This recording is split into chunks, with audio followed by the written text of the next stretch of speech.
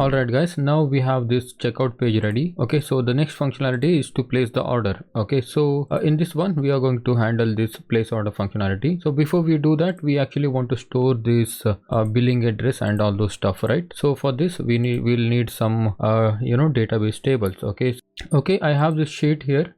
So here you can see these are the models we are going to create for the order functionality. Okay, so in the first one will be payment. Of course, we are going to store all the payment details inside the payment table.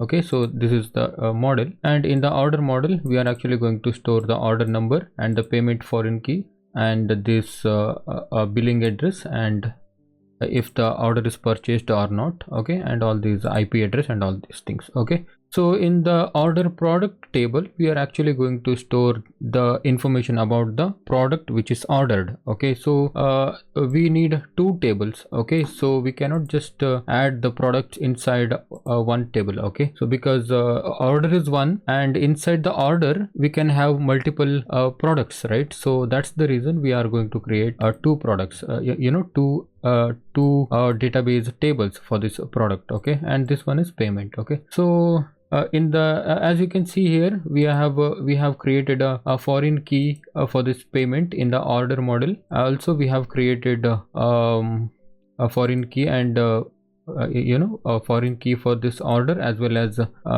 payment in this order product model.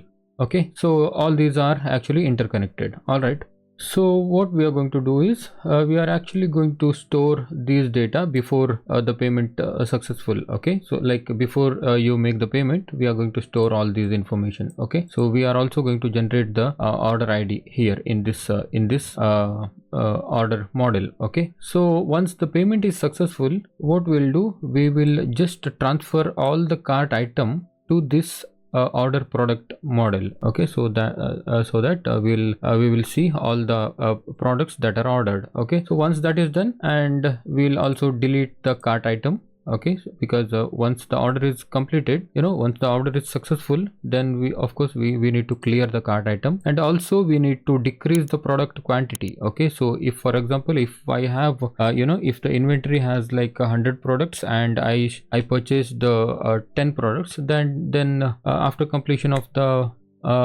successful order, we need to decrease that 10 products, then the remaining product quantity will be 90 in the inventory. Okay, so that's how it works, and at last we'll be sending the order received email to the customer. Okay, so that's the flow. This is just a basic flow. Okay, and nothing very complicated in this, and you'll also get to know so many things while working with this this flow. All right, so let's get started with creating these models. Okay, so first of all, to handle all these models, we are going to create a new app called orders. Okay, so let's go to this code. All right, I think I closed my code. Okay, so I'll just say open with the atom.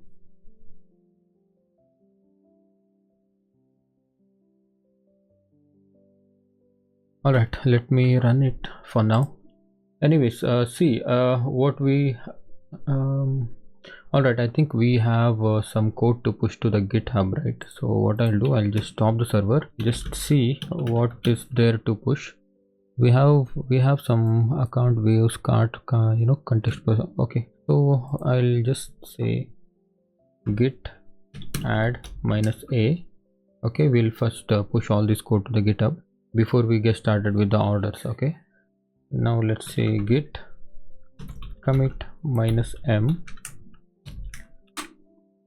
We can say handled cart and checkout page for the logged in users. Okay, now I'll say git push origin main.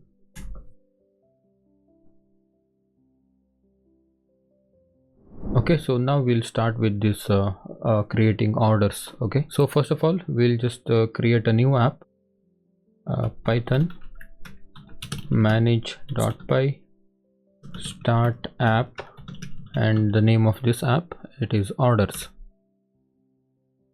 All right, so now it is created, and as soon as we create the app, we should just go ahead and tell this settings, right? We have created one app again.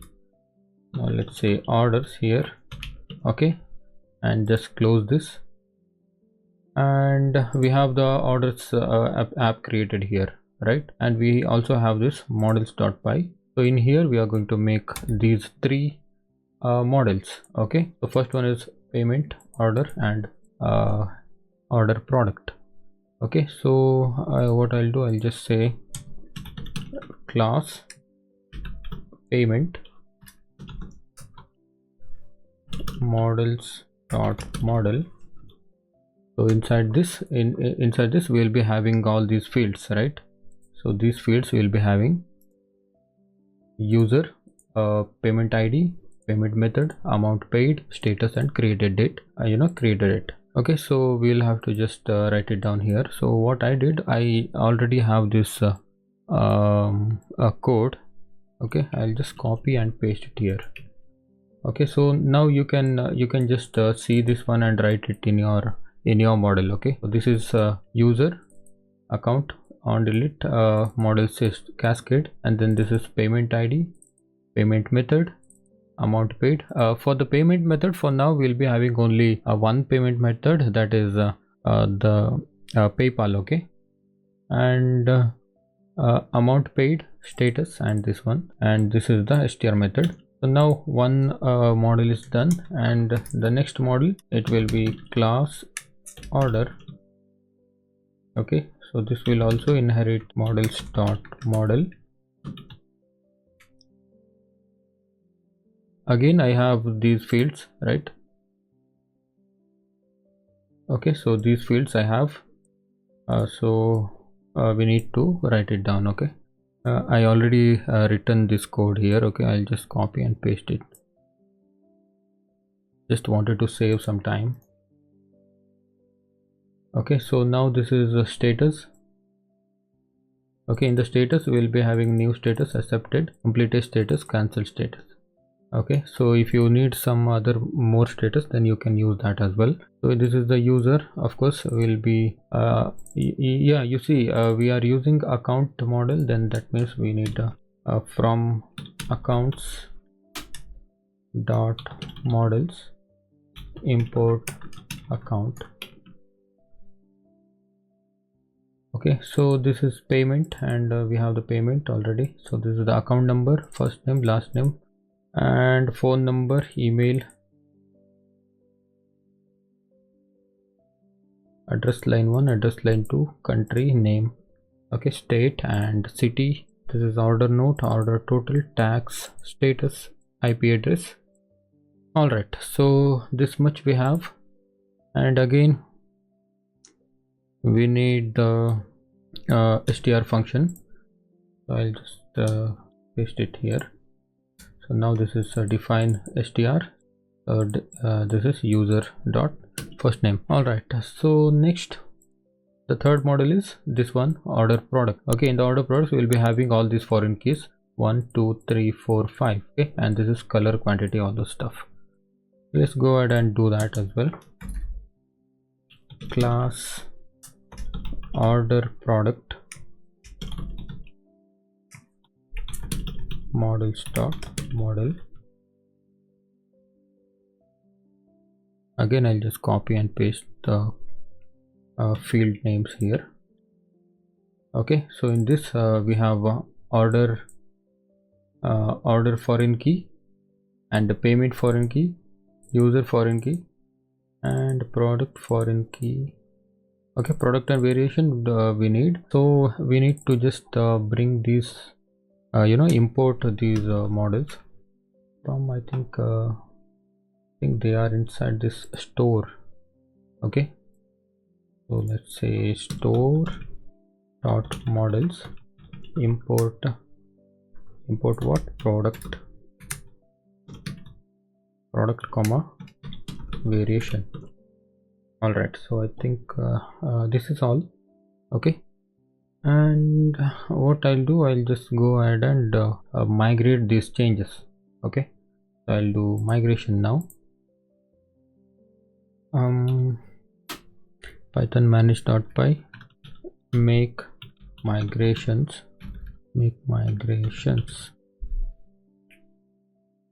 Alright, now I can say migrate. Okay, so now this is done. The next step is to run the server. Run server. Yeah, before we before we do that, we just have to register these three models here, okay, in the admin.py. So what I'll do, I'll just say from .models import payment order product. Now this is admin.site.register order.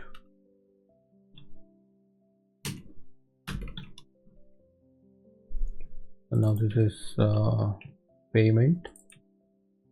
I'll just say payment here, order here, and then order product. Okay, so now I'll just go to this admin in the incognito window. Let's say admin and login. Now you can see orders. Okay, add order, you can see here. Okay, so and then we have this payment, and then we have this order product.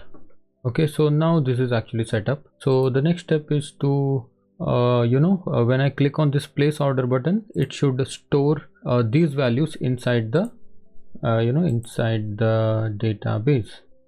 Okay, where is it? Here it is, orders. Here it should store all these information. So when I click on this button, okay, so for that, what we need to do, we need to actually create a URL pattern for this place order. All right, so now let's go ahead and create a URL patterns for this orders. Okay, so first of all, we'll go to this main main project folder. Here we have the urls.py. Okay, let me close all these things. Okay, we have these URLs, and here I'll do orders path and orders. Make sure you put the slash and include it to orders.urls. Okay, and here 1 comma. So we don't have now urls file in this orders, right? I'll create one, urls.py. Okay, so I'll just copy this code from this store app and put it here. So we need path, and we don't need all these things. We'll write it again. Now the path will be, the first path is place underscore order and slash. We need a views for this, views dot place order, and slash name is equal to place order. Okay, so let's go to this view and create one view. Define place order with the request. Let's say return HTTP response. Okay, just to see if this is working. Place underscore order. I think this is not. Let me run the server. Okay, sorry, this is actually orders. Okay, HTTP response is not defined. I'll just have to say from Django.http import HTTP response. Now let me refresh. Okay, so this is now working. what I'll do, you see, whoever comes to this place order page directly, then we should first check if there is any cart item or not. Okay, so if there is, if there is no cart item, then we are just going to send him back to the store. Okay, first of all we need to handle that one, because in this page we are actually going to make a preview of what you are purchasing, and then the make payment button. Okay, so that's why if there is no cart item, then there is no point in showing anything in this page. Okay, so that's why. So first of all, what we will do, we will just I will just say see if we have any cart items. Okay, if you go to this cart, okay, so right now we have 2 products, and if there is no cart item, then we are just going to send him back to the store page. Okay, so we will just go back to this order place order function here. First let's say current user. Okay, because we know we are already logged in now.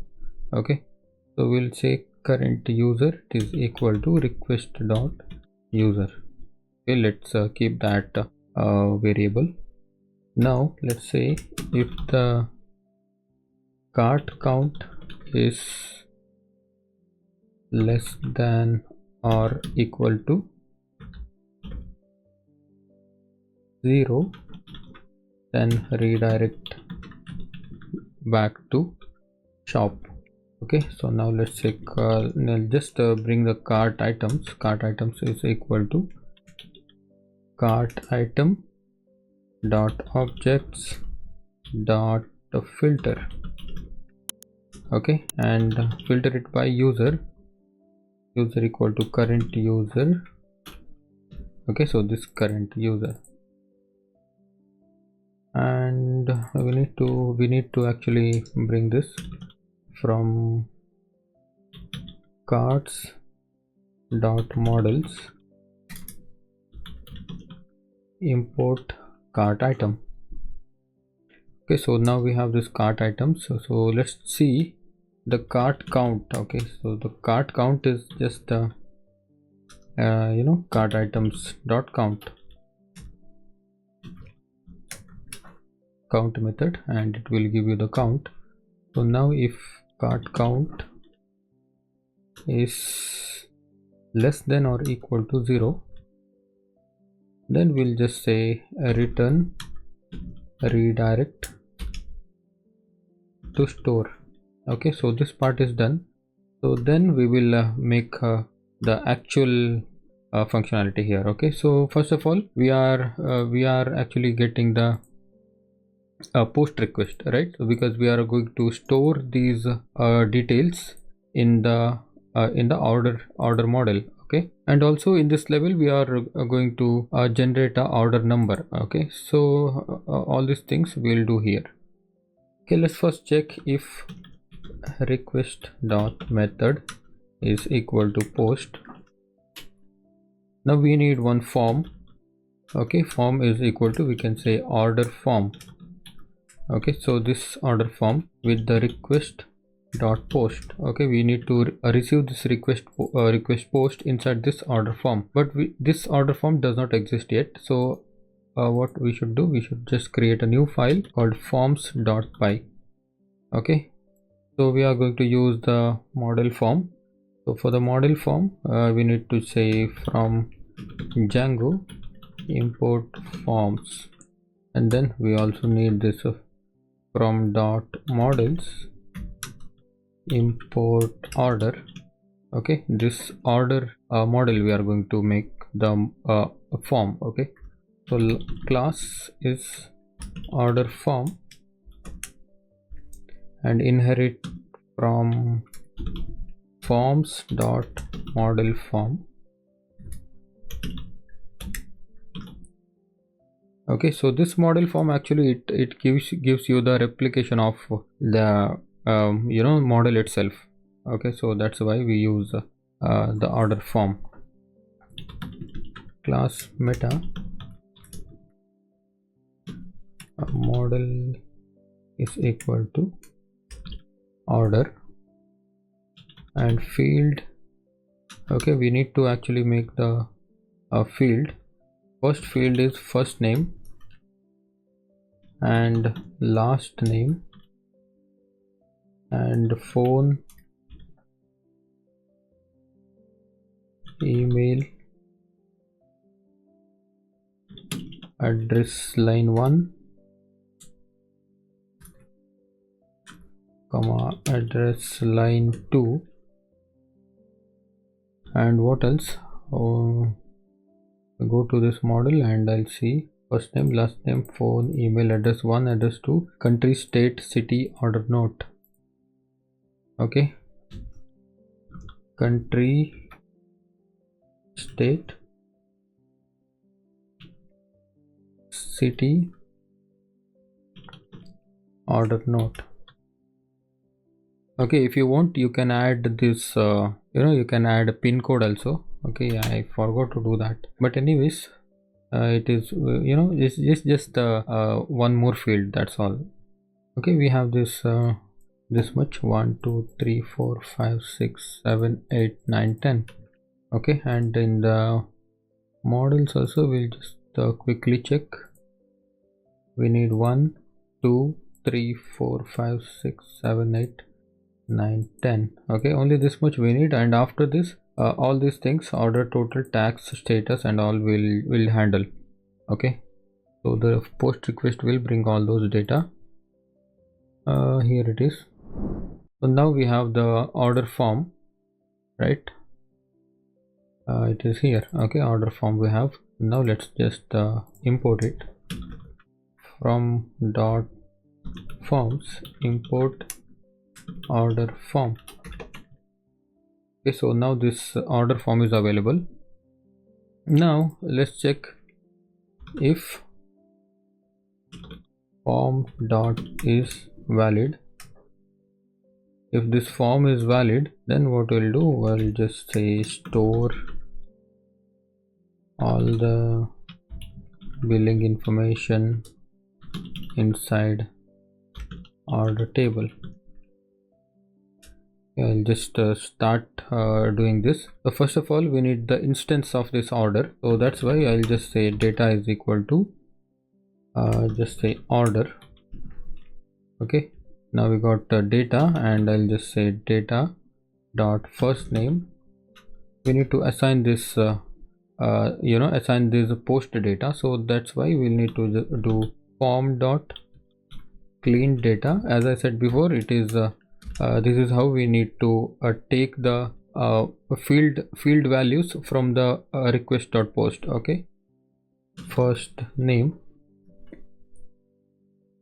and the same way I'll copy and paste it 10 times maybe. Okay, 2 3 4 5 6 7 8 9 10. Okay, so this is now last name, and then this is phone,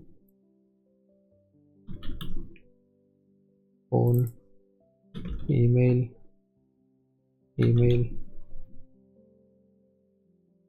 and what else, address line 1. Here also address line 1, and this will be address line 2,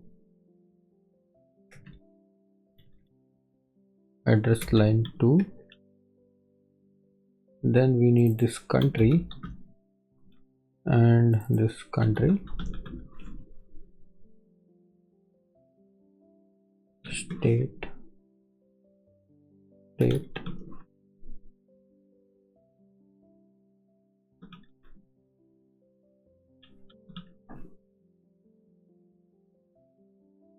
then we need this order note. Okay, order note. All right, so we got all the values. Now let me verify. 1 2 3 4 5 6 7 8 9 10. All right, so next thing, we need to actually store all this data inside the order model, right? So what I'll just want to do, I'll just clear this, close these things, forms, close. Okay, all right. So now in this order model, so this is my order model, and in here we actually need the user, okay, payment, and payment is actually blank equal to true. Okay, so even if we don't set it right now, no problem. And order number we need to generate, and what else, and the IP address, the status, order total, tax. All right, so now first of all what we will do, we will actually say data dot order total,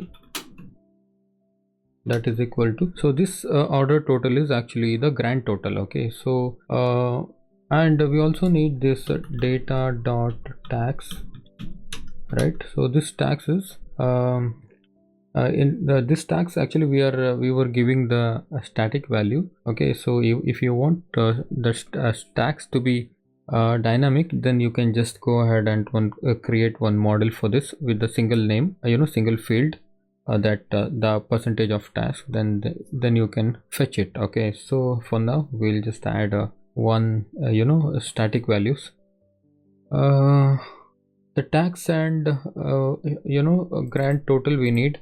So if you remember, we had we did the same thing in the carts views. Okay, let me show you. See, in the carts we are actually taking initializing this total is 0, quantity 0, and okay, these two, and then this is tax 0, grand total 0. See, the same code we can use. Okay, so what I will do is I will just say here, okay, before so before this if condition I will make grand total is equal to 0 and tax equal to 0. Okay, and now let's loop through this for let's loop through this cart items, for cart item in cart items, because we already have these cart items, right? So that's why cart items, and here total. So I'll just copy this code, total equal to total plus cart item product price into this quantity. Okay, let me copy and paste it here, and also I will take the quantity incrementing here. Okay, quantity plus plus equals cart item dot quantity, and next what we need just tax and grand total, copy, and outside the for loop paste it. Okay, and what else we need? No, nothing. So this total now, okay, so this total and this quantity we need to initialize here. Okay, with the request. I'll copy this request comma this like this. All right, so I think something is wrong. Okay, yeah, this is why. Okay, because I just noticed this color has changed, so that's why I did not remember. So now we have this grand total here.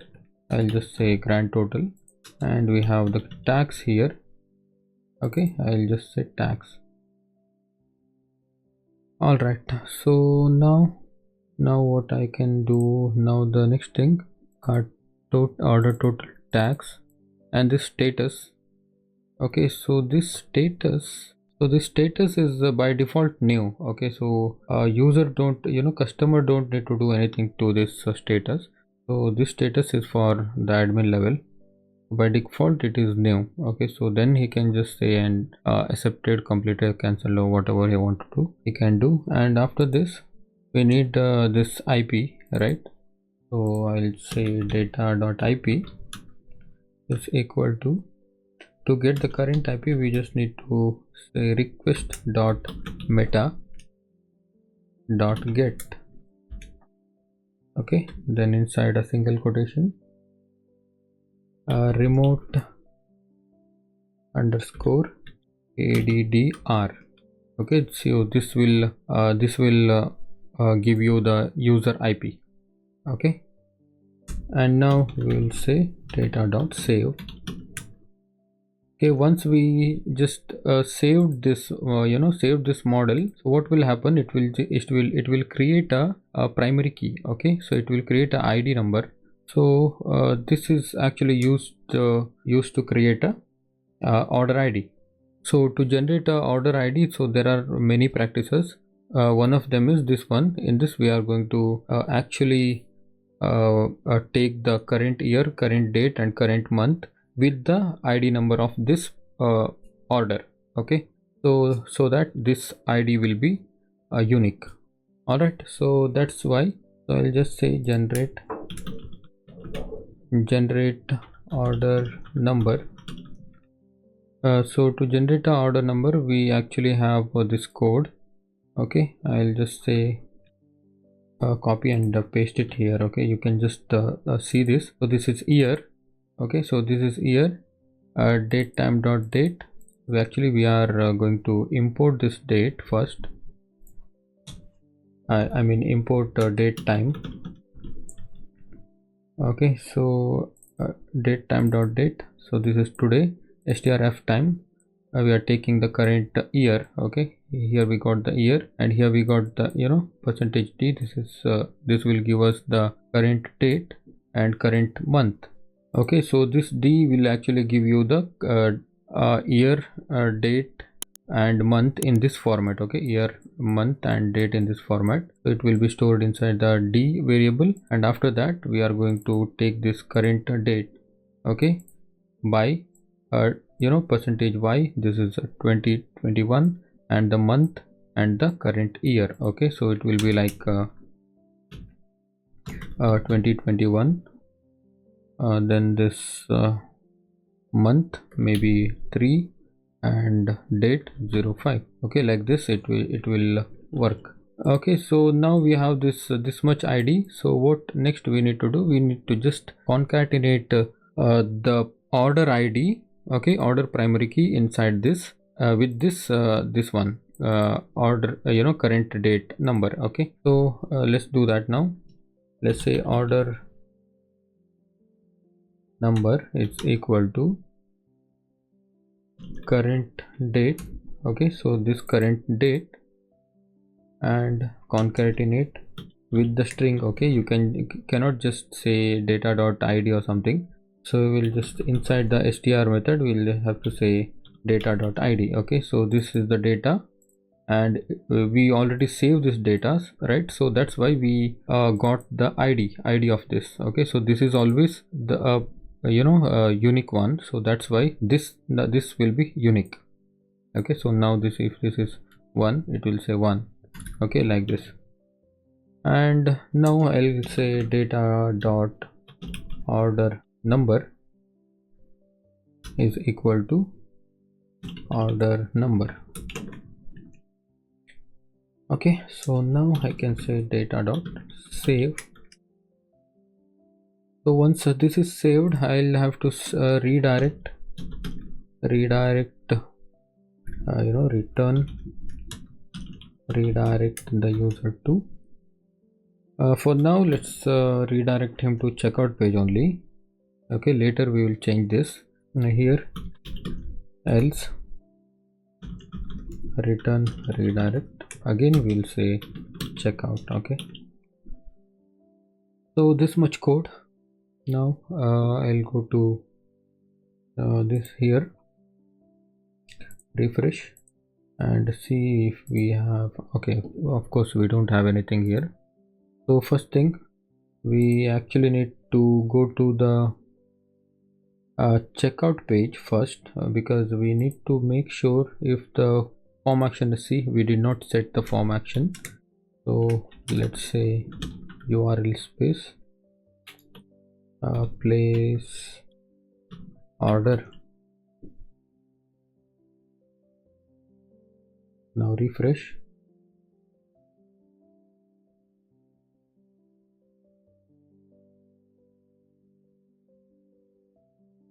Okay, I'll now what I'll do, I'll just go ahead and write this test note, place order. Okay, order is not defined. Okay, so this problem happens every time with me. From where? From dot models import order. And what else we need to bring? Okay, nothing else. Let's see if we have bring. Okay, we need to bring this redirect as well, and date time. All right, so now refresh. Okay, dict object is not callable.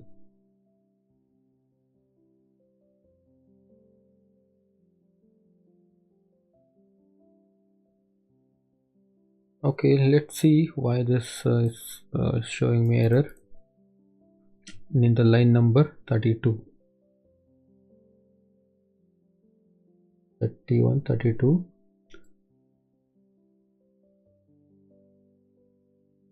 Okay, very big problem. See what we did. This should actually be like this. Okay, so I'll quickly do these changes. Okay,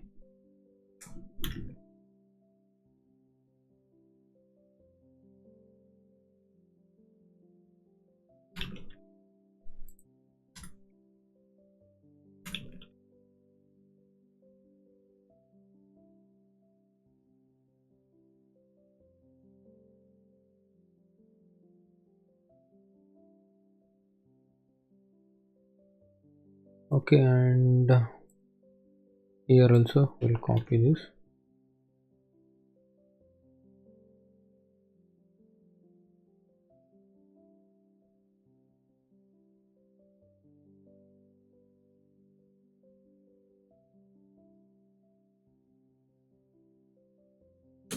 All right, so now this should be working. Okay, so I'll just refresh.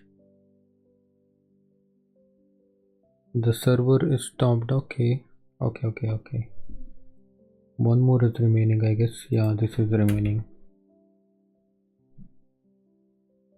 Now let's see. Yeah, working. So now refresh. Okay, again the problem.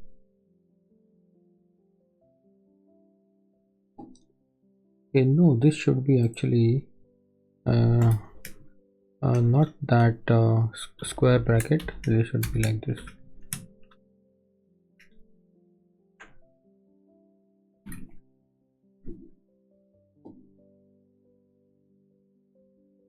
Alright, so now I think our data is recorded. Let me go to the database, and in the orders, ouch, object has no attribute first name. Why it is like this? Line number 49.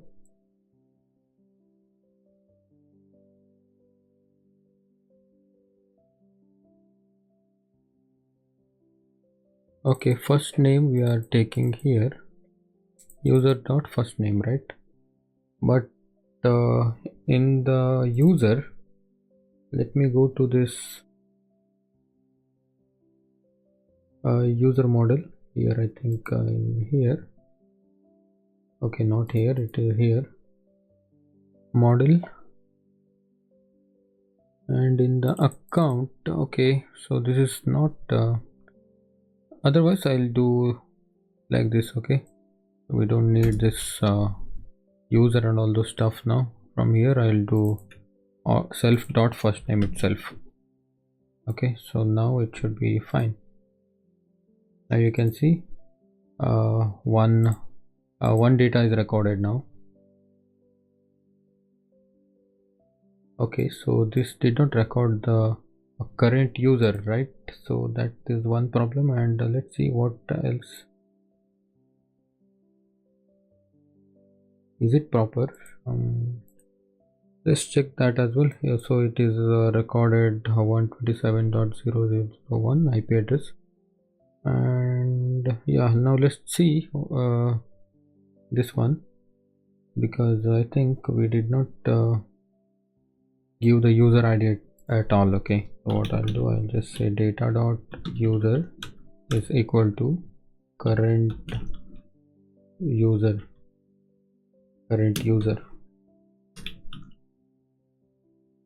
All right, so state, country. Okay, so now we can, I guess we can check this.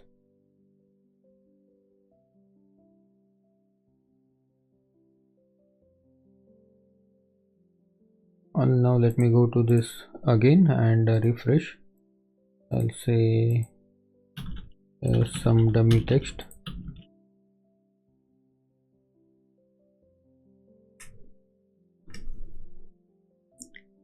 Place order. Okay, now let's see. This is okay. Now you can see all these. This user also recorded, and this order note and everything looks fine. Okay, and except this payment. Okay, so we'll handle the payment once we are working on the payment things. Okay, so for now this is enough. Okay, so now I want to just show you the order number. Now you see this is the 2021-03, and this is 10th of March. Okay, and this is the order ID. Okay, so that this will become this will become a unique ID.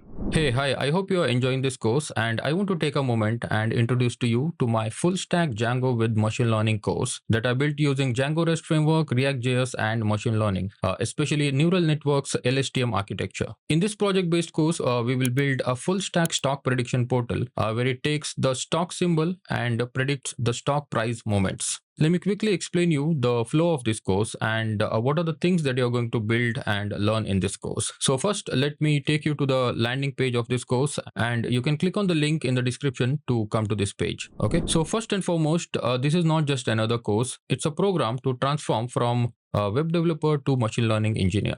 So first thing in this page is the intro video. Okay, so you can watch this intro video. It is just a 2 to 3 minutes video, and it will have all the necessary details about this course. So also you can read through all of these features that you are going to build. Also, this course is about 15 to 16 hours duration, and it's an end-to-end project, and you will get the unique pre-experience letter. Okay, so this is not just a course completion certificate, it's a pre-experience letter that will prove that you can actually build things.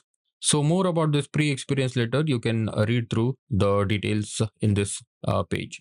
All right, so this is how the pre-experience letter looks like, and I have put some pictures of the model training. Okay, so this is how the model training looks like, and these are some of the photos of 100 days moving average of a stock, 200 days moving average, and the final predictions with the model evaluation. Okay, so what is model evaluation? Model evaluation is nothing but how well your machine learning model is performing. So if you want to take a look inside of the course, I have put some preview videos here. Okay, so you can watch these videos and decide whether to purchase this or whether to enroll this course or not. All right.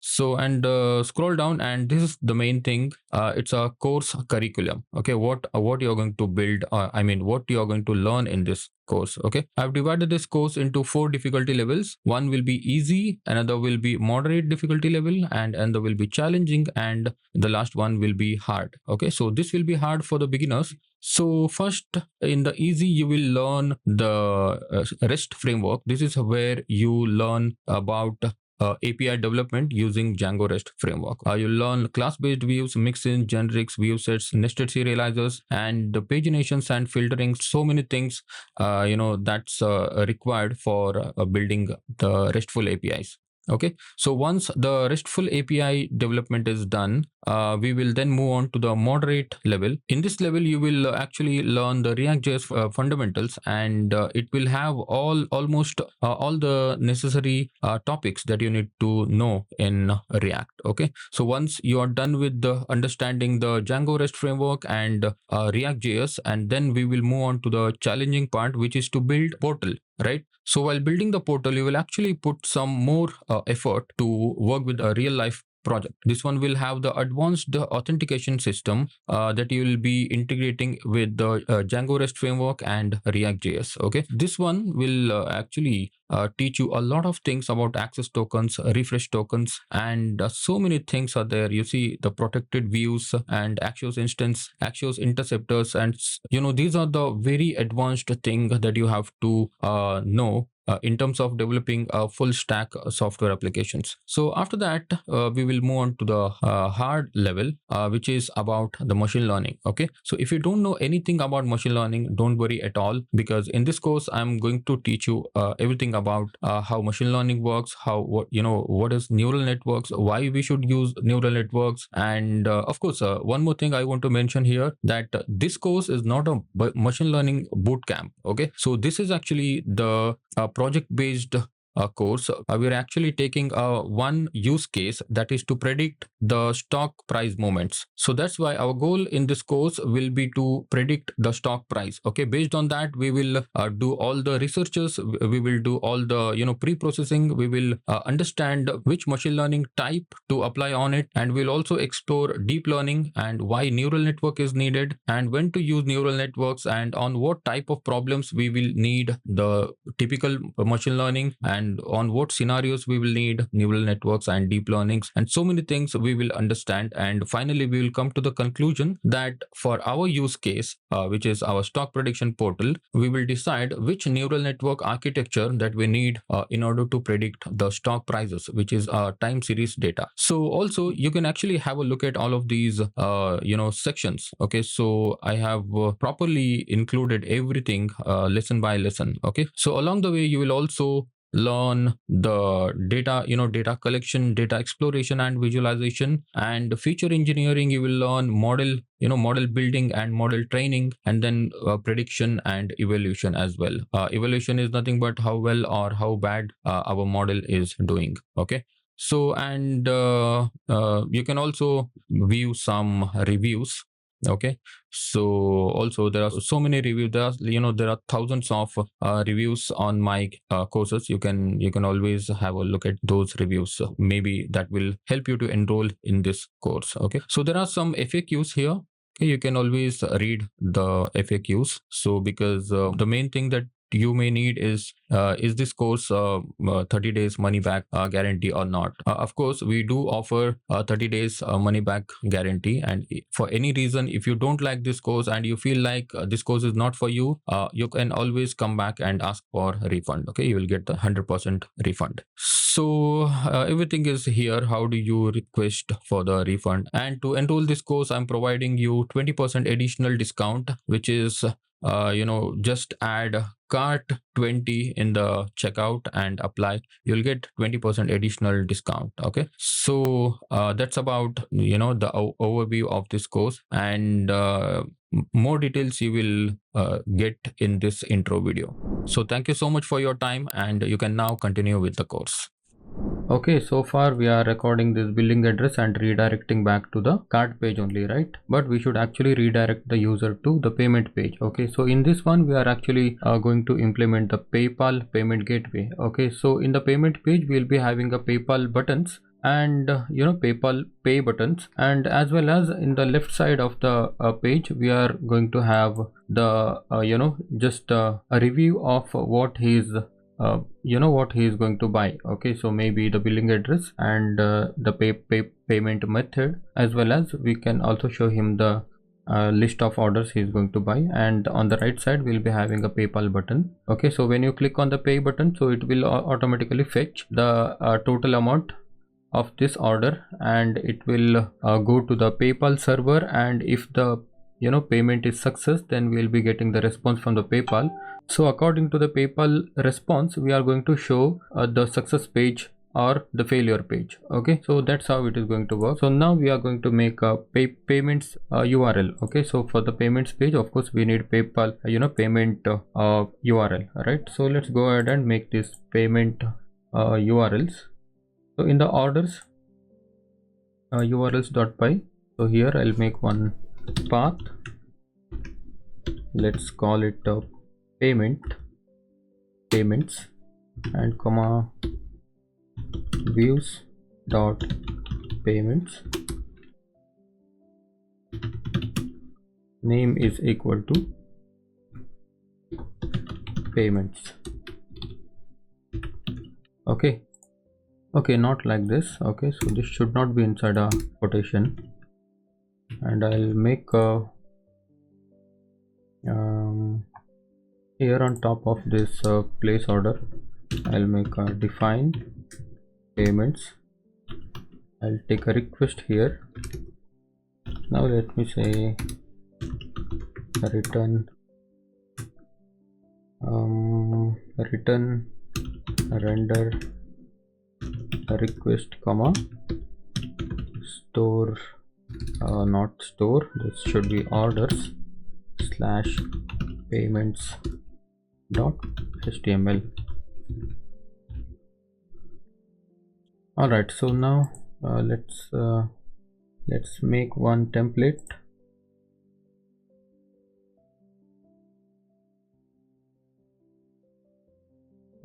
Checkout is inside the store, right? So what I'll do, I'll just create a new folder and call it orders, and I'll make payments.html inside this order folder. Okay, the next thing is let me just copy this. Okay, copy this cart.html code and put it inside the payments.html. okay, for now I will say I don't need this if condition. Okay, in the bottom of the page also we have this end if, we don't need this. Okay, and okay, you save this file also, and now if you go to this order slash payments, oh wait, something is wrong.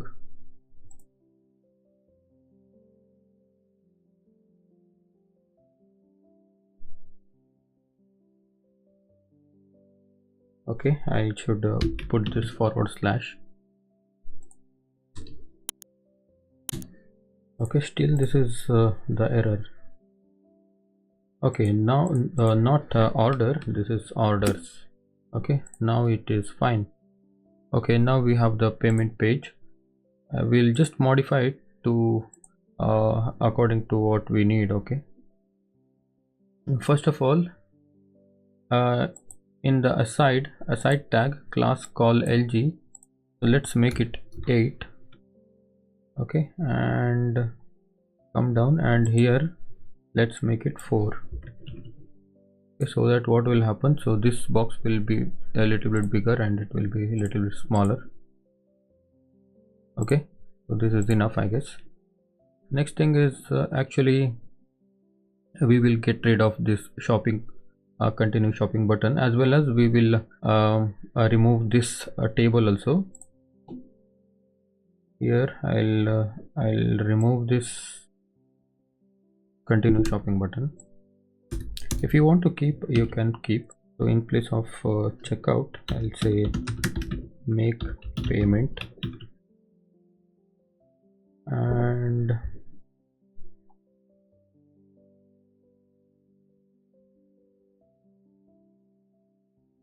we don't need this table. Okay, so I will just remove this table for now.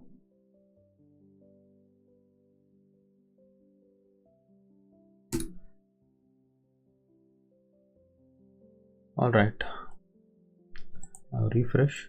Okay, we don't have anything here. So now what I want to do here is I want to just put the bootstrap cards here. Okay, so if you go to bootstrap card, okay, bootstrap card example, then you will see this bootstrap cards. Okay, so these are all the bootstrap cards. Yeah, I want something like this. Okay, here what I need is this one.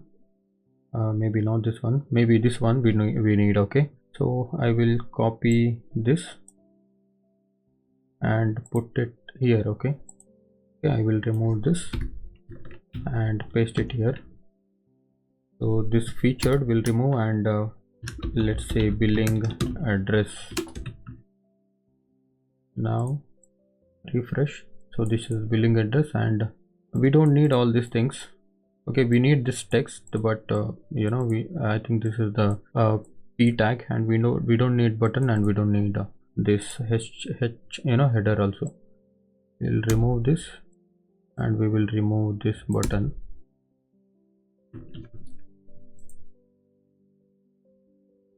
All right, so we have this billing address now. The same way we will copy this and paste it here 2 times. So here I will say payment method,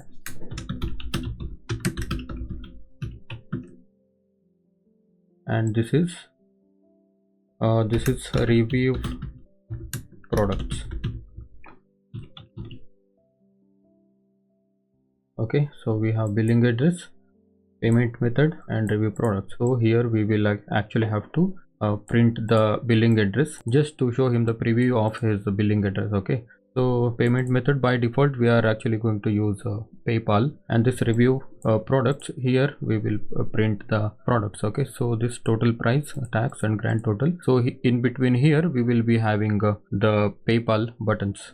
Okay, now let's print the billing address here. Okay, so for that we'll go to the order views. Okay, in here we are saving the data.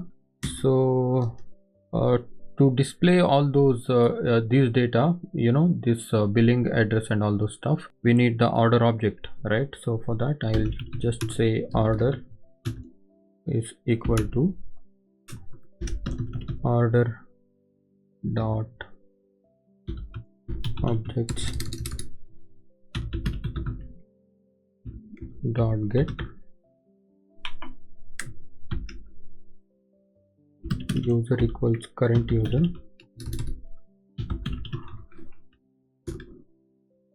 and comma is ordered is equal to false. Okay, so because by default it is false, right? So we are going to make it true when the payment is success. Okay, so for now this is false, and let's get this by order number equal to order number. Okay, and in the context, let's say context is equal to order, and we also need the cart items. Okay, because we want to actually show the cart items, right? Cart items, because this cart items we are actually getting here.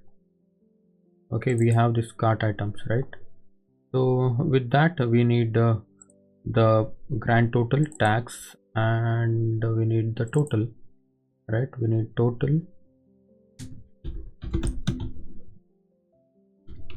colon total, we need tax,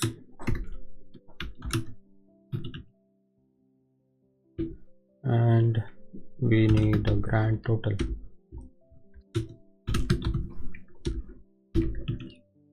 All right, now I can just go to this payment page and say, so this inside this P we will say order dot first name. Now let me refresh. Okay, I'm not getting any this thing. I think we should come from the post request. Okay, check out, let me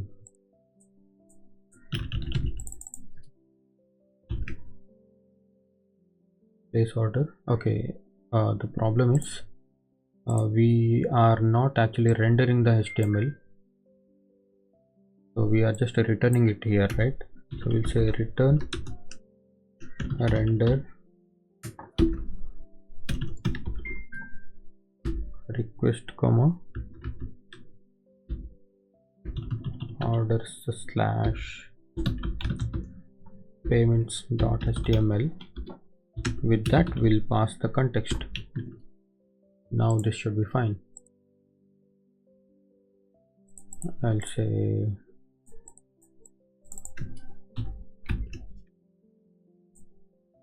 okay, now we are getting this first name.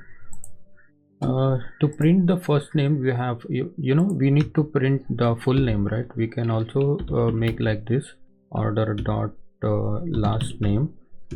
So this will be actually the full name only, but the problem is we are actually printing this two times. So instead of putting this first name and last name like this, we can actually concatenate the first name and last name in the model only. Okay, so let me show you that how we do that. So here in the orders we go to models.py, right?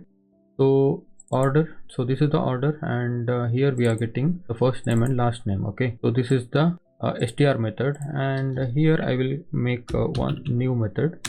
Let's say def full underscore name.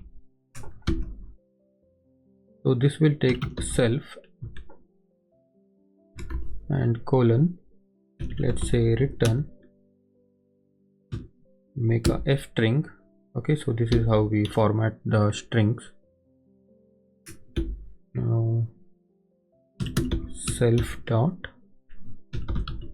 first name space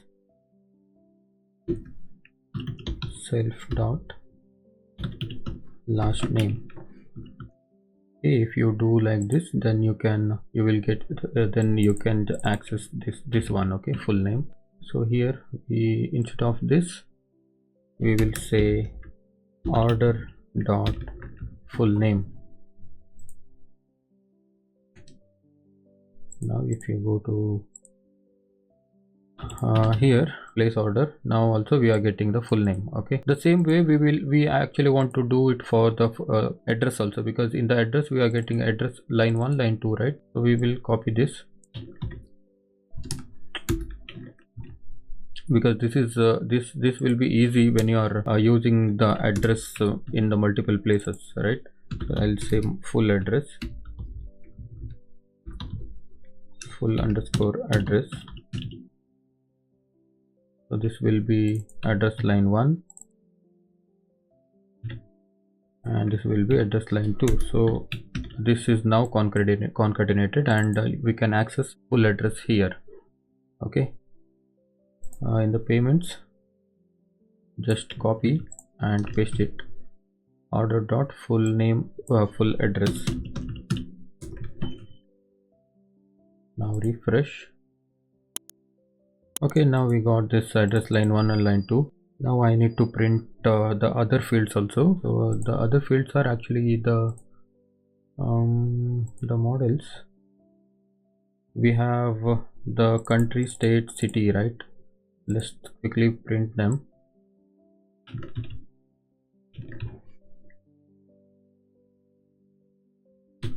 City, we put a comma here, and order dot state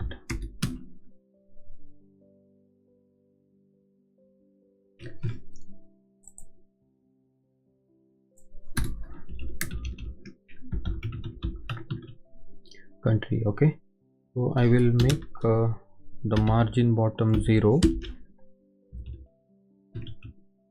to all the classes. Okay,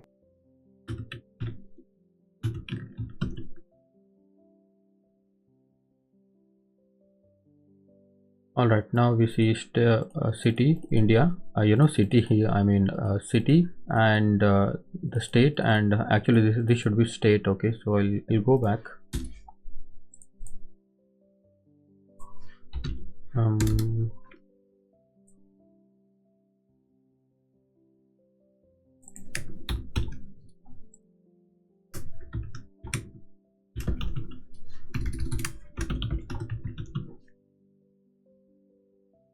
Since the order note is optional, we are actually checking if order note exists or not. So what I'll do, I'll just say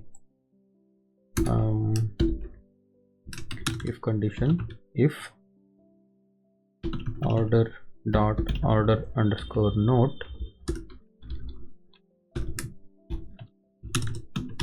and if I'll say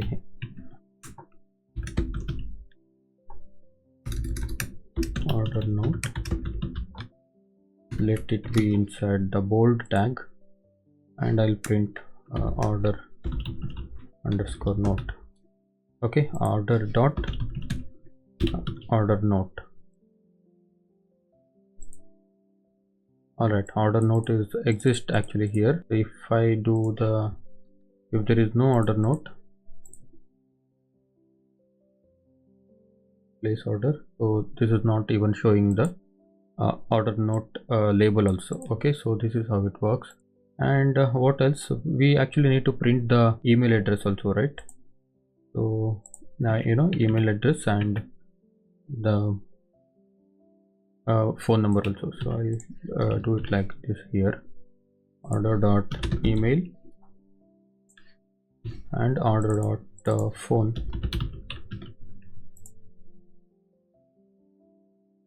All right, I think this much is enough. Okay, so the next thing is the payment method. Okay, so the payment method is actually here, order, in the order model. This is where is this payment method?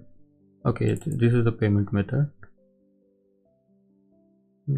Okay, by default, however, we are going to use the PayPal method, right? So I'll just remove this and write PayPal static value. Okay, if you want to make another, if you want to scale this project, and you can use the different payment methods. Okay, so for now, this is the static value is enough, I guess. Okay,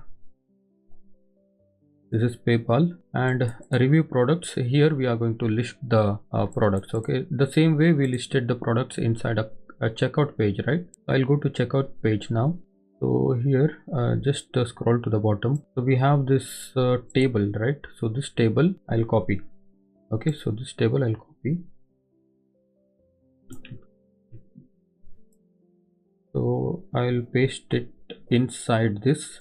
Okay, first of all, I need to remove this and paste it and save the file. And so now you can see the reviews, review product. Okay, so quantity is 2 and the price is this much, and total price, tax and everything is coming, right? Okay, so I will actually put the header here.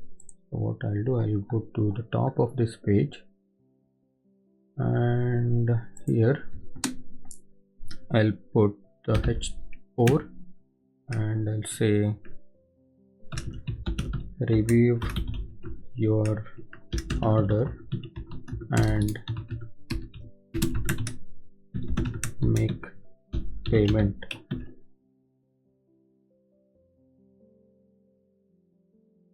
Okay, I will give it a class of text center. Also I'll give the class of MB10. Okay, so that I'll get the margin. Okay, why is it like this? Just cut this here and put it here. Okay, now this looks better. So let's see if this is properly working for the multiple products. I'll go to here and I'll add blue and large checkout and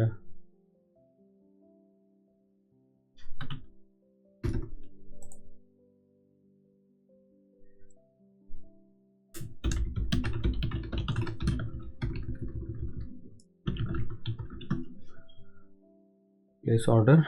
Alright, so we are getting the proper products here.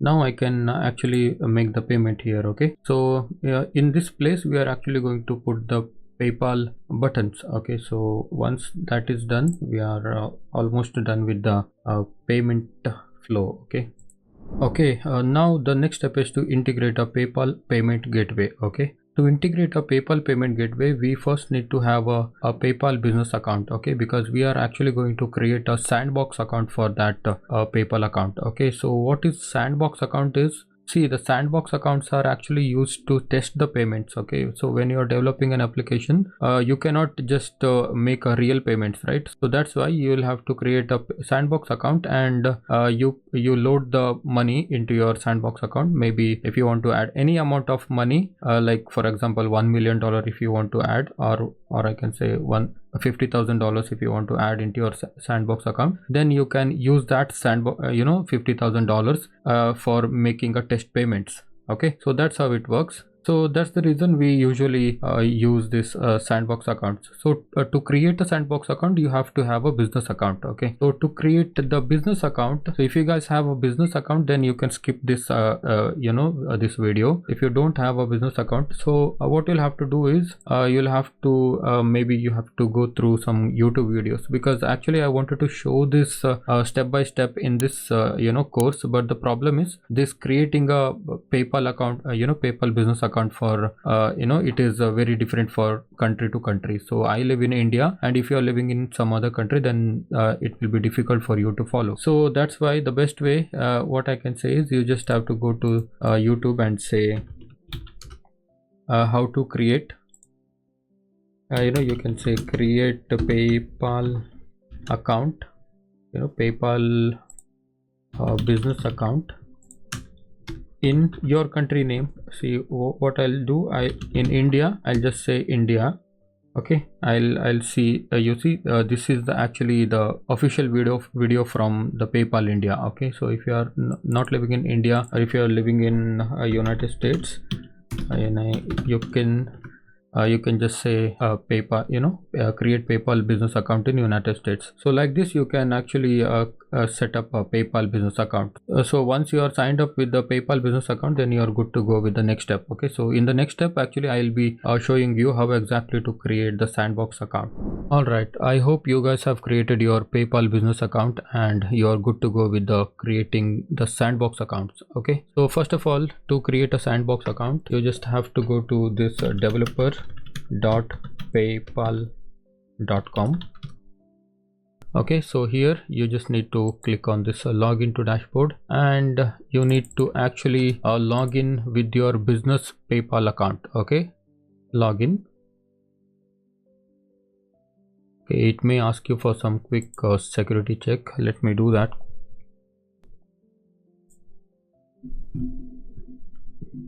All right, now that's done.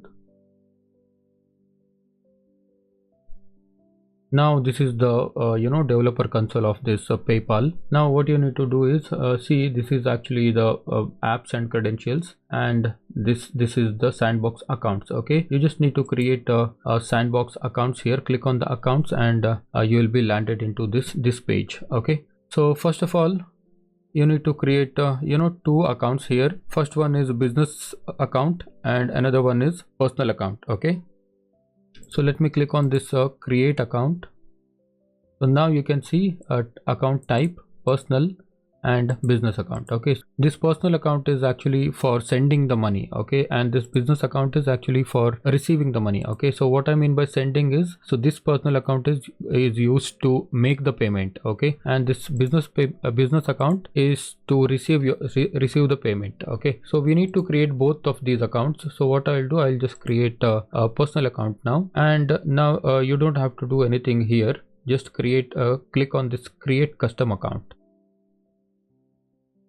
So now you are landed into this page. So here you just need to say the account type. So this is the account type, personal, and this email address, it will be your personal email ID for your personal sandbox account. Okay, let me enter my email address. I'll say greatcart.personal sandbox.com @gmail.com. okay, greatcart.personalsandbox@gmail.com. okay, so this email ID need not to be exists. Okay, so you can use whatever whatever name you want to use, you can use that. And the password, you need to give any a strong password, and your first name, and this is great cart, last name personal. Okay, and this is the PayPal balance. So here you can add as much money you want to add, you can. Okay, so this is up to you. I'll add $1 lakh. So other things you can just leave it as it is and click on this create button, create account. Alright, now you can see the sandbox account was created successfully. Now this is actually processing. Okay, so within like 1 to 2 minutes it will be activated, and with that we'll also set up the business account. Okay, so now here you select the business merchant account, and again you need to create on this click on this create custom account. Alright, so again just select the business merchant account, and here the same way I'll say great cart dot business sandbox @gmail.com. okay, you make sure these both email address should be different. Okay, so the one you used for the personal account and the one you are using for this business account, these both should be different. All right, and the next thing you can say the password, and I'll say great cart business. Here I'll add $1,000 because we don't need to add much money in this one. Okay, because we are going to receive the money. Okay, we're not going to send the money from here. And let it be like this, other options, and create account.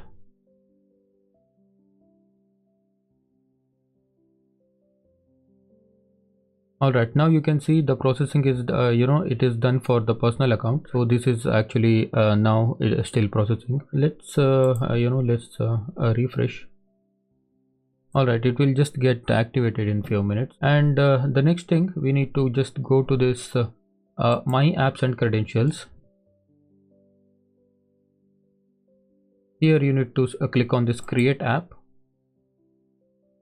Okay, so just give any app name, business app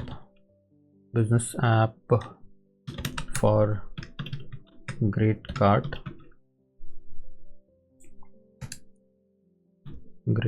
I'll just say business app great cart. So now this is the merchant, and let it now you should select the sandbox business account. So what I'll do, I'll just select this great cart dot business sandbox @gmail.com. I'll click on this create app.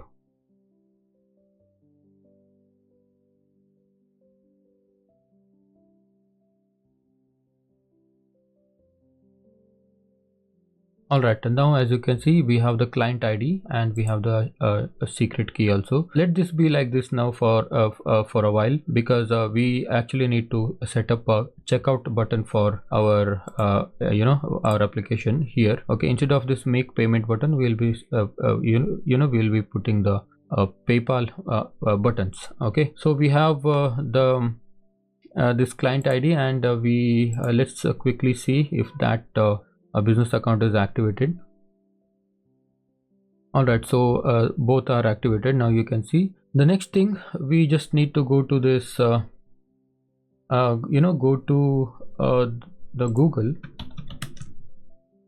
and say PayPal checkout button. Okay, for some reason before it used to show the tabs here, but for some reason it is not showing now. So that's why we will go to this PayPal checkout button, Google, and click on this first result. And now you have this documentation for creating a PayPal buttons. Okay, so what we need is actually the basic integration. You click on this basic integration, and you can actually go ahead and read all these things, but I don't think it is needed. Just scroll down to the bottom of the page, and you see this try the interactive smart payment buttons demo. Okay, click on this test the button code. Okay, now you are here. So there are two types of integrations. One is client side and another one is server side. Okay, so we are going to actually look at the client side integration, because actually these both are same, but this one actually is for, it is a quite easier one, okay, than this. So we are looking at this client side integration. Also we are you can see all these features from the PayPal. So this is the style. Okay, so you can see this is the style, you can see. So if you want to change the color and shape of these buttons, and now this is pill, and if you say rectangle, then this button will be rectangle.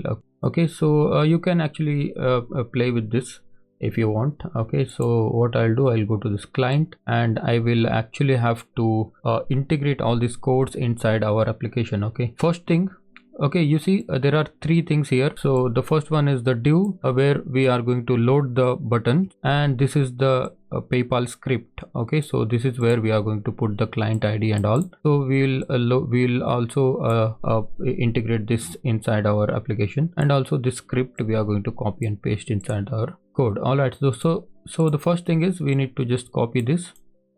Okay, copy this line and go to the code here. So right now we are into the payments.html, and inside this page we have a button that says make payment, right? So we don't need this button anymore, we will just remove it. So here I will put the div. Okay, so inside this div, okay, inside here I'll just say PayPal button will load. Okay, here the PayPal button will load. And next this script, copy this script and go to the code again, and we have a base.html, right? So inside this base.html, here after this js script.js, we'll put somewhere here. Okay, so we are loading this paypal.com. I'll also say PayPal script. Okay, and that thing is done now. Now the last step is to copy this full code, this script to this ending script, and go back to this payments.html and come to the bottom of the page. Before you inside the end block, I'll paste it here. Okay, I'll just say beautify so that this will get properly indented. All right, so this thing is enough for rendering the buttons. Okay, so what we'll do, we will just refresh. Okay, now we are actually seeing this PayPal button and this debit or credit card. Now when I click on this will open this overlay with this window. From here you can make the payment. Okay, so this is now this will not work right now because we have not put the secret key inside our application, right? So what we can do here, we can just close this. All right, one more thing, as I said before, this button can be customized, right? So if you go to this style, so we have this style, right? So what I'll do, I will just copy this much code. Okay, this much code, and put it inside this buttons. Okay, and indent it properly. Okay, and if you say blue pill, and I'll say rectangle, so that this color will be changed now. Okay, something is wrong. All right, we need to just put the comma here. Okay, so that other code should also run, right? I'll refresh. Okay, now you can see pay with PayPal and pay with this debit card. Okay, so now this button is actually integrated. The next step is to actually get the app credential. Go to this apps and get the my apps and credentials. Here you have the business app great card, right? Open that. Now you can see the client ID. Okay, so this client ID, now copy, this copy and go to here in the base.html. You have just put the script, right? So what you need to do, you need to just come here, client ID, equal to SB, right? So this SB you remove and paste this ID here. Okay, so it should be client ID is equal to this much client ID, right? Then the currency will be USD or whatever currency you want to give, you can give. Okay, so with that in place, what we can do next is we can just go ahead and create the we can make the payment. Okay, so first of all, what we need to do, we need to actually check if everything is fine.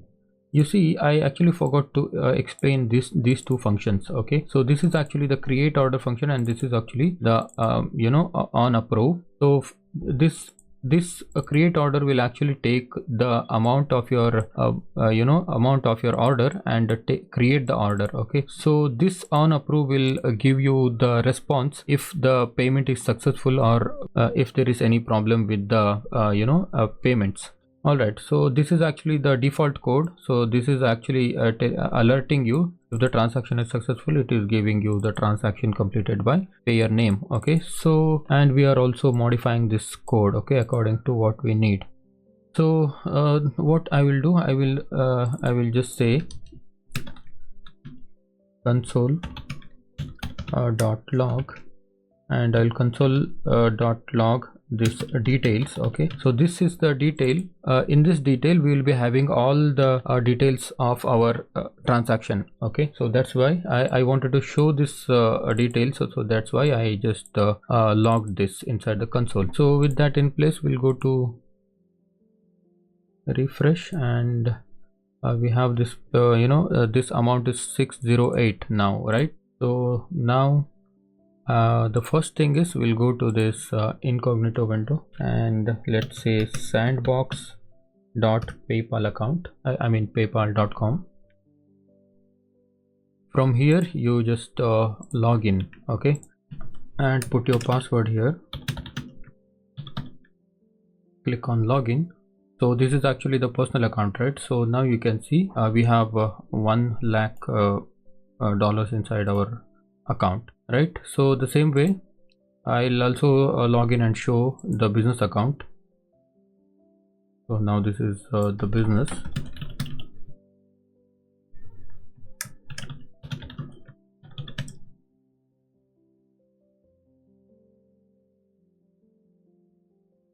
Okay, now you can see we have $1,000 inside our business account, right? So the next thing we need to actually go ahead and make the payment here, right? So I'll what I'll do, I'll just click on this PayPal, pay with PayPal, and click on this PayPal, and now you actually need to write this login with this personal account.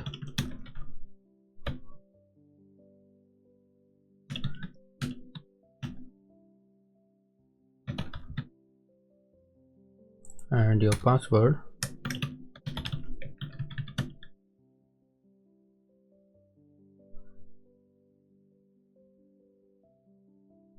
This is create cart. Okay, login.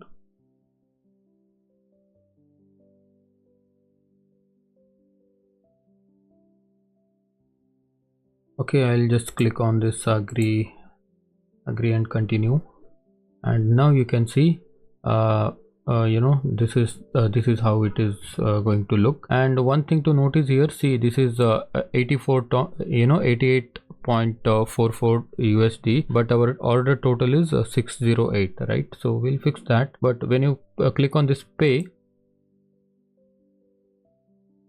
now this is actually giving will give you the okay, it did not print right, because we should have opened the console before. So what I'll do, I'll just say I'll show you if this money has reached to this business account. Just refresh this page.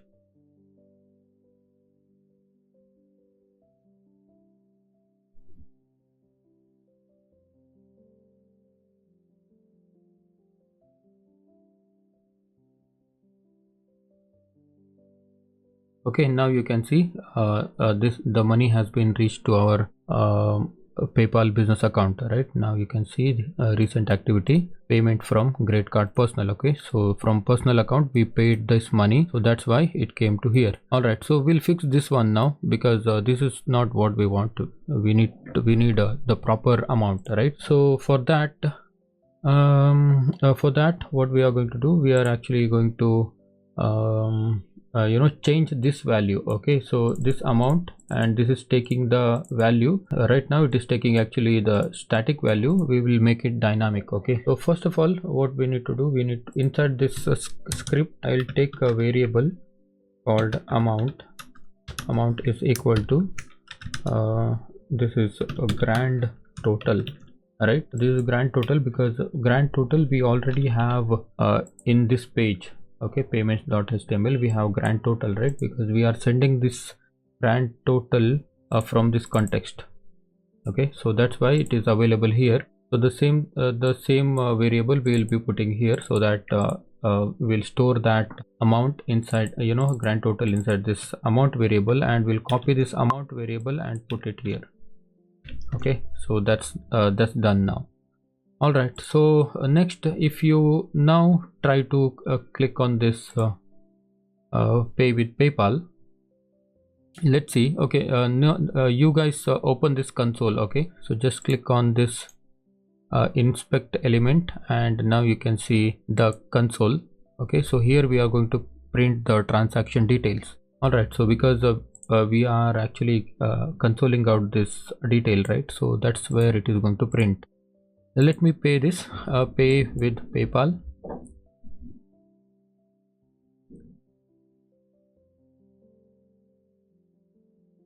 If it is asking you, so now you can see it is showing you the proper amount, right? $608.94 dollars. All right, so now I'll just say pay now. Okay, let's wait for a second. Now you can see we got this alert. Okay, so as well as we got this this details also. Let me click on this. Okay, and now you can expand this details. Okay, click on this arrow and it is expanding. This is where we are getting all the details about the customer, right? So now you can see we have this timestamp. Okay, created time, and we have this ID. This is the transaction ID. Okay, and we have this status completed. Okay, so this completed means the payment is successful. All right, so next we have this inside this payer, we have address. Okay, so email address of this customer and the name and all these things. Okay, so what we need to do is we need to actually send all these details to the to our backend. Okay, because inside our backend what we have, we actually have the database for storing the payment details, right? Let me show you this. Inside this payments, we have all these details, right? We actually need to send this data inside here. Okay, so that means we are going to actually grab all these things and send it back to our payment views, so that we will we can store all those details inside our payment model. All right, so far we were actually printing this payment details inside this browser console, right? But in this one we are actually going to send these data to the backend, so that we can store them inside our payment model. Okay, so first of all we let's go to this code. Okay, so this is the payments.html. okay, so here first of all we don't need this alert. Okay, we don't need this alert, and I'll just delete it. So here we actually need to create one new function to send this data to our views. Okay, so let me say function, let's say send data. Okay, this is send. Okay, send data. So for sending this data to our backend, we are actually going to use a JavaScript inbuilt function called fetch. So this fetch function allows us to handle the request and response. Okay, so in this one we are actually going to handle this response from the PayPal, right? So that's why we are going to use this fetch function. Okay, so we should just say fetch. Okay, so this fetch function actually takes URL. Okay, so like this, it is https google.com, something like this. Okay, and if we have more data, we can just say like this. Okay, so let me show you the syntax of this fetch function. Okay, let me see. You can see here, if you write fetch function in JavaScript, you will see this result here. This is from developer.mozilla.org. so you open this, and now you can see the fetch API provides a JavaScript interface for accessing and manipulating parts of the HTTP pipeline, okay, such as requests and responses. Okay, so the basic syntax of this fetch function is like this. Okay, so here you can see this is the fetch function starts, and this in this it is taking the URL. Okay, and dot then response.json and dot then data. Then you can if you want to do any other manipulation, you can do this here. Okay, so what I'll do, I'll just copy this whole code and put it here. Okay, so this is actually the syntax, and we can of course modify this code as per our need. Okay, so in here we should actually give the path to where our data should go. Okay, so in this case we should actually send the data to this payments view, right? So what I'll do, I'll just go to this here. So I'll say so first of all, I'll make one of variable URL is equal to I'll say URL space payments. Okay, so this payments, this URL will be saved inside this URL variable, and now we can actually paste it here. Now this fetch function has the URL. Now we need to send the data, right? So we have some data to send this to this URL. So that I'll just open this flower bracket and put this enter. So we should send the data. So when it comes to the sending the data, we should actually look into the request method, right? So in this case we are actually going to use a method is equal to post. Okay, we actually need to use post, and we also need to send the header. Okay, so this is the HTTP header. So like this, you open another flower bracket. Inside this we should actually use a content type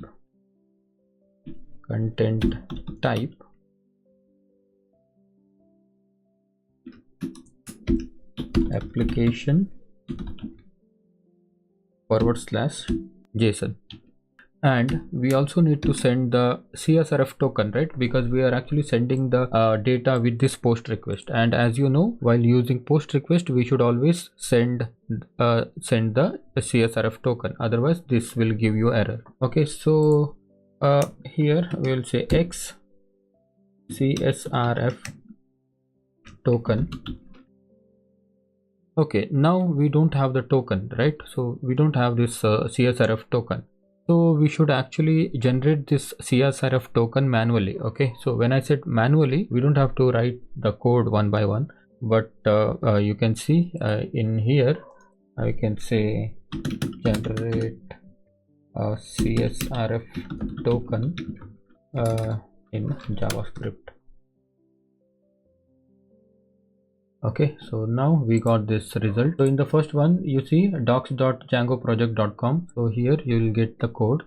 So I'll just scroll down, and I think this is the one. Okay, so this is the one. I'll just copy this. Okay, I'll just copy this and paste it inside our code. Okay, when we open this script, I'll paste it here. All right, so in this one I'll make here I'll say you can also use const. Okay, but I'll use where and CSRF token get cookie. All right, so now we have the CSRF token, and I can just copy this variable and send it here. Okay, so inside the header this is all, and after that we need to send the body.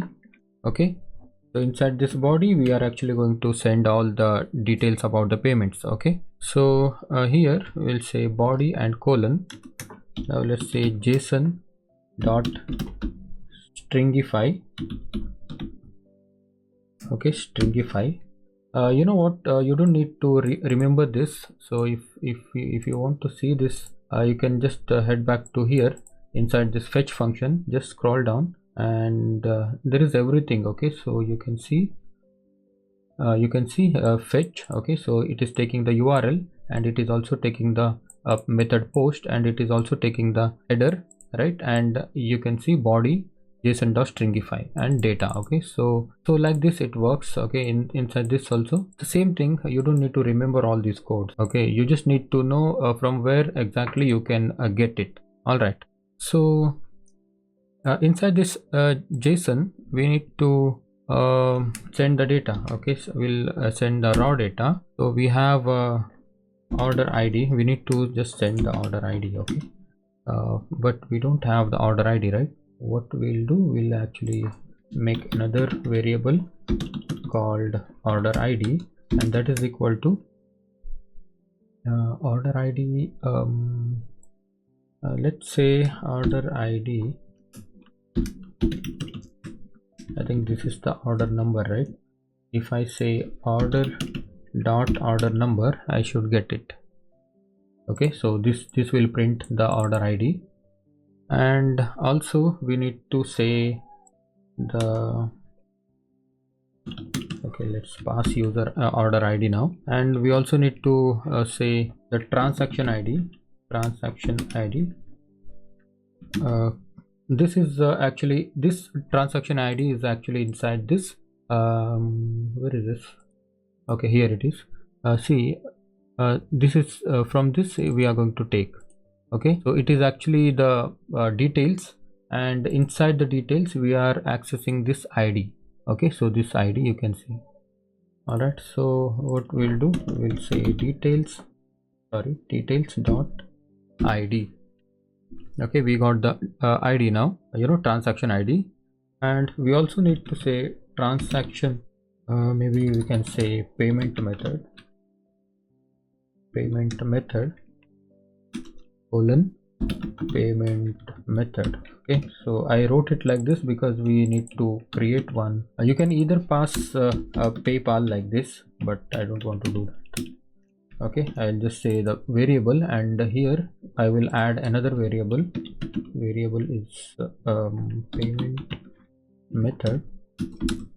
In this one we are actually going to handle only one payment gateway, right? So that's why I'll just say inside this I'll put this PayPal string. Okay, so this will be like this. After that we will just say status. Okay, now you can see where is this status. So inside this details we have ID also. Inside this details we have the status also, right? Status is completed, right? So that's why we are just going to say details dot status. Okay, so once this is done, we will comment these two lines for now. Okay, we will use them later. So now let's go back to the payment URL. So in this, when we get the response, we need to handle it from here also, right? So that's why we will say body is equal to JSON dot loads. We'll say request dot body. So and then we can print this body here. Okay, print body, and we should actually bring the import this JSON, and I think this is all. Okay, so when we get this data here, so then everything will be easy. Okay, because once we have all this data from the PayPal, then we can just go ahead and save them, and whatever we want to do we can do that. Okay, and I think we can now test it out. So before that we'll just make sure everything is proper. Okay, first of all I'll start from here. So we have this get cookie function. We got it from the Django documentation. and the variable amount, and we are getting the grand total. Okay, this should actually be wrapped inside the quotation, because this is actually the Django tag, right? So it won't work inside the JavaScript. Okay, so that's why we have to make it string so that it will work. Okay, so here also, and we don't need to do anything to this get cookie function, okay, because that is generated by the JavaScript itself. Okay, so now this order ID also wrap it inside this, and I think everything else is fine. Okay, so this is create order. We did not touch anything here except this amount, and on approve we should what we did, this is okay, and we send data. We created a send data. Okay, we actually need to call this send data, and if you don't call this send data function, then it will not work. You will get error. Okay, and this is a fetch and method post. Okay, so method is not equal to, it is colon. Okay, and one more issue, this is headers. Okay, not header, and maybe we have to check the spellings. Okay, we need to put a comma here, and method headers. Okay, now we can go ahead and check it. Let me refresh the page. So I'll click on this pay now, I mean the PayPal button. Okay, now click on this pay now.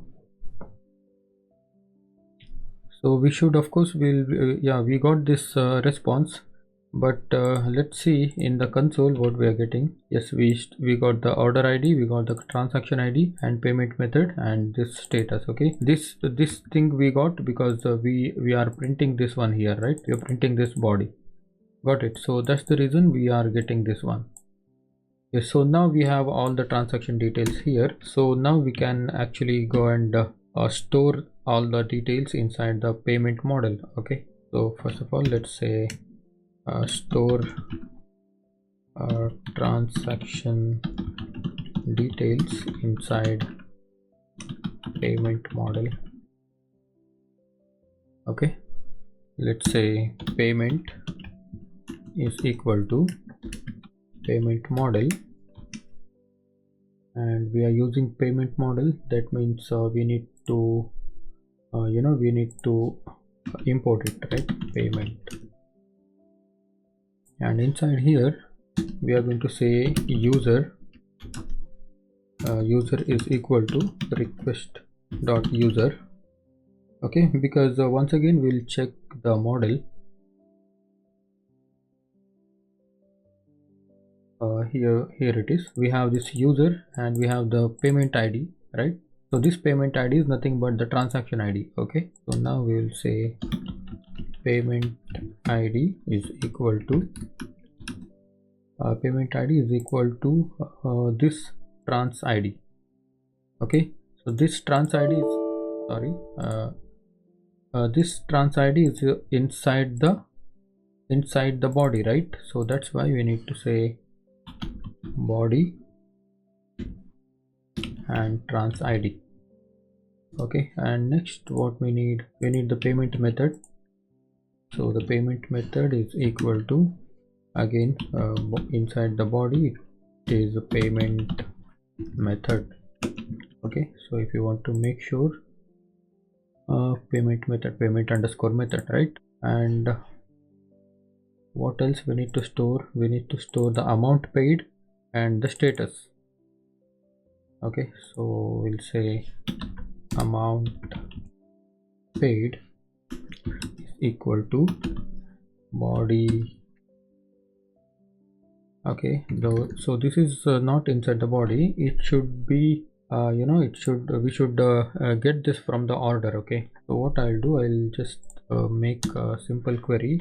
I'll say order is equal to order dot objects dot get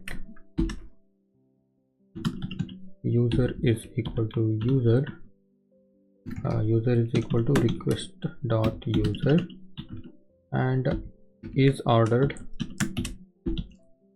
is equal to false. Okay, and comma order ID, order number is equal to the number which is inside the body. Okay, order ID. So that's why. And next we actually need to say amount paid is equal to order dot total. Okay, inside the order model we have something called total, right? So that's why we are going to say total, order dot total, and status is equal to body of status. Okay, so now this is done, and at last we will say the payment dot save, so that this payment gets recorded inside the database. Okay, and along with the saving the payments, we should also say order dot payment is equal to payment. Okay, because we need to actually update the order model also, because if you see here inside the order model, where is it? Here, yeah, in this order model we have the payment field, right? This is actually the foreign key of payment model.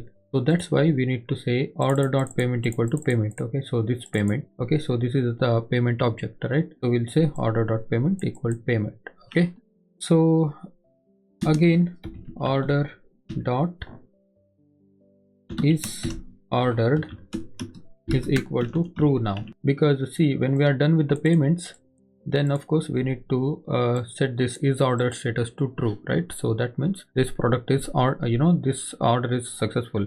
And let's say order dot save.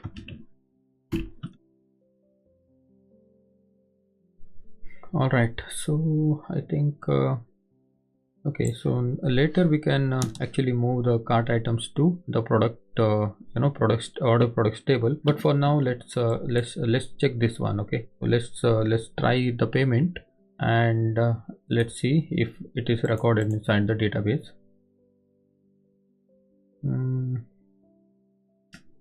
Now I'll say PayPal.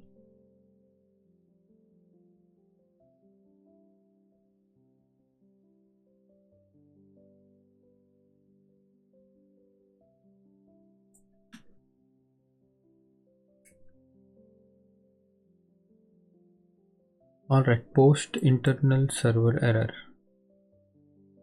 Something is wrong. Okay, let's see. Attribute order object has no attribute total. Alright, this is actually user. There is nothing. This is actually order total. Okay, so that's my bad. I should actually put this order total here. Okay, so that's my problem. And now I'll refresh.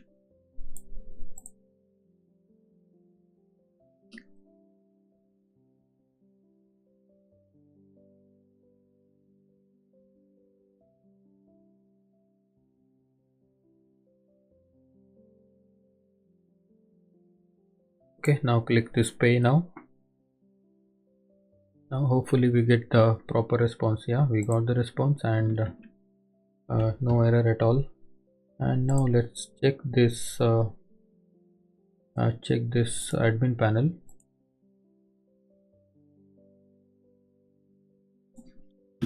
I'll go to admin, and inside the payments, yes, we got one payment, right? So now you can see a user is recorded, payment ID is recorded, payment method, and amount paid. This much is the amount, and this is the status. All right, and this order also. So this should actually, now you can see this is the is order status is equal to is order status is true now.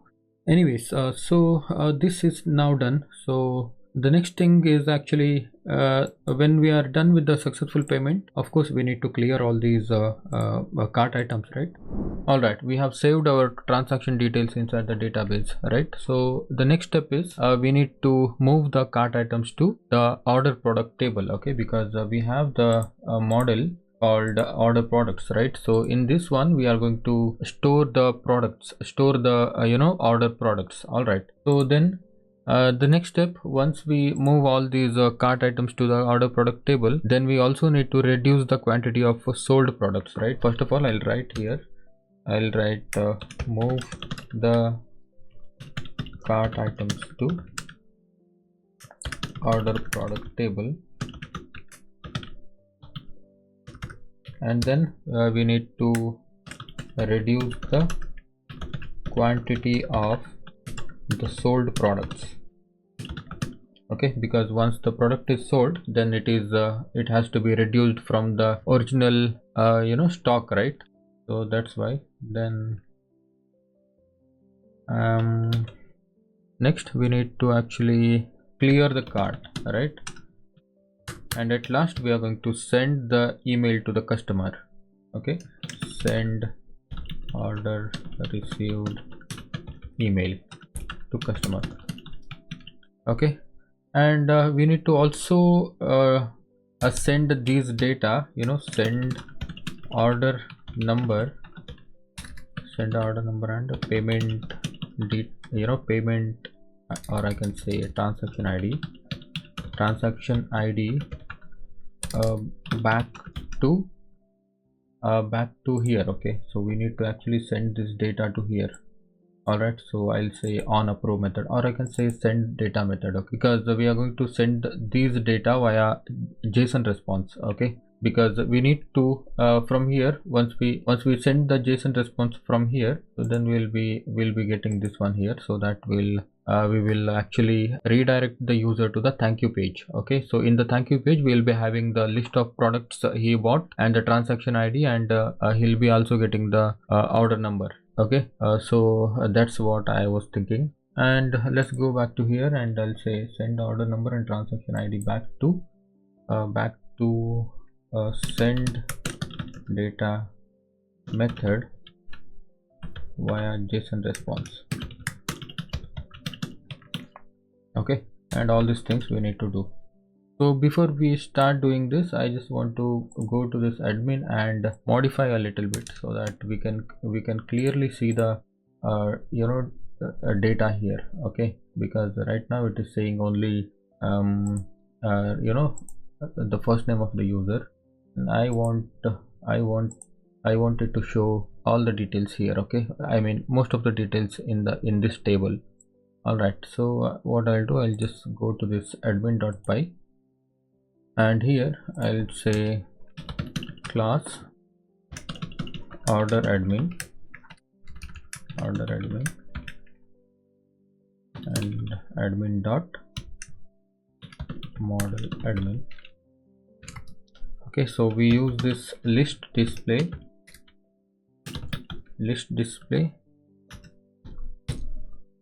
I will say order number.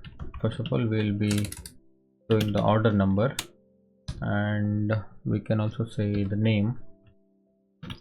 Okay, do we have the name here? Let's go to this model. Yeah, this is full name, right? This is full name. And what else we have? We can say name, phone number, email. Okay, name, phone, and comma email. Then what? Maybe city,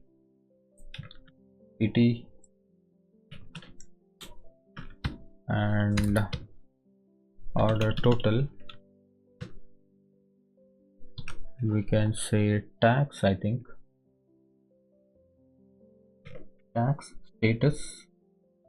Okay, tax status and IP we'll say, and is ordered also. Tax status is ordered. Okay, I think that's enough. Maybe if you want, you can put this created at. All right, so next I'll just want to say list filter. list filter is equal to, we will filter it by the status, status of the order, and we will say is ordered. Okay, and maybe search fields, search underscore fields,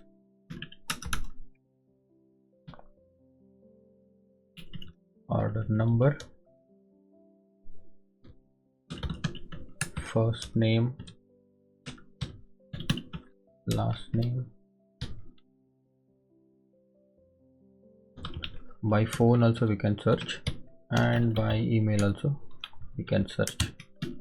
Okay, I think that's enough. And one more thing, I'll say list per page. Okay, list per page. In one page we want to show only 20 records. Okay, and if I go to this here and refresh, oh sorry, we need to actually register this order admin inside this here. Okay, and now if you refresh, you can see all this data. Okay, status, new, and is ordered. If you want to see only ordered products, now you can see all these things. Okay, and next we'll start from here. In the views, first thing, move the cart items to order product table, right? So we'll start now. First of all, we need to take the cart items, right? So let's say cart item dot objects dot filter. We'll filter the cart item by user. Okay, request dot user. And so now we have the cart items, and we will loop through this cart item. For item in cart items. Now let's create the order product object. Okay, order product, oh not like this, order product is equal to order product. Okay, now we have this order product object, and now we can say order product dot order ID.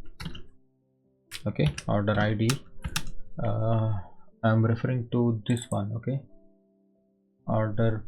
here it is, order product dot order ID. Okay, so this is the foreign key, so that we can call the order ID here.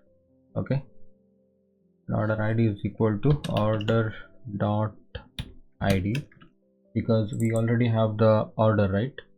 Where is it? Here it is. Okay, so here, so now we have the access to order dot ID, and let's say order product dot payment is equal to payment. Okay, this payment. Okay, we are actually assigning all these values inside this order product. Okay, and order product dot user. Okay, user is equal to or I'll say order product dot user underscore ID is equal to request dot user dot ID. And then what, product. Okay, we'll say product ID. I'll copy this and paste it here. Order product dot product ID is equal to now item dot product ID. Okay, item dot product ID, and then what, quantity, I mean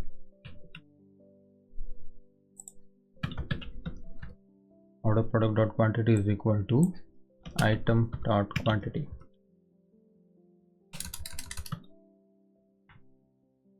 Item dot quantity, and then order product dot, then what, product price. Order product dot or product price is equal to item dot product dot price. Order product dot, then what, order product dot ordered, right, ordered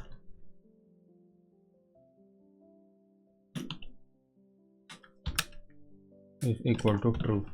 Okay, so by this time our payment is successful, right? So that's why this is true. And now we can say order product dot save.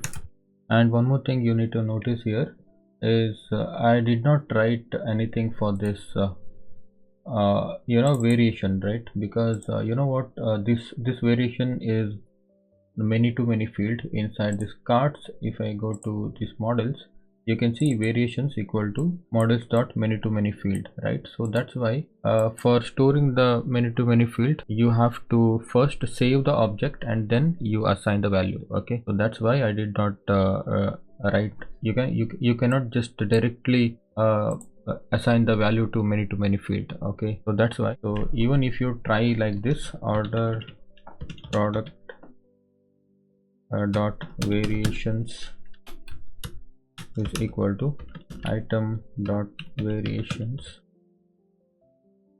If you do like this, then you are going to get the error. Okay, so that's why. So I'll remove this and first save this object, and then we will access the product variation. Okay, so before that, one more thing to modify here. Just go to this models.py in the orders, order product. So what we have done here, we are actually using this variation foreign key, right? And we are also taking this color and size, right? So we don't actually need these two things. Okay, so I will delete it. Okay, I'll delete it and I will just migrate the database. Okay, I'll say python manage.py make migrations, python manage.py migrate. Okay, so we actually don't need those color and size. Okay, because we are already getting all these things inside the variation, right? So that's why. All right, I'll have to run the run server. Now I'll go back to this product order product dot save. So once this is saved, before I show you how to save the product variations, I just wanted to show how these data gets stored in the database. Okay, so first of all, let's go to this let's just make the payment. So now we have this okay, blue, medium, and all those things. However, we are not storing this one. Remaining things we are storing inside the order product table, right? So what I'll do, I'll just pay with PayPal.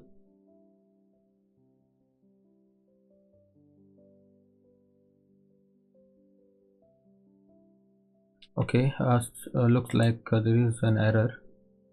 Let's check.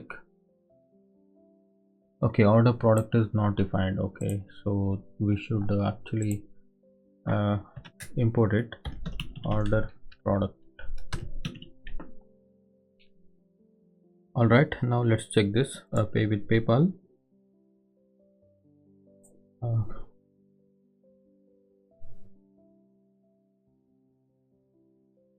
Okay, there is another error. Let's see.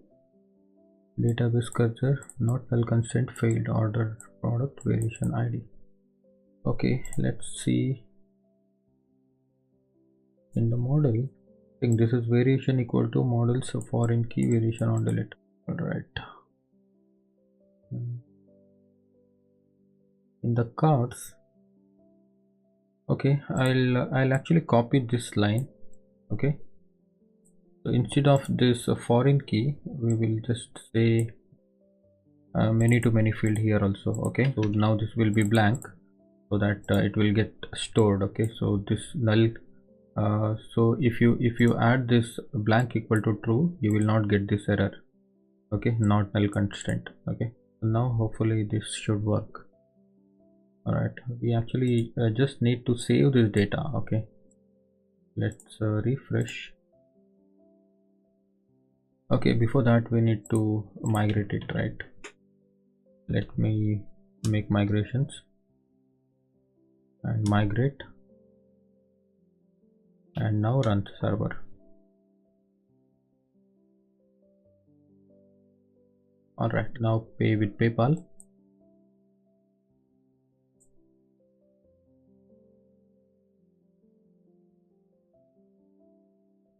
All right, so I think we successfully saved this. Okay, so now I'll go to this here.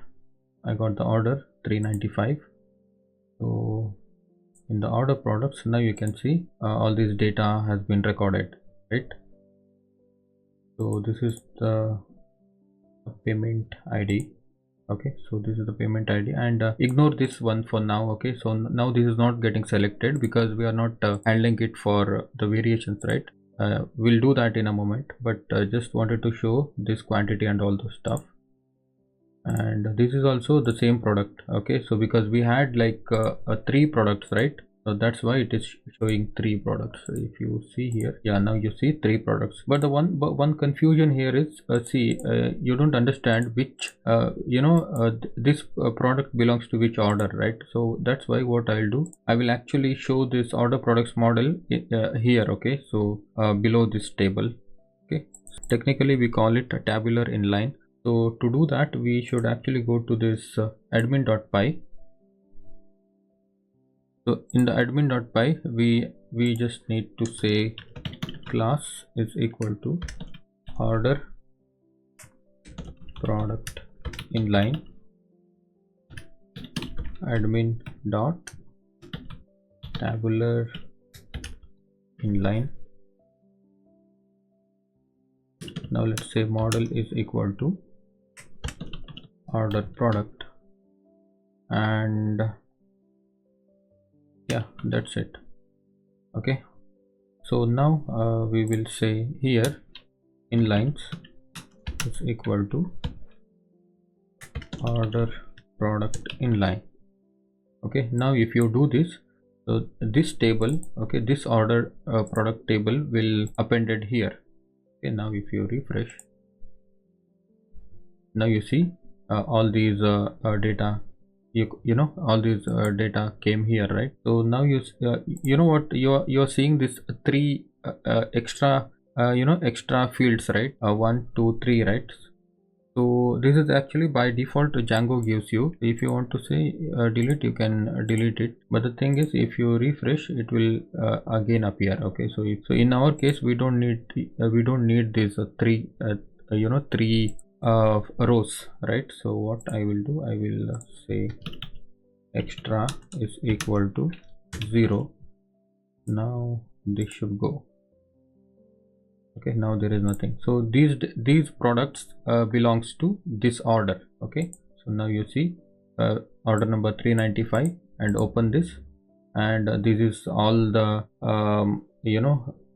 the billing address, and you come down, and this is the product details of this particular order.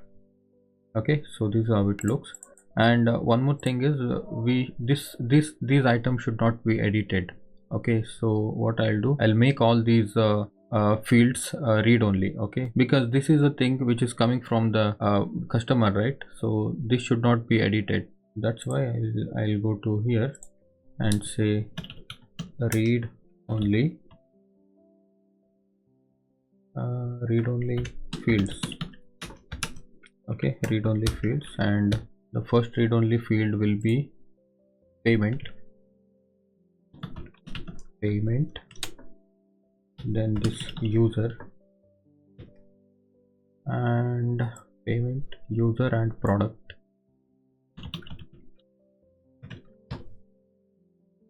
and quantity, product quantity, and product price, right? Product price as well as this ordered and this ordered. Okay, product price ordered.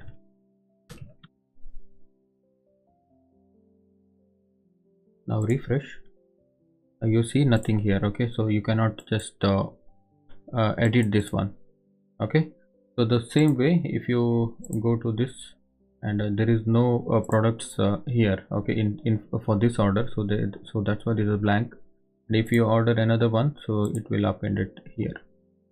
Okay, so that's how it works. So the next thing is we actually need to add the product variations. So what was remaining is this variations, right?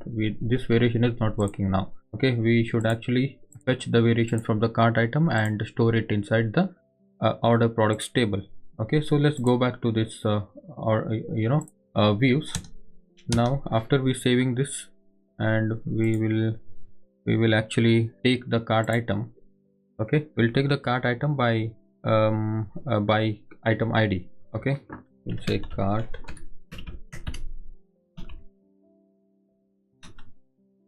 is equal to cart item dot objects dot get id equals item dot id.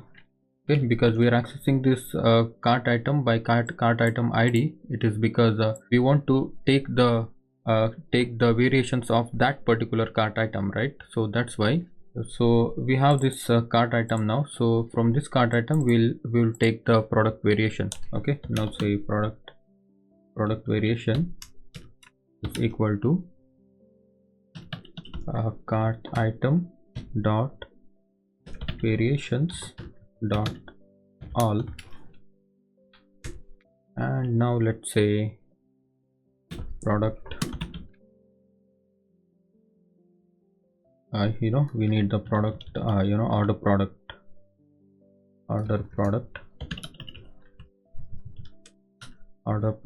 equal to order product dot objects dot get it by id is equal to order product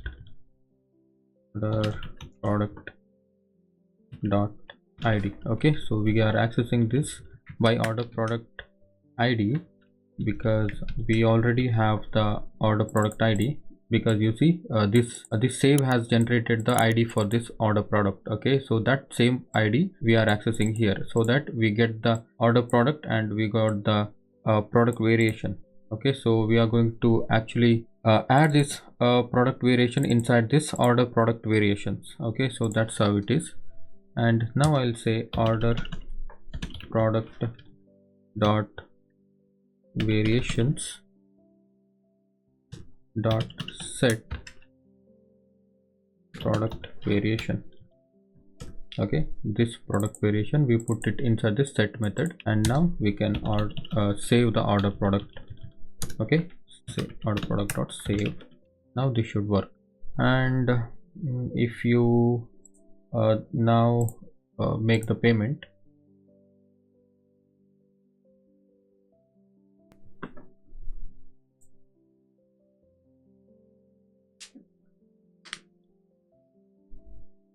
all right, payment successful. And let me go to this here orders, and we have the order 396 and go, and now you see all these things are now set, right? Let me verify this. First one is blue and medium.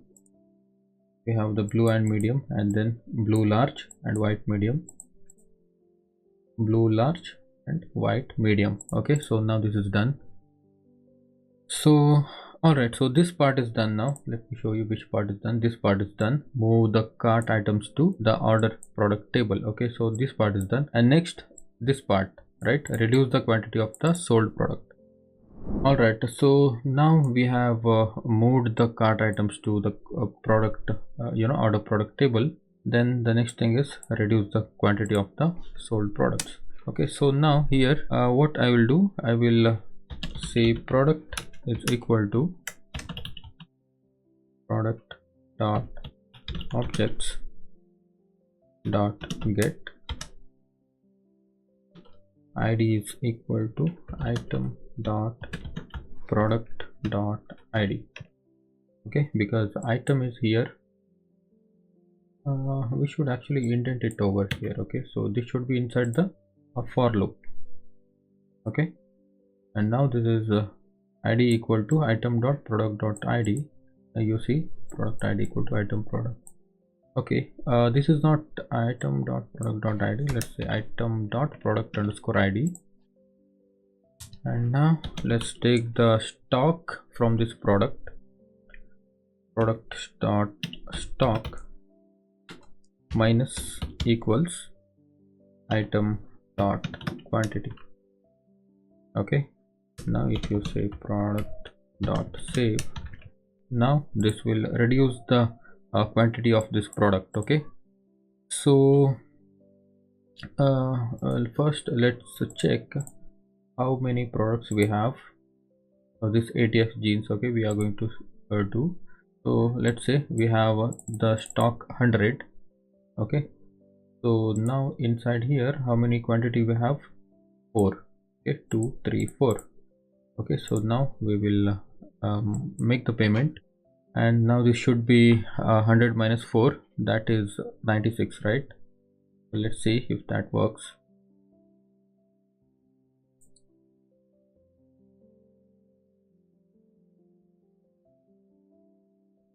Okay, something is wrong. I think we did not import the product. Okay, yes, correct. We should import this product from store dot models import product. All right, refresh.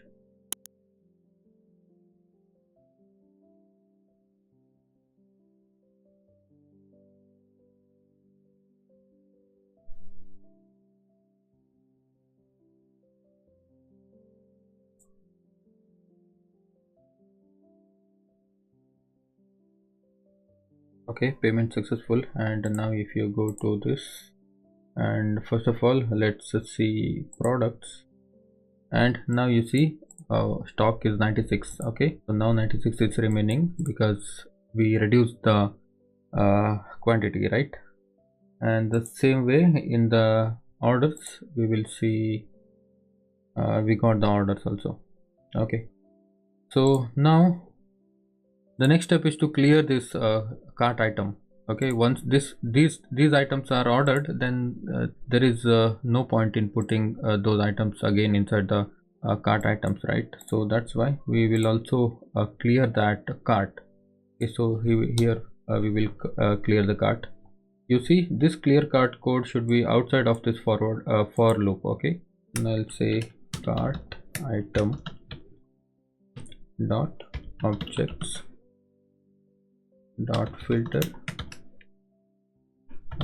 user equals request dot user. We will delete the cart item of this particular user. Okay, so like this, that's all. All right, now I'll refresh and pay with PayPal. These all code should be working now.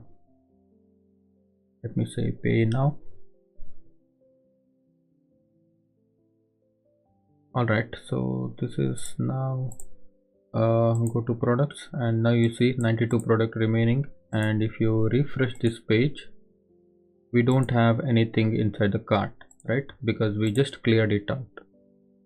Okay, so the next step is to send the order received email to the customer, right? So for this we will actually grab the code from this accounts views. Okay, because we are sending email here, right? So I'll start from here, mail subject to send email. Okay, I'll copy this and come back to views here and paste it here. Okay, so the mail subject will be I'll say thank you for your order, and in the message render to string I'll create one new HTML file for this order received email. Okay, order received email, and for now we don't need this domain and we don't need this UID and all those tokens, and email equal to email. Okay, so this email equal to request dot user dot email, and I think that's all right. So we need to okay, so with this user we will also send the order object, order colon order. Okay, and let's import this render to string and email message. Okay, so first of all go to the top of this page and let's say from Django.core.mail import mail message, and then from Django.template.loader import render to string.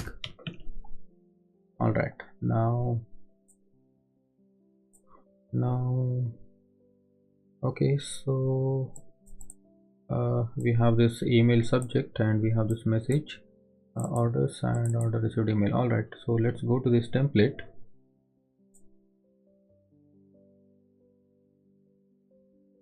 Here orders, so I'll create one new file, order received email .html. so here what I'll do, I'll just go to this accounts and copy this, put it here. So now we have this auto escape dot off, auto escape off, and hi user dot username. So we have the access to this user and username, and we don't need this. Okay, we will just say your order has been received. Okay, now order number, I'll say order number. So if you want to pass the order number, you can pass it like this. Okay, because we are we have the access to order, so I'll say order dot order number. So the same way, if you want to add the product list or something like that, then you can also add that in the email. Okay, for now I think order number is enough for me. Okay, so this is just a basic email template. Okay, if you want to just design, and you can go ahead and design this. Okay, so this is how it works actually. Okay, so now if you all right, this should work now. Now I'll refresh. Now I'll add some products, blue and medium, and we'll add 2 quantity.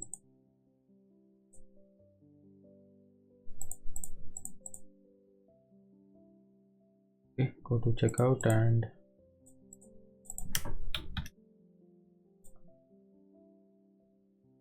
all right, so now we have these 2 products. We'll pay with the PayPal.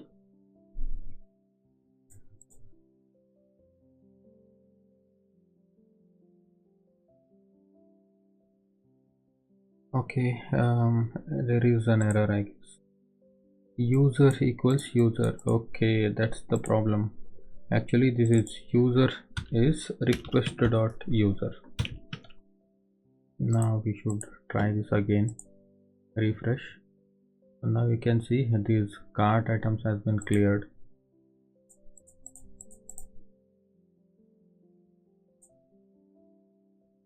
Let me quickly add one more product. Blue large checkout.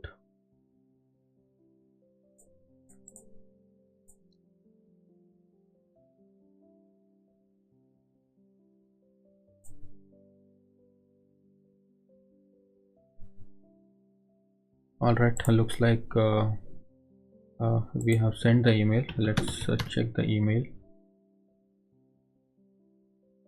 Okay, we got the email, right? So now you can see, hi Ratan, your order has been received, and order number, this is the order number. And now if you go to here and look for this order, okay, search, you can search the order also. Now you can see this is the order we placed right now. Okay, so once all these things are done, we should actually redirect the user to the order complete page, okay, or I can say a payment successful page, right? So right now this is not redirecting to anywhere. So I wanted this website to redirect the user to the payment successful page. Okay, so we actually should design that page. So if you want to design that, you can go ahead and design that. All right guys, so the last step of placing the order is we need to redirect the user to the thank you page or order complete page. Okay, so in this order completion page we are going to show him the payment success message as well as the receipt of his order. Okay, so let's start making it. To start off, we'll be making a URL pattern for this. Okay, so first of all we'll go to this urls.py and we'll say path, let's say order underscore complete / and we need the views for this, views dot order complete, command name also same, order complete. All right, so let's create a view in the bottom of this page. I'll say define a request return render a request comma inside this orders page, orders folder, I'll create order underscore complete.html. okay, so here inside this template orders folder, I'll create a new file order complete.html. okay, so right now this is blank and I'll say h2 order complete. All right, so let's try this order. Is this order or orders? Let me quickly check. All right, orders / order underscore complete. All right, so now this URL pattern is working. So now we need to design this page. Okay, so I'll go back to this order complete.html. so in here I'll first extend these base template, extends base.html and block content and end block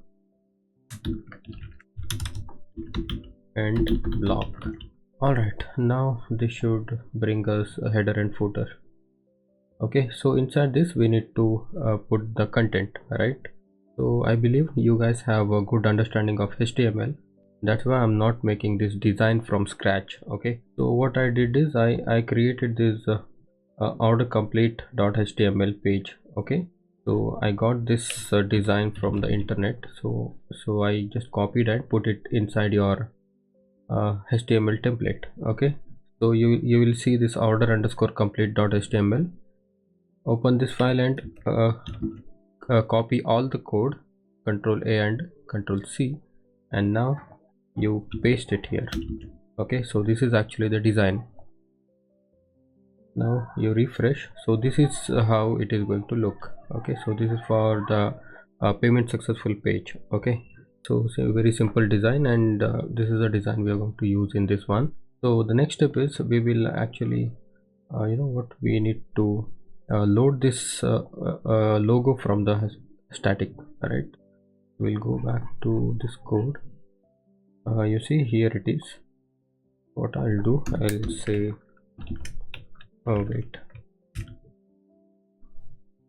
this logo should actually come from static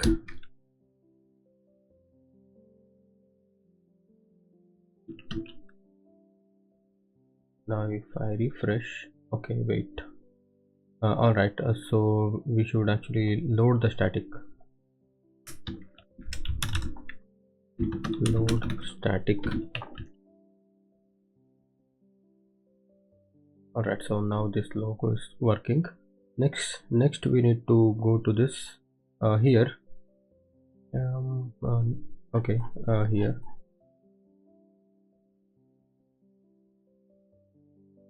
In the payments view, go back to, come to this this area, send order number and transaction. So this is because we are actually going to send the order number and the transaction ID to our send data function. Okay, here. So here we are going to receive it by data. So what we should actually do is we should just say data is equal to, okay, inside this dictionary we will say order number colon order number. Okay, similarly we will pass the transaction ID. We'll say trans ID colon payment dot payment ID. Okay, now what we need to do, we need to, instead of returning this HTML, we will remove this and we will return the JSON data. Okay, we will say return JSON response. Inside this response we will pass data. Okay, so this data will actually go to the place where it came. Okay, so it came from where? From this function, right? Let me show you. It came from this function, right? Body, yeah, from here, send data function it came. So now we are sending the response back to that function. Okay, using this data. Okay, so first of all we need to import this JSON response.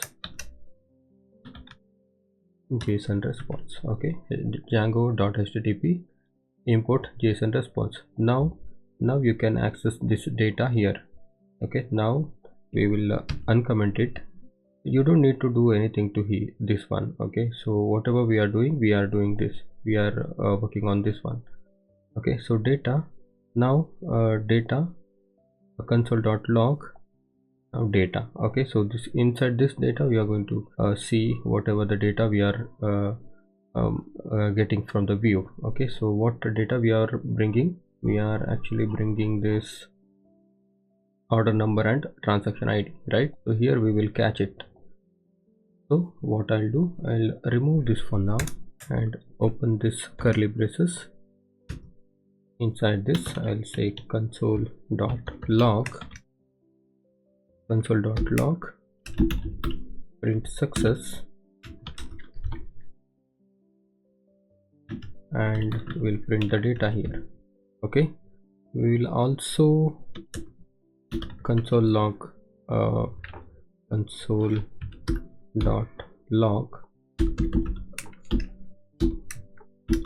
transaction completed. Okay, so here the transaction will get completed. Okay, so this is actually one full flow. So now we can actually try this payments. Okay, so I'll refresh. Right now we are not redirecting it to anywhere. Okay, but we are just seeing if we are getting the data here. Okay, so now I'll just inspect element and all right.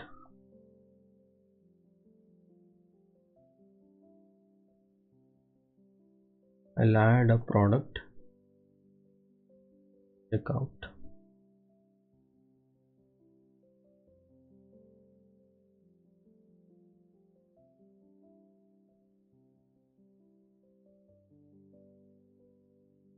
Right, I'll click on this pay now.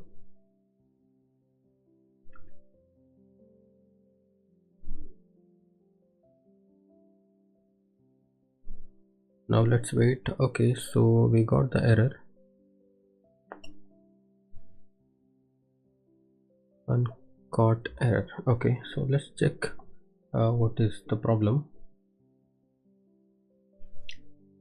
So I think what we will do, we will wrap this inside a bracket. Okay, so this data also will wrap this inside a bracket. Now it should be fine. One semicolon.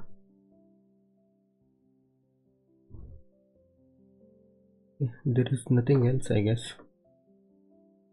I'll try this again. Okay, refresh. Add the product and check out.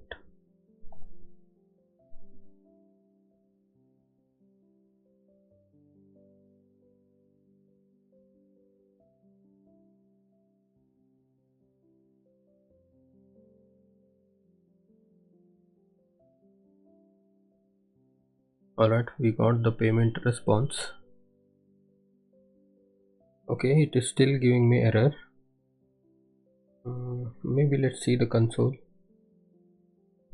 Okay, order number is not defined. Okay, I think it is a very silly mistake. Alright, order number equal to, alright, order number. Okay, so that's my bad. Now I think it should be working. Let me refresh.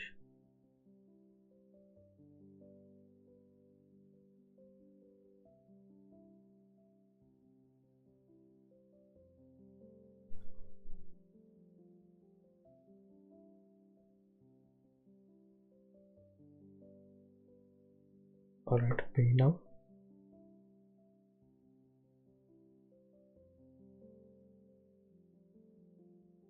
Okay, we got the payment details, and okay, yeah, we got this success message and this transaction completed. Okay, so we are here now.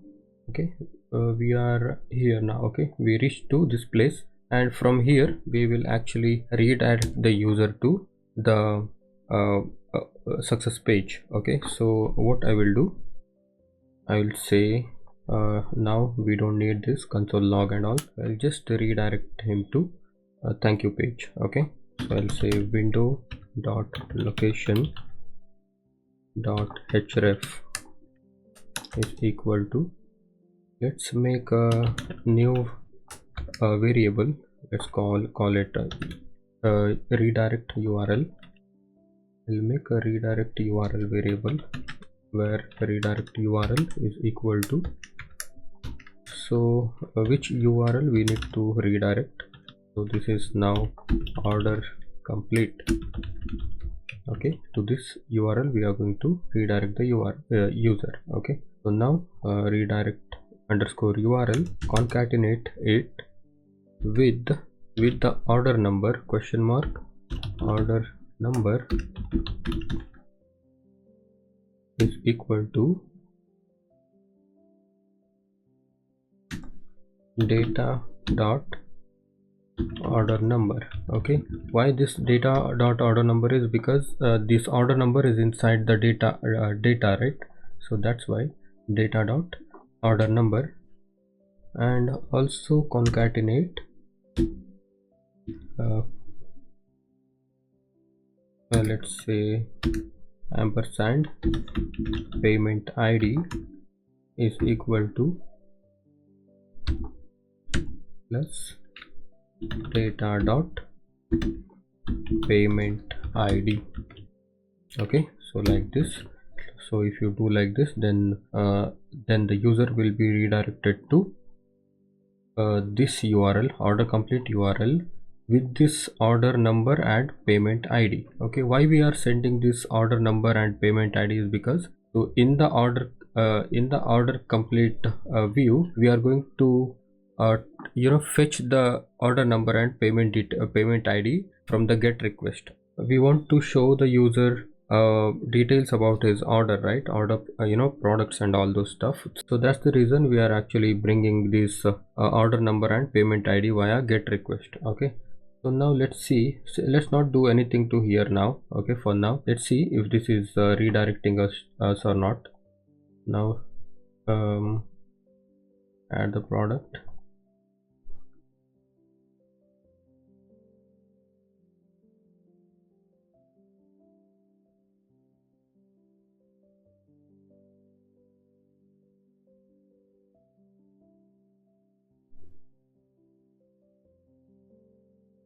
Alright, we got the response. Now let's see. Alright, now we are redirected to this payment successful page. Okay, so in this page you can see this has brought the order number as well as the payment ID. Okay, payment ID is undefined. Let's check what is the problem. Data order number, order number, and trans ID payment ID. Correct. And order equal to data okay, so this is actually we are passing data.payment ID, right? We are actually we should pass this trans ID. Okay, data.trans ID. Now it should be fine.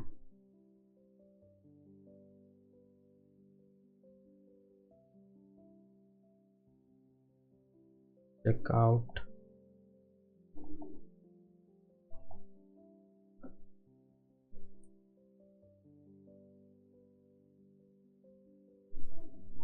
Okay, let me click on this pay now.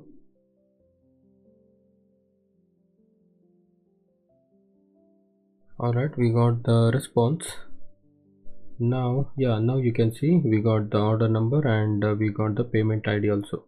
Okay, so this is the payment ID, and according to this order number and payment ID, we should actually show the show all these details inside this invoice. Okay, all right, so based on this order number and payment ID, we will fetch the details of this order and print it inside this invoice. Okay, so first of all we'll go to this order complete view here. Okay, so let's first take this order number. Order number is equal to request dot get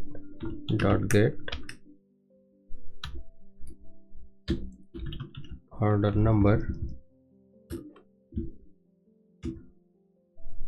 and let's say transaction ID is equal to request dot get what payment ID.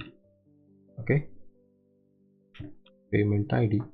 Now we have this order number and transaction ID. So now inside the try block, let's take the order is equal to objects order dot objects dot get order number is equal to order number. Okay, also is underscore ordered is equal to true. Alright, so now we need ordered products, because in the invoice we also want to show the ordered products, right? So that's why we'll say ordered underscore products, that's equal to order product dot objects dot filter. Will filter by order ID. Okay, order underscore ID is equal to order dot ID. Okay, and next inside the context we will pass okay, context is equal to, we need to pass this order and order products to the to this page. Okay, here order colon order comma ordered products colon ordered products.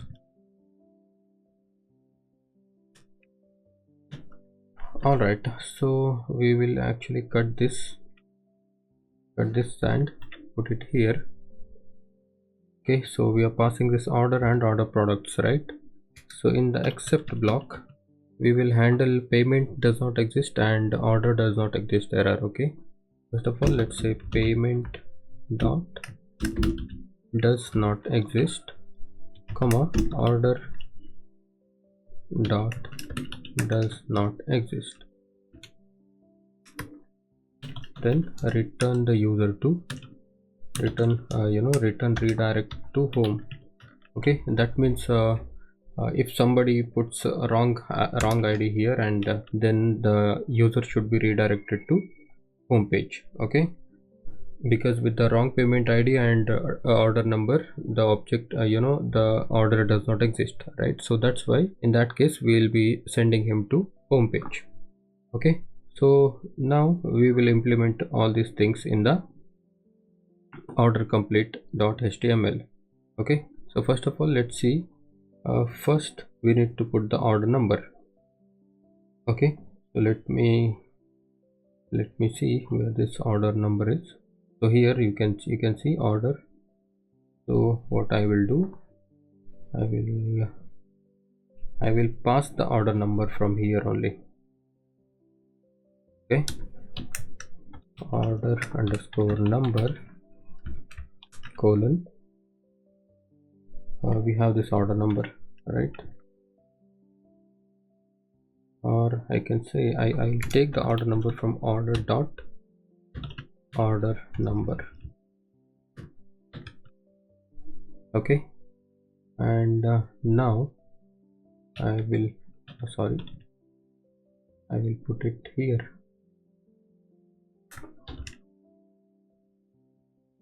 So now I'll refresh. Okay, something is wrong. I think this should actually give us the order number.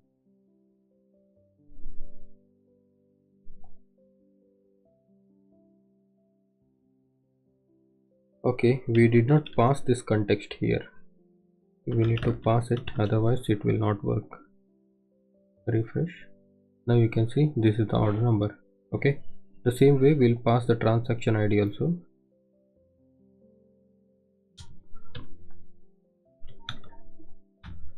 Transaction ID colon payment dot payment ID. Okay, but this payment this payment does not exist, right? So we can take this from here, from the get request, but that's not the proper way. Okay, we'll take it from the database. Okay, let's say payment is equal to payment dot objects dot get payment ID is equal to this transaction ID. Okay, we got this payment object now. So now we will say payment dot payment ID. Okay, so now if I print this transaction ID here,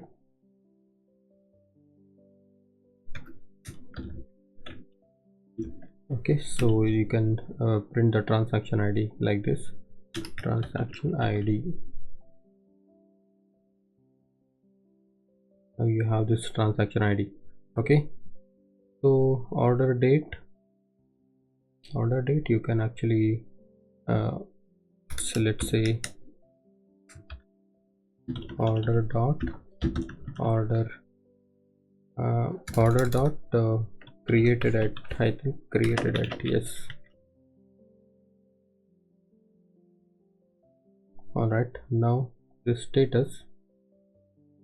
So let's see if we are passing this payment. Alright, we will pass the payment. Okay, payment colon payment. This here we can pass print payment dot status. So this should work. Alright, completed. Okay, so now invoice 2. So this is the billing address of the user. Okay, so here what I will do, I will go to this place. Now I'll say invoice 2 the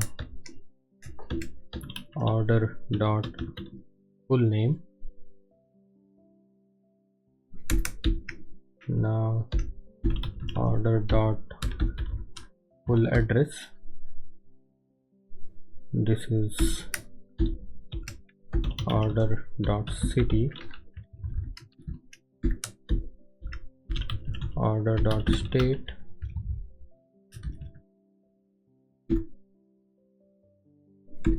and order dot country.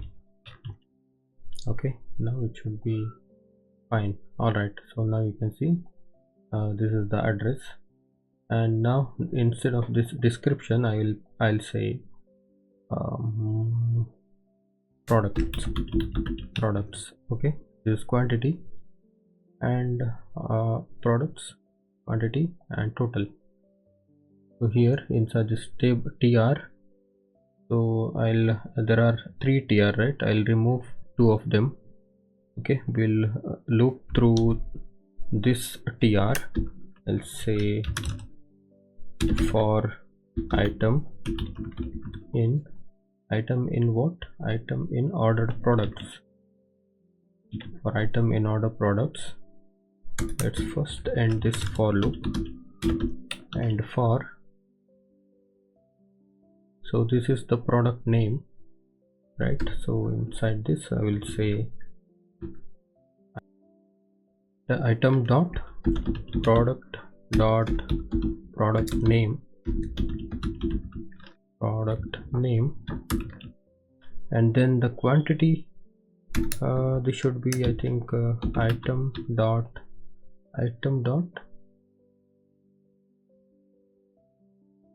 quantity,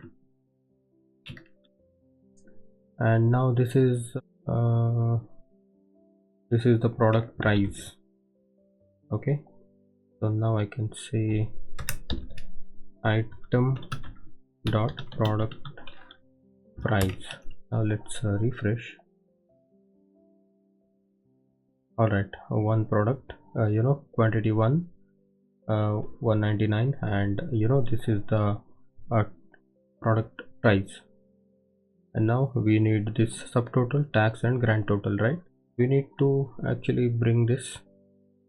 So subtotal is actually, we need to pass it from here. All right, so what I will do, I will here, after getting the order products, we'll say we'll say subtotal is equal to 0. Let's initialize it.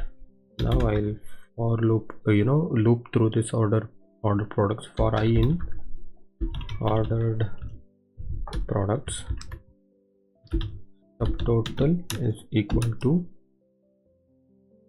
subtotal plus equals subtotal plus equals, then this product price, I dot product price into I dot quantity.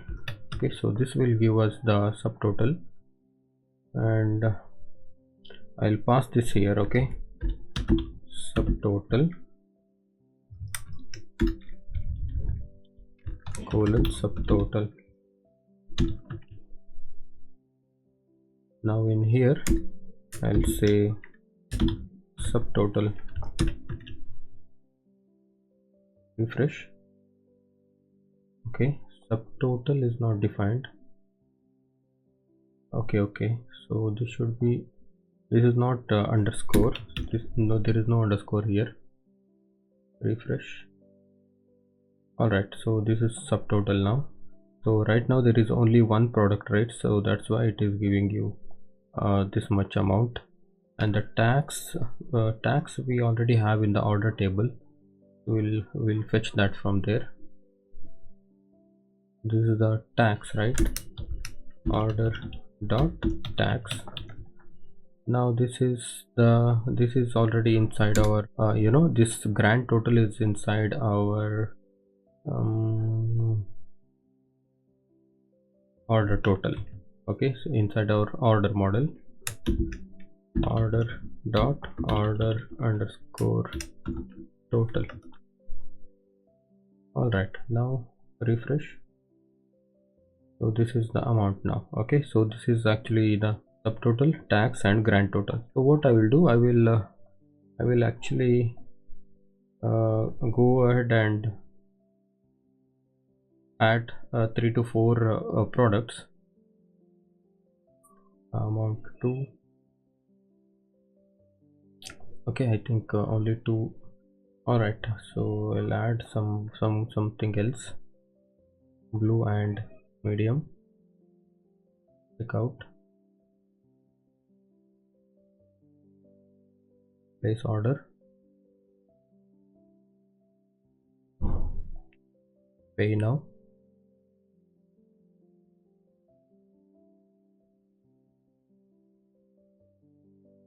All right, we got the response. All right, now you can see we got this order number, payment ID, and this is the product name, and quantity 3, and this is quantity 1, and I think we did not add this product variation, right? Okay, for that what we have to do, we have to just say inside this with this product name, we will also say, okay, in the checkout we have the code for that. So now you see, I'll copy this. Okay, I'll copy this p tag and paste it here. Okay, now if cart item dot variations dot all, this is item dot variations dot all, then for I, let's say I in item dot variations dot all, I dot variation category, and then I dot variation value. Okay, now refresh. Okay, now you can see green and medium, blue and medium. Okay, all right guys, so we are done with ordering the product. Okay, so the next thing is we need to implement a review and a rating system. Okay, so before we do that, we actually need to push this code to the GitHub. Okay, because we are done with this section, right? So that's why before we start with the review and rating, we will just push the code to the GitHub. Okay, so let me just say git status. Okay, now there are these many files need to be pushed. Okay, so I'll say git add -a, git commit -m, I'll say product order and payments. All right, now I'll say git push origin main. Okay, now our code is pushed to the GitHub. We are going to start the review and rating system. Okay, so first of all, for the review and rating system, we need the model. Okay, let me close all these tabs. Okay, we need the models. So in that model, we are going to have the product and user foreign key, and the subject, review message, and rating, IP address, and all those stuff. So first of all, let's go to this store app and go to this models.py. So in this we'll create a new model. Let's say class review rating. Okay, review and rating, and models dot model. In this one we are going to have the product foreign key. Product is equal to models dot foreign key product comma on delete is equal to models dot cascade. Okay, because if this product is deleted, then of course we need to delete this review rating. The same way we'll make another foreign key for this user. Okay, models dot foreign key. Now this is account. Actually we should have given this name as a user. Okay, so but we did the account. Okay, but anyways both are going to work. Okay, so we are using this account, so that's why we'll import it from accounts dot models import account, and then we need this subject equal to models dot char field max length. Let's give it a max length of 50 and maybe 100, comma blank equals true. Okay, and next let's say review is equal to models dot text field max length equal to 500 and blank equals true. Okay, and we also need to store this rating. Let's say models dot float field. Okay, float field, it is because we are going to store 1, 1.5, 2, 2.5, these float values, right? So that's why we are going to use this float field. And then IP address, IP is equal to models dot char field max length equals 20, blank equals true. And then let's make a status flag. Okay, so this will be boolean field, because if you want to, if the admin want to disable this review, then he can disable it. Okay, model dot boolean field default equals, by default it is true. Okay, now I'll say created date is equal to models dot date time field auto now add is equal to true, and this is updated date, updated created at and updated at. Okay, so now this is auto now equal to true. Okay, so now let's make a string representation of this model. Str, pass in this self, return self dot subject. Okay, so that's it. All right, now let's go ahead and migrate these changes. Python manage.py make migrations. Now let's migrate it. Migrate. All right, now let's run this server, and let's go back to this admin.py, and first of all let's import it. Review rating and admin dot site dot register review rating.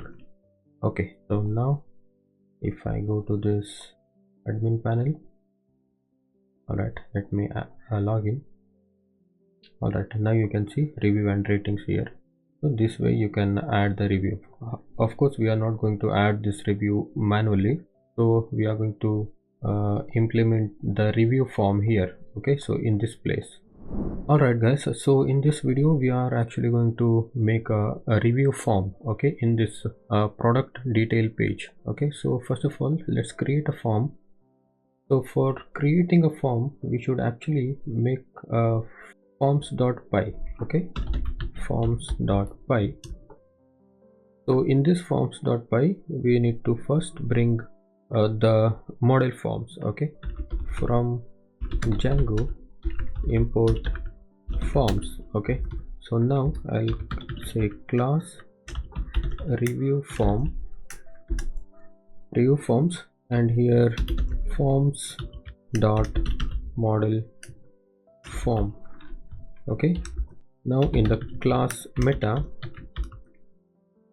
let's give it a model. Model is equal to review rating, and fields is equal to fields, maybe subject field we need. Okay, we should actually inside the list subject and review and rating. Okay, so now we have created this review form, and also we need to bring, we need to import this model from dot models import review rating. Okay, so this part is done. Now we need to go to this page. Okay, so this page, this is actually the product detail page, right? So let's go there. So in the templates, the stores, we have this product detail page, right? Just scroll down to the bottom.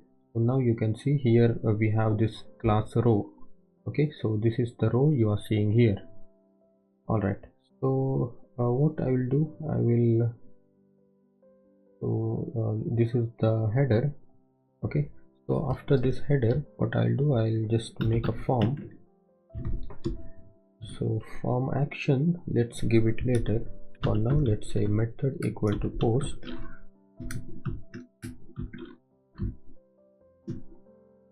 and we need to pass in this CSRF token. Okay, so in the h5 tag, I will write your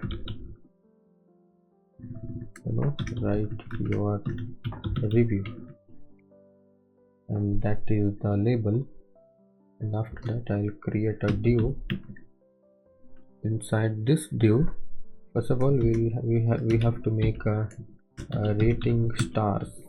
Okay, so we'll have to make a rating stars. Before that, we will finish this subject and subject input box and a review text area. Okay, so later we'll do this rating stars, because these rating stars you have to work with some CSS. Okay, so we'll get back to here in a while. So before that, we'll say review title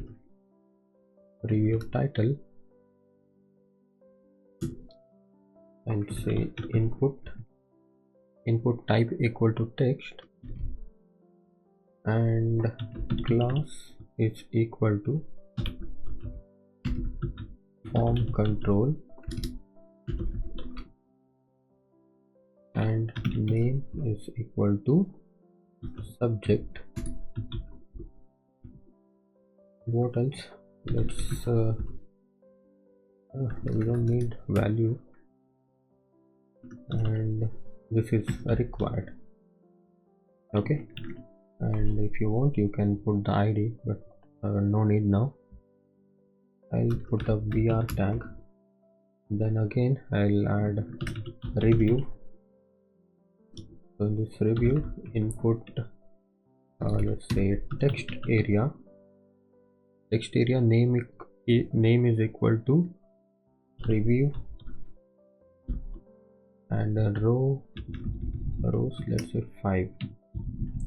Okay, maybe 4 rows. Calls, we don't need calls, and this is required. Okay, and this is not required. Okay, this is not required, and this is also not required. Okay, because only star is required. Okay, because if anybody want to give only star, not reviews, then he can just give it. Okay, so that's why let's not make it required. Yeah, that's all. I'll make a br tag and then this submit button. Okay, I'll say input type submit, and the value will be submit review. Okay, And now if I, okay, so this we should give the class also, this class copy and paste. Alright, now if I refresh, alright, now I have this review title, review. Okay, so this is not taking the CSS, right? Let's give it a class equal to btn space btn primary. Now this should work. Alright, I'll give a space, one br, that's enough. Okay, wait, this br I'll put here. Alright, so now we need to make a star, right? So this star we should actually make it from the font awesome. First of all, let's create a label for this. Here, let's say label. Okay, this is label.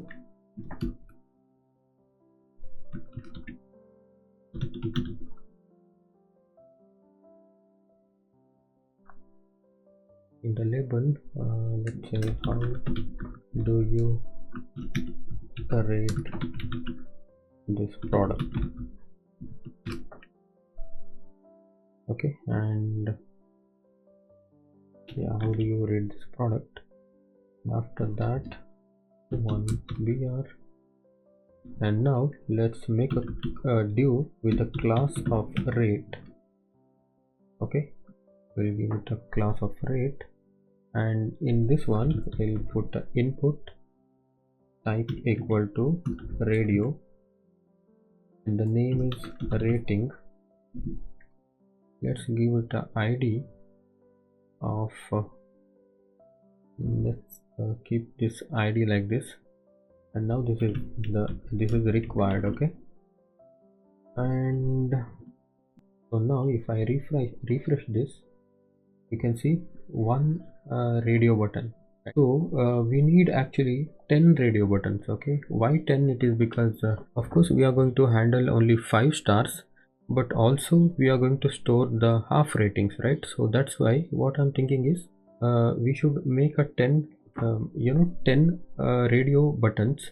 Okay, so 10 radio buttons, it will be in the back end. Okay, so nobody can see that you have a 10 radio buttons. Okay, so we will be showing only 5 stars. Okay, so I will show you how it works. So first of all, you see this input type radio and the name equal to rating and the id. So this id, what we will do, we will say this id is 10. Okay, rating 10. All right, so now let's give it a value of 5. So the same thing, what if I copy this and paste it here? Okay, so now we have 2 radio buttons, right? So now if I refresh, now we have 2 radio buttons, right? So now what I'll do, I'll decrease the value of this. So I'll make it 4.5. all right, so now what happened, so this is 5 and this is 4.5, and what if I put another one? So that will be, now this will be 4, right? So this is 4. Now the same way we cannot put the id same, so that's why we'll make it 9 and we'll make it 8. Okay, so this is 10 and this is 9 and this is 8. So in the with the id of 10, rating 10, so the value is 5. Okay, so the with id of the rating 9, the value is 4.5, and the 8 and this is 4. Okay, so the same way I will make it like this, and now you see this, I'll make the id of 7, and now this is 3.5. okay, now this is 6 and this will, the value will be 3. And now if I put this 5, rating 5, and this is 2.5, and now if I put the rating 4, this will be 2. okay, similarly rating 3, and this is 1.5 and 2 1 and we need one more. Now this is rating 1, this is 0.5. okay, you can see 0.5 1 1.5 2 2.5 3 3.5 4 4.5 5. All right, so total 10 10 radio buttons we have. So notice this name equal to rating. Okay, so all the name will be rating. Okay, so now if you refresh, so what happened, you have 10 radio buttons, right? So now later what you have to do, I'll give a label. Let's give a label to all of these input. Okay, so label, let me close this label. So for this, for rating 10, okay, for rating 10, and let's give it a title equal to 5. okay, so I'll copy this and I'll paste it here. Okay, so now this is a 4.5, right? So this is the half value. So what I'll do, I'll give it a class of half. So why I'm giving it a class of half, it is because for all the half class we are going to give us different styles. Okay, so that's why for the purpose of CSS I'm giving this class equal to half for all these 4.5 3.5 2.5 1.5 and 0.5. okay, so like that. So now this will be 9 and I'll make it for equal for rating 8, and this should be actually 4.5. this is 4. okay, and this is 7 and the title will be 3.5 and it will also have the class of half.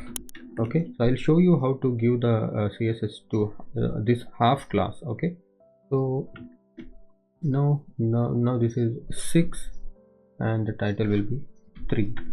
Why we are giving title is because when we hover on the star, it will open the tooltip saying this is 3 star, this is 3.5 star. So that's why we are making this title. okay, so now 5 2.5, and when it comes to 2.5 class equal to half.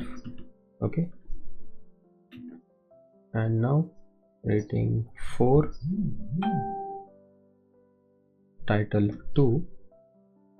okay, for this no half class. okay, here now this is rating or a label for rating 3 title 1.5, and this will have the class of half.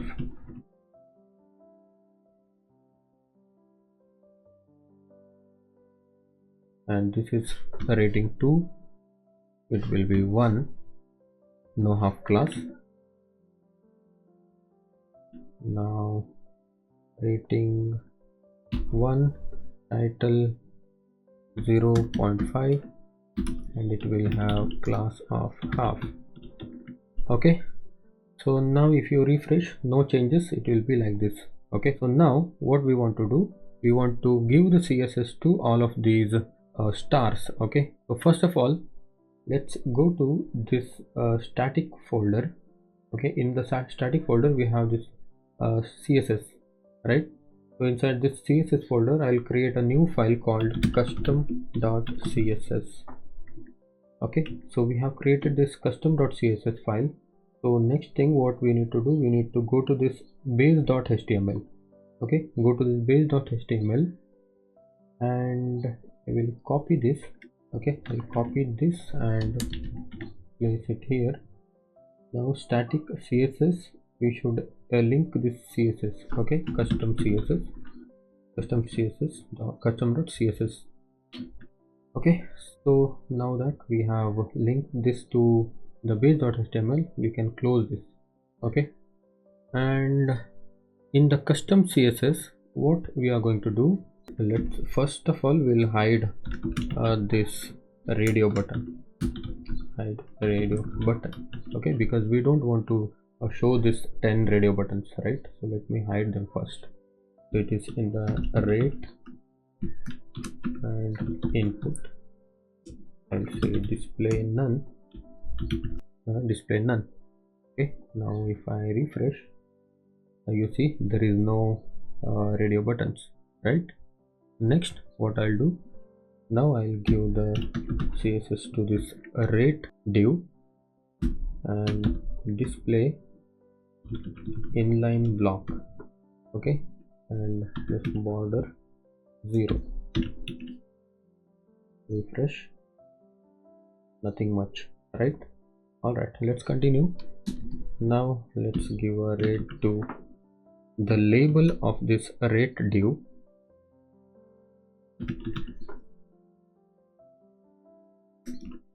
I'll give a float equals float right to this. Okay, and next we'll start showing the stars. Okay, why the stars? Start showing the stars. Okay, so now here we will give a rate class with the label colon before. Okay, so now what I'll do, I'll just say display. First of all, let's say display inline block, display inline block, font size 1 rem or 1.1 rem. So instead of pixel I'm using this rem. Okay, then I'll say content, open this double quotation and put a backslash f005. Okay, and now you put this semicolon. Okay, so this is actually the full star, but this will not work if you put like this. We need to actually give it a font family, font awesome. Okay, font awesome. Now quickly let's give a margin 0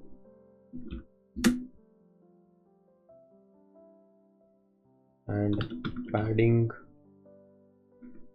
maybe 0.3 rem, 0.2 rem. Okay, so if you need more padding, then we'll adjust it. And let's give it a cursor pointer. Okay, now refresh. Alright, now this is not working because we are not actually rendering the font awesome, right? Okay, so for this font awesome to work, we need to include the CDN. So if you say font awesome CDN, you'll see this font awesome intro. So you can just copy this link. Okay, you can copy this link and go to base.html and you can put it here, right? Now if you refresh here, you will see 10 stars. Okay, so let's go back to this custom.css. Let's go forward. Now let's give a CSS to this half class. Okay, half star. Okay, half star. So I'll just say rate dot half colon before. So for the half star content, we have content, it is a different content. Okay, so I'll say backslash f089. so this is the CSS content for the half star, and its position will be absolute. Okay, padding right 0. I hope you guys know the CSS, so that's why I'm not explaining much in this video. Okay, so I'll refresh now. Now you can see we have the 5 stars. All right, so because where are those other 5 stars? Those 5 stars are already inside this, it is merged inside this full star. Okay, because we put the absolute position, right? So that absolute position is actually, it is, you know, 1 star and half star, those both are merged. All right, so that's why. So now we have to make a hover and click functions with this CSS. So to do that, we should go to this here, and I'll say click and hover, click and hover. So I'll say input checked. Okay, so this is checked because we are using this radio buttons, right? And after this checked, you have a tilde symbol here. Okay, below, just below your escape key, there is a tilde symbol. Okay, press that and label. Okay, and we'll say comma, also label colon hover. Okay, label colon hover, again the tilde symbol, label. Now this color will be, let's put the color of you know, let's say color FF B503. Okay, so now what will happen if I refresh? You can see this is now the this is bringing the color on hover, right? So why we are giving this label here? Because you see here label hover, it is because if you see here, so we are giving the label, right? Okay, so this label we are referring to. All right, so that's why it is label. And you can also click on this star, you see. So when you click on this, it is just filling the star, right? So let's move forward. In the custom CSS, let's say, let's make a hover highlight. Okay, so highlight is, it is because, see now what is happening. So now we if I go to 4.5 star, now I don't remember so how many stars it was before, right? I cannot make out. You got it, it is 3. But if I go to here and if I go to 2 star, it should, you know, it should highlight, right? So that's why I'm making a I'm just giving a different color for the highlight. All right, so what I'll do, I'll say input, I'll say input checked plus label hover, comma, input checked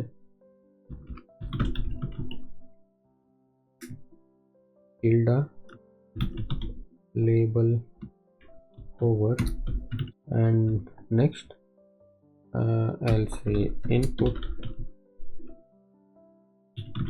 checked tilde label hover,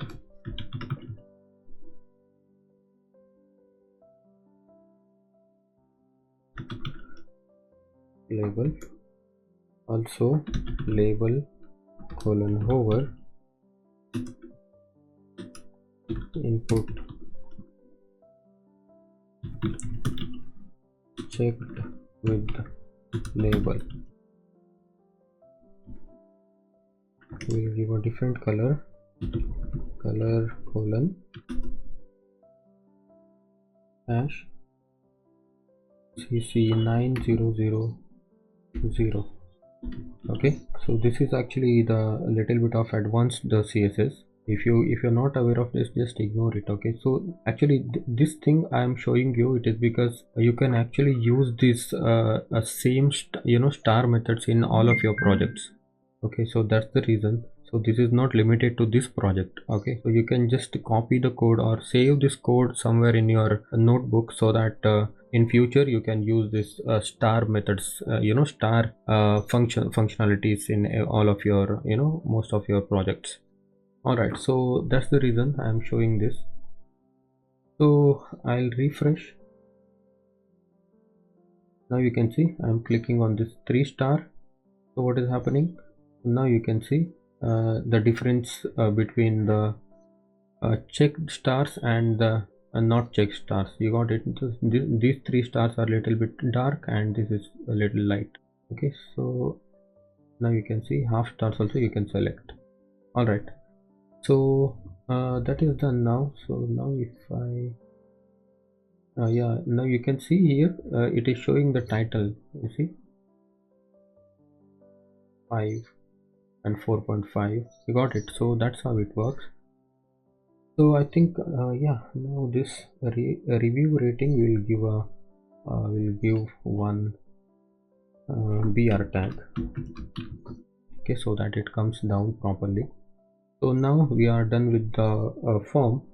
Okay, so now let's start working on saving this review. Okay, so first of all we need a view for this, right? So right now we don't have any view to handle this data, right? So let's go ahead and create one URL for that first, and then we'll create a view. Okay, so I'll go to this store and URLs. Here I'll make a new path, that is submit_review. With this submit review I'll take a product ID. Okay, int product_id. So I'm taking this product ID because we are reviewing on a particular product, right? So that's why I'm taking this product ID and comma, I'll say views dot submit review and comma name is equal to submit review. Okay, so now let's create a view. So in here I'll make a define submit review. I'll take a request as well as product ID. Okay, so now I'll first check if the request is post. If request dot method is equal to post, and then we'll handle it by try and accept. Okay, try and accept. All right, so first of all let's go to this form. Okay, this is the form action. We need to give the form action, that is URL space submit review. With this, what we need to pass? We need to pass the product ID, right? Single product dot ID, because this single product is we are already passing. See, here it is. Okay, so now if you set the action is equal to URL submit review and single product dot ID. All right, so now go back to this try block. So in the try block we are actually looking for if the review, if the review already exists or not. Okay, if there is already a review by this particular user, then we are going to update it, and otherwise we are going to, in the accept block, we are going to create a new review. Okay, so first of all to check if the review already exists or not, let's first see inside the review model. I'll write reviews is equal to review rating dot objects dot get. We will get it by user __ ID. So I'm using this __ ID. It is because if you see this review rating, okay, we are referring to this user's ID. Okay, this user's ID. So this is the foreign key right now. Okay, so I'm referring to, so this account's user ID. Okay, so that's why I'm referring to user __ ID. Okay, and comma user underscore underscore id is equal to request dot user dot id. Okay, so request dot user dot id. Okay, also let's check the product id. Product underscore underscore id is equal to product id. Okay, so this product id, I'm referring to this product id, and this product underscore underscore id, I'm referring to this product and its id. Okay, so its id is in the product model, right? So that's why we use underscore underscore double underscore to access the id of that this product model. All right, so that's how it works. Now I'll say form.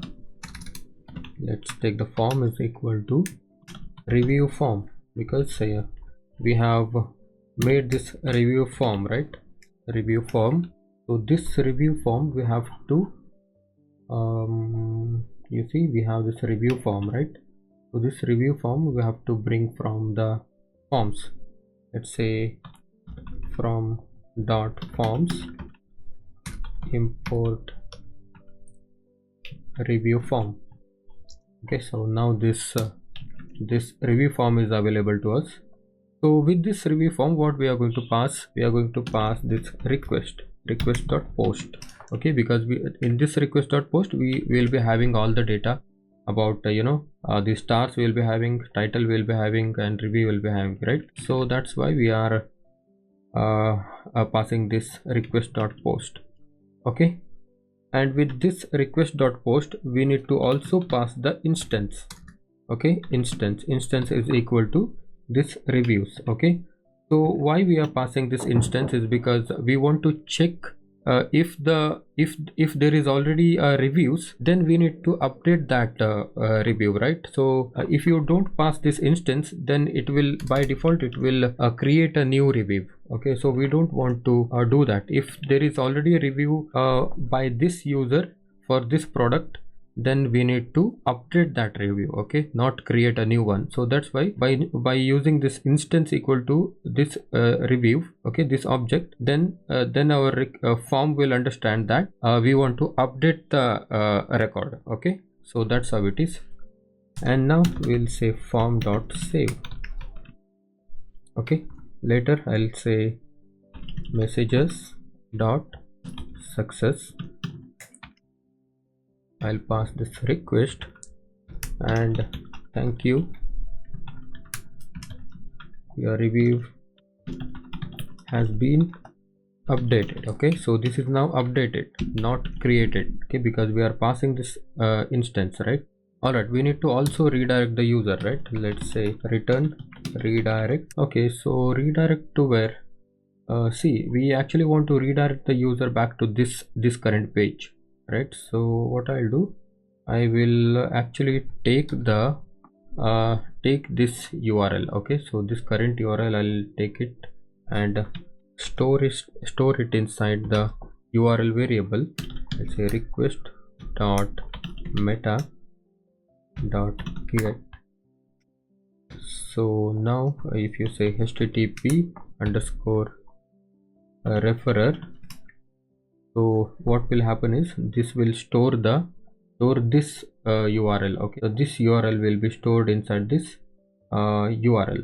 Okay, URL variable. Okay, so request dot meta dot get http referrer means we are telling it to store the previous URL. Okay, so now if you pass this return redirect URL, then it is going to redirect back to that current page. Okay, in the except block we are going to handle the review rating does not exist error. Okay, does not exist.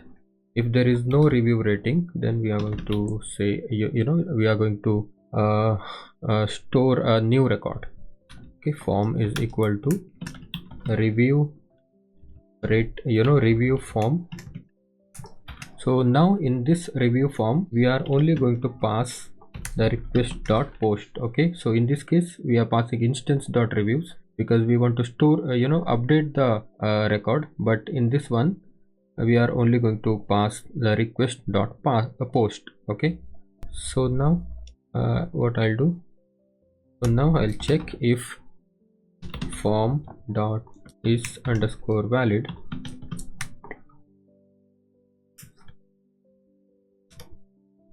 I'll say data is equal to, let's create this review rating object. Okay, now I'll save this data dot subject. Okay, data dot subject, I am referring to this subject. Okay, data dot subject is equal to form dot cleaned underscore data of this subject. Okay, I'll copy and paste it 2 times. Data dot rating is equal to form dot clean data dot subject. This is rating, I guess, rating, yeah, and this is review. Data dot review form dot clean data review. Okay, this review I am referring to this one. You can see this is this text area name review, and this is the subject, right? Name subject, and this is the this is name rating. Okay, so that's what it is. And I need to store subject, review, rating, and IP address and status, right? So this status, of course, this is by default true.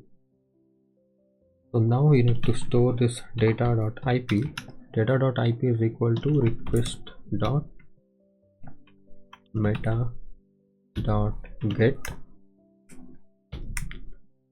remote underscore addr, remote address. Okay, so this remote address will store the IP address.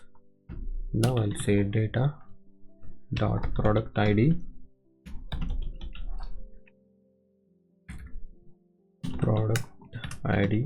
equal to product id. Okay, this product id, and data dot user underscore id is equal to request dot user dot id. Okay, now we can say data dot save. Okay, so I think that's all. Yeah, once we save this data, what we will do, we will throw him a message saying messages dot success. Thank you, your review has been submitted. Okay, and redirect him to redirect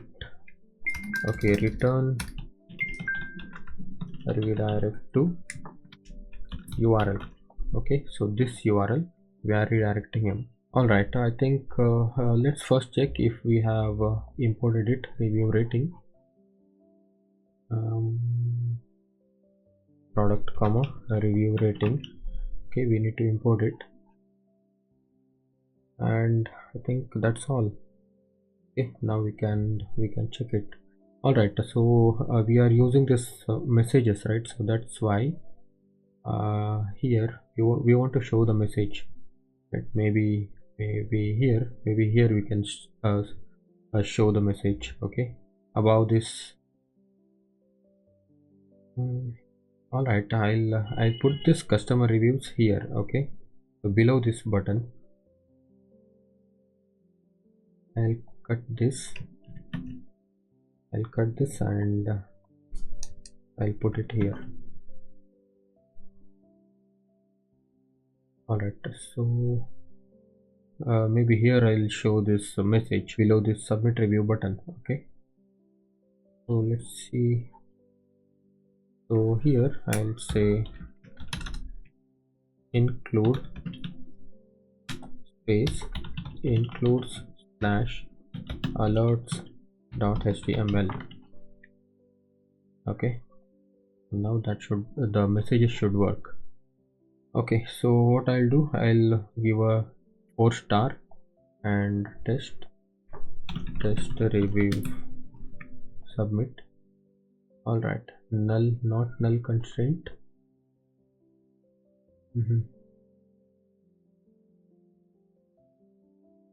All right, so this is giving you this error because I think you are logged out. Okay, because you are logged out now, so that's why it is not saving the object. So we are actually allowing the user to post the review based on two criteria. One is the user must be logged in.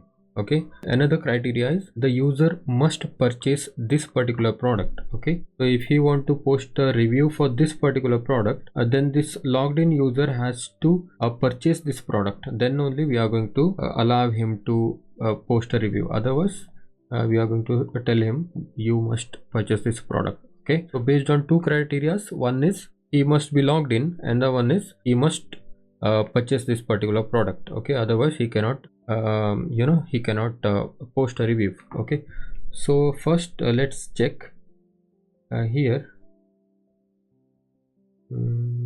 Okay, so this is the review button, right? A submit review button. Let's first check if user dot is underscore authenticated.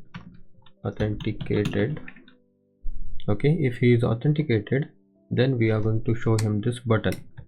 Okay, else otherwise we will first let's end if. So here we are going to make a p tag and we'll say you must be logged in to post a review. Okay, now we can give a login link here. So inside a span tag I'll say href ahref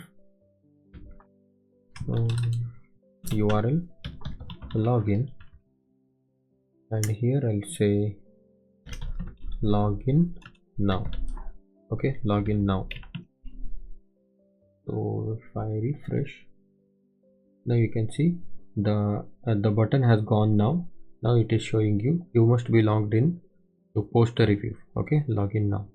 So one more check we have to put here, that is we want to check actually if this particular user has already purchased this product or not. Okay, so if he has not purchased the product, then of course we are not going to allow him to review on this product. Okay, so first let's not put the another check now. First let's check if we are able to store the data in the database or not.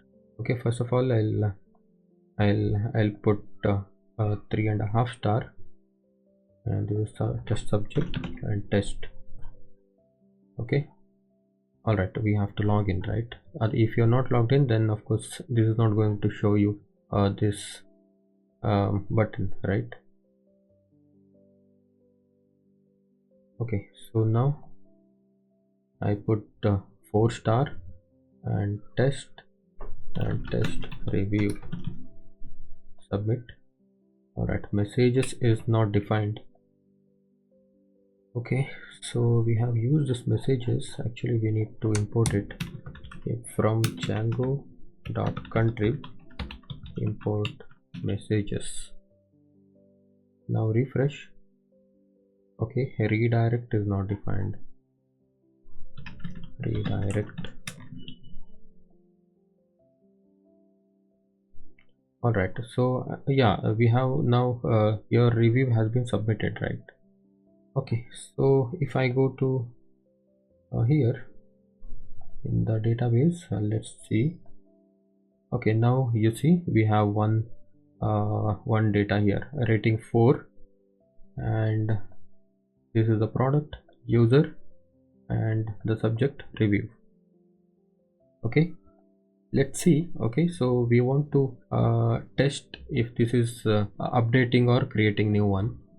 So what I'll do, I'll make a 5 star, and this is update test. All right, now you can see. All right, now you can see this is actually updating the review.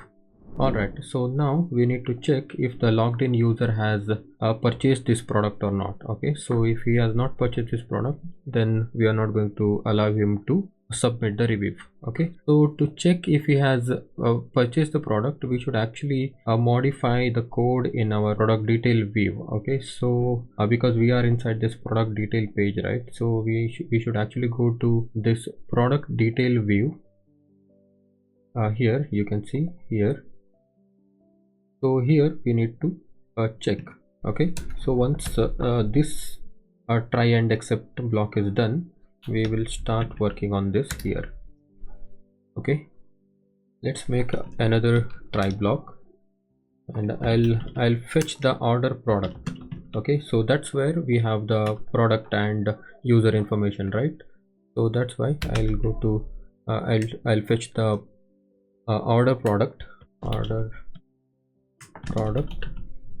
dot objects filter. Okay, filter it by this user. So this user is equal to request dot user. Okay, logged in user, and product ID is equal to single product dot ID. Why this single product is because we are getting this single product here, right? So that its ID, and let's say exists. Okay, we actually don't want any product, right? We just want to check the true and false. Okay, so if this is true, then we are going to show him the submit review button, otherwise no. Okay, and accept order product dot does not exist. Okay, if this order product does not exist, then I'll set this order product to none. Okay, and now I can actually pass this variable here, order product colon order product. Okay, so now we have the access to order product here. Alright, so first of all we are checking if the user is authenticated or not. If the user is authenticated, then we are going to put another check that if, let's say, if order product, then show this. Okay, show this button. Else then show something else. Okay, then and if let's copy this and paste it here. Okay, so now it is you must purchase this product to post a review. I don't need this span and all, I'll delete it. Alright, so now I'll refresh. Okay, order product is not defined. Inside this views, I have to import it from Django, from orders dot models import order product. Now I'll refresh. Okay, so now this is showing the button, submit review button, because we already have the order. We have already purchased this product, okay, with this user. So that's why what I'll do, I'll just go to this orders, and I'll remove all the orders first. Okay, select 110 orders, and I'll delete everything. Okay, so now we don't have any order, especially this means that we have not purchased this product. Okay, so now if I refresh, you can see you must purchase this product to post the review. Okay, so let's go ahead and purchase this product.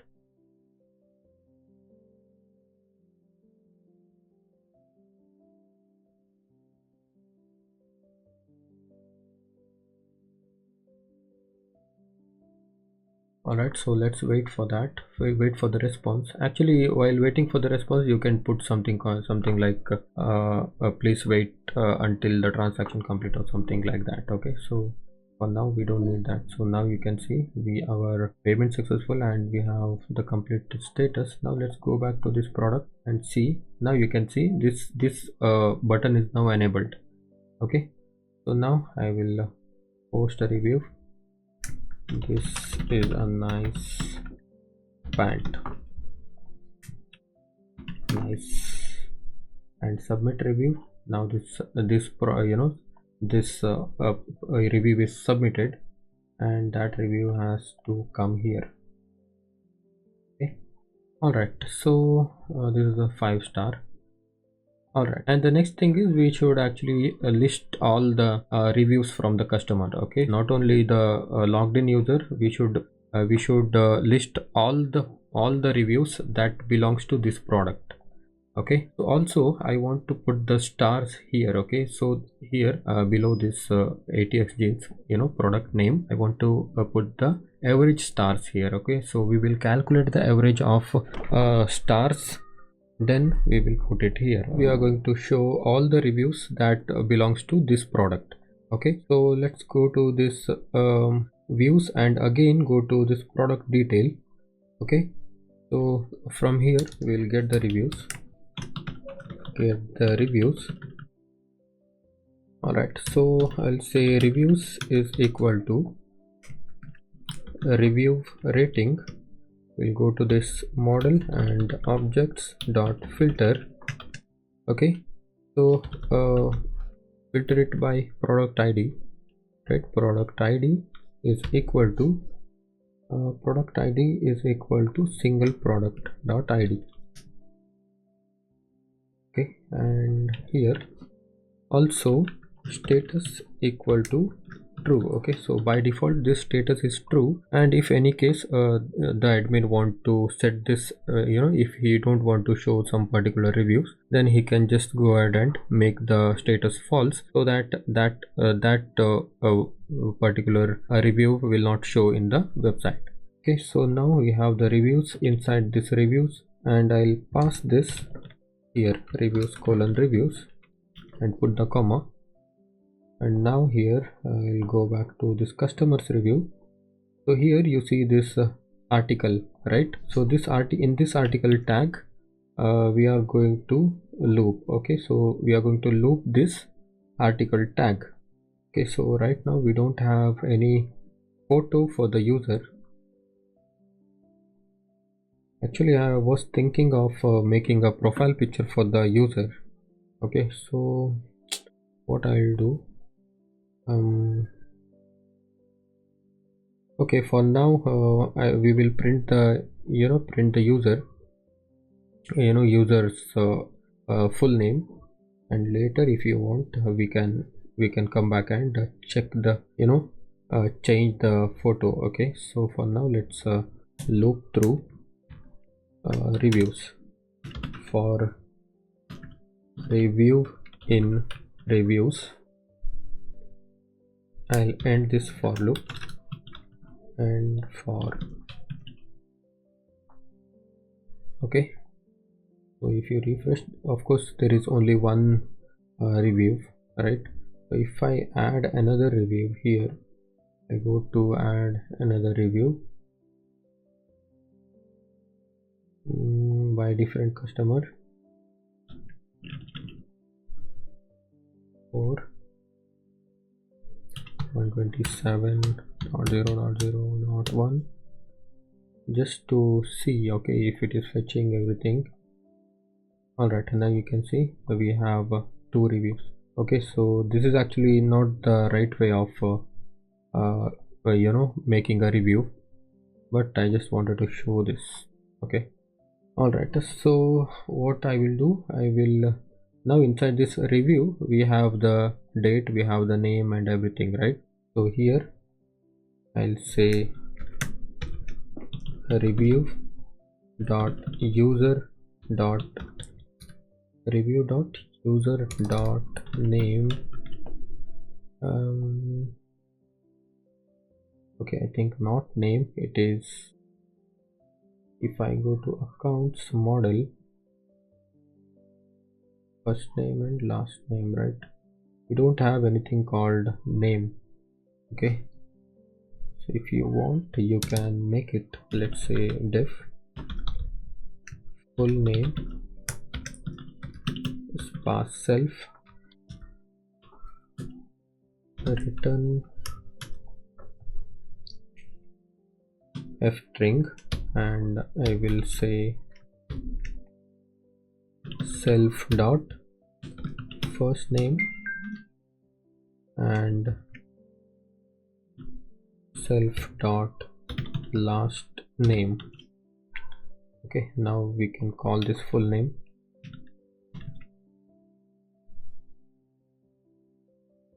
Here it is, review dot user dot full name. Now if you refresh, now I got the full name. Okay, the same way I will okay, so this is the review, and we need to also print the review title. Okay, so what I'll do, this is the, now inside this p tag I will print review dot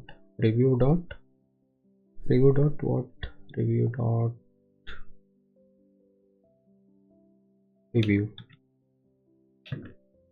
review, and next just above this p tag I'll make h6 here, h6 tag, and I'll say review dot subject.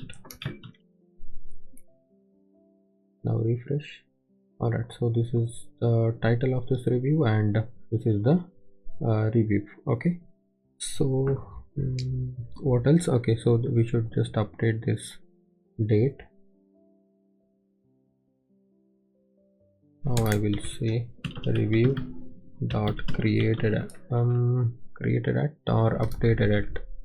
Okay, updated at, refresh. All right, and we also need to print the rating, right? So how many stars this Ratan has given to this particular product. So for that, what I'll do, I'll go back to this here.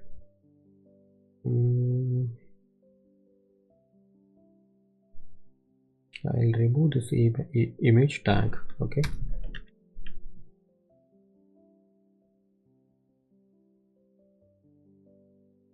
and here just below the below this name, okay, below this name I'll put the rating. Okay, so here I'll say, now you see, if I say review dot rating, okay, so if I say review dot rating, what is going to happen? Now you see 5.0, 4.0. so we don't want like this. Okay, we want the actual stars to be shown. Okay, so for that, what we will do, again we will use the font awesome. So I'll make a div.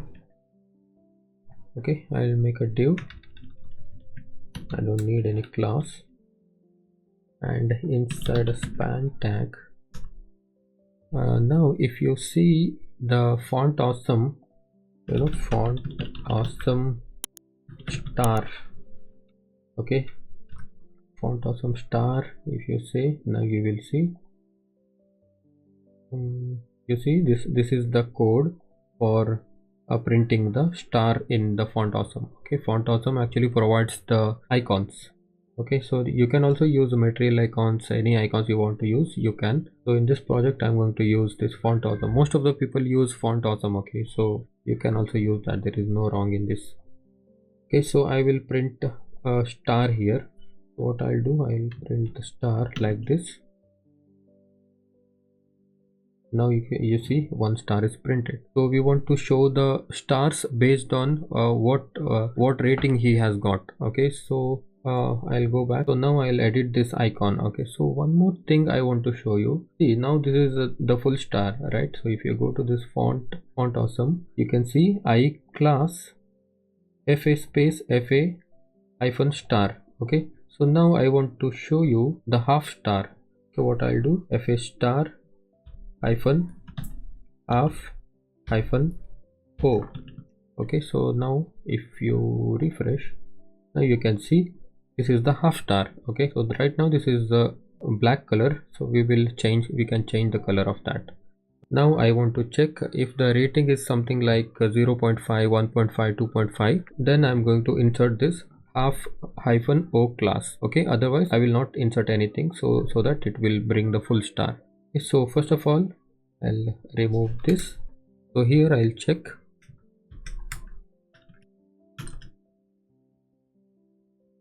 if review dot rating is equal to 0.5. Okay, let's start from 0.5. then what we are going to do, we are going to add this. Okay, sorry, we are going to add hyphen half hyphen o. Okay, so this will print the half star. Okay, so now else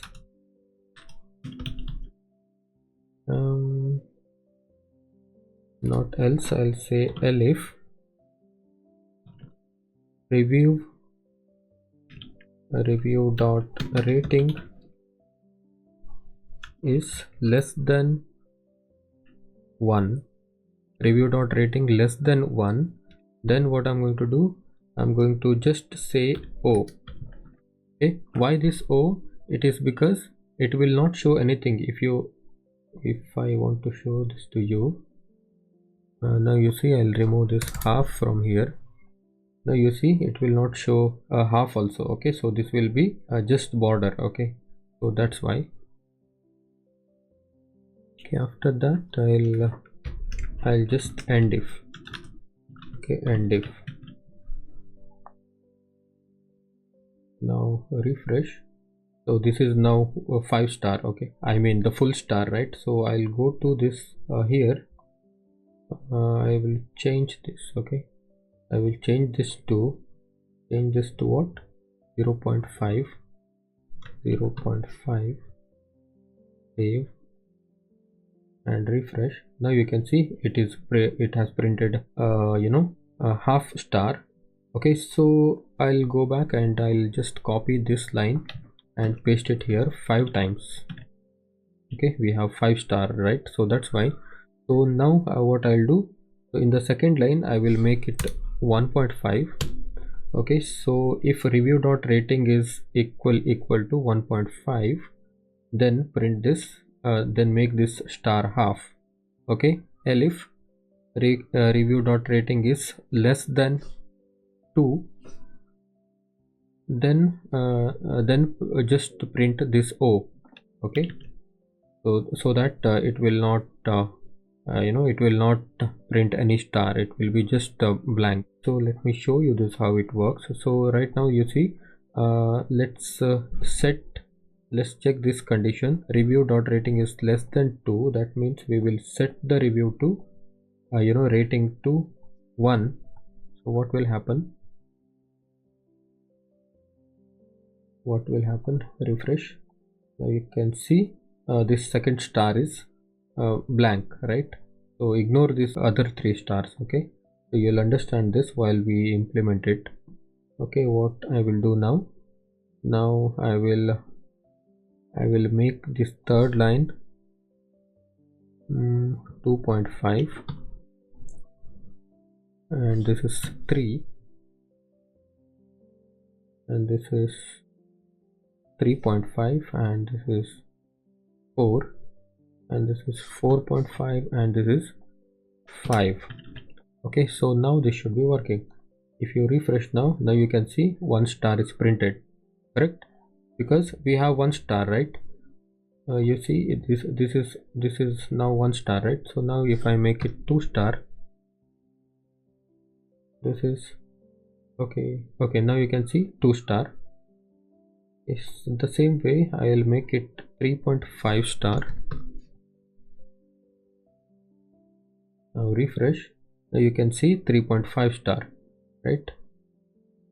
So that's how it works. And and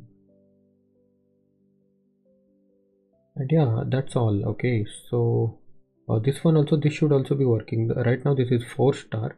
If I make this 4-star 0.5-star or something like that, then it is going to show us a half-star. Okay, so like this is going to show. All right, we should actually change the color of this stars, right? So what I'll do, I'll go to here, to this div. I'll make a class equal to rating star. Okay, rating star, and I'll copy this class and go to this custom css dot rating star space I. So I is because we are referring to this I. Okay, so now if you say color, so which color we can put this color. Okay,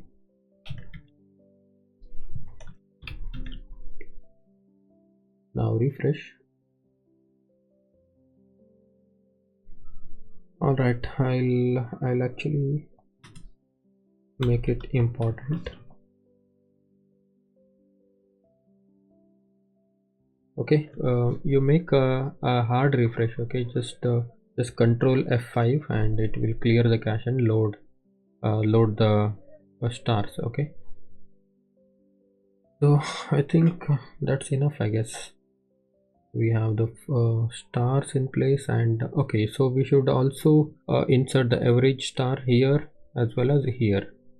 Okay, so maybe here and here. Okay, all right, so now we need to print the average rating of this particular product. Okay, so there are multiple ways to print the average, but I'll show you how exactly we need to do in a proper way. Okay, so if I go to this you know what, go to this product model. Okay, so if you go to the store and models, okay, so we have the product model here, right? So in this we will actually calculate the average review of this particular product. Okay, so how do we do that? We will actually create a new function here, define, let's say average review. Okay, average review, and it will take a self, and now we'll actually fetch the review with the average. Okay, so let's say reviews is equal to review rating. Okay, review rating dot objects dot filter. We'll filter it by product. Okay, we'll filter it by product equal to self, comma status equal to true. Okay, now type aggregate, and now you see average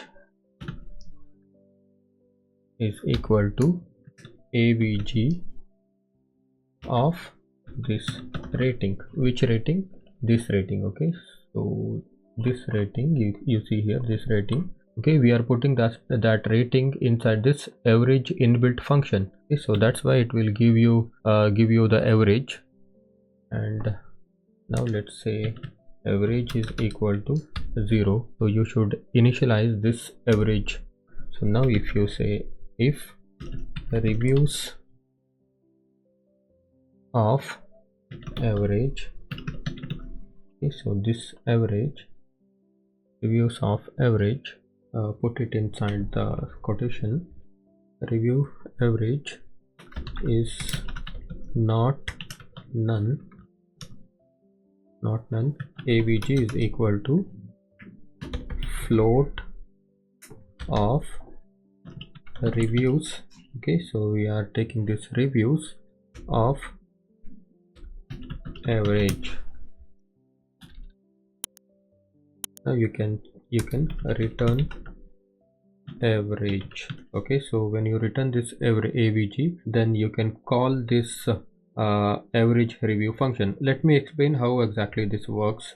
So we are taking the average review function, right? So in this average review function, what we are doing, we are actually filtering the product by self. Self means we are filtering for this product. Okay, status equal to true. Okay, so this part is clear, right? And we are applying this aggregate average clause on this filtered product, right? So when you apply this aggregate average clause on this filtered product, what is going to happen? It will give you the average of this particular field. Okay, this particular field. Right now this is the rating field, right? So that's why it will give you the average of this rating. Okay, so now we are actually initializing the average equal to 0. Okay, because right now it is inside the query, right? So we can access this average with this reviews. Okay, so if reviews of average, you see this is same as average. Okay, so this is also average. Okay, this can be anything. Okay, so I'm giving this as average. So if reviews of average is not none, okay, if average is not none, then what we are doing, we are just converting this to float. So that's all is happening here. Okay, then we are returning this average. All right, so now we can actually access the product dot average review. So if you want to see this, if I go to this product review product detail page, let me print this. Okay, so we have the access to single product, right? Inside this single product we can access average review function. Okay, average review. Now if I refresh, all right, a name avg is not defined. I'll go back to this models and I'll say from django.db.models import avg. Okay, now if you refresh, so now you can see 2 is the average rating of this product. Okay, so I'll just check if this is working properly. I'll change the number here, 5. Okay, I'll make it 5, and now if I refresh, now you can see it is a 2.75. this is 5 and this is half, right? So that's how it is. And based on this number, we are going to show the stars. Okay, so let's start showing the stars. So what I'll do, I'll go to this product detail. I don't need this. I think we should all right, so here we are going to show the review. Okay, here also we want to show the average review, here also we want to show the average review. So I'll go to here, customer reviews, and say span here.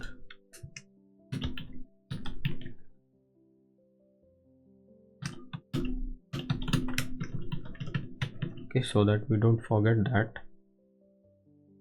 Just right, average review we want to print here, and also we want to print it here. All right, let's print it here. Okay, so I'll just remove this and just copy this one. Okay, I'll just copy this and I'll paste it here. Now if you see, it should print some stars. Okay, so it has printed the stars.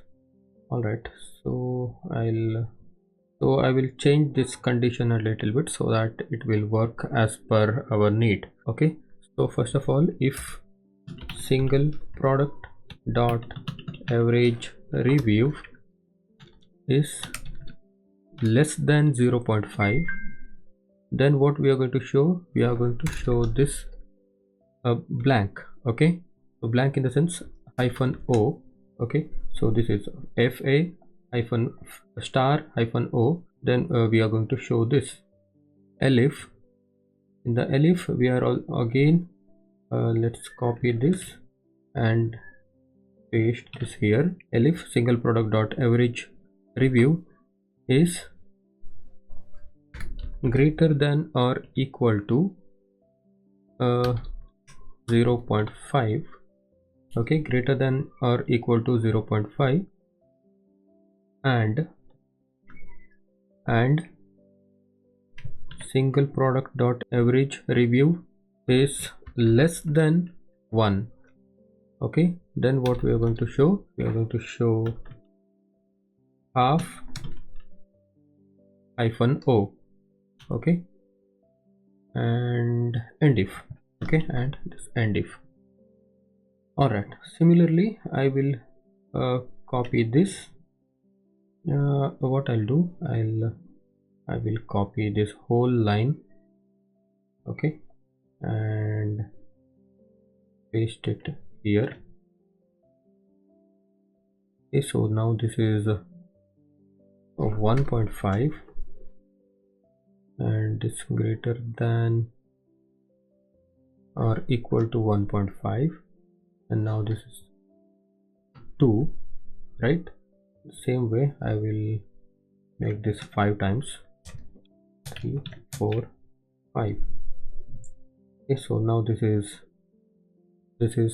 2.5, else if single product dot average is greater than 2.5, and there are you see there are 2 if conditions, right? So just you need to notice. Okay, 3. Okay, I think we put 6 times, right? I'll remove 1. Now this is 3.5 and 4.5, and this will be 3.5 and 4.5. This is 4 and 5. 4 and 5. Okay, so now if I refresh, now you can see this is 2.5. okay, so if I change the values here, I'll change it to 4, save, and this will also I'll change 2. Save and refresh. Now you can see 4 plus 2, 6, right? So this is now 3.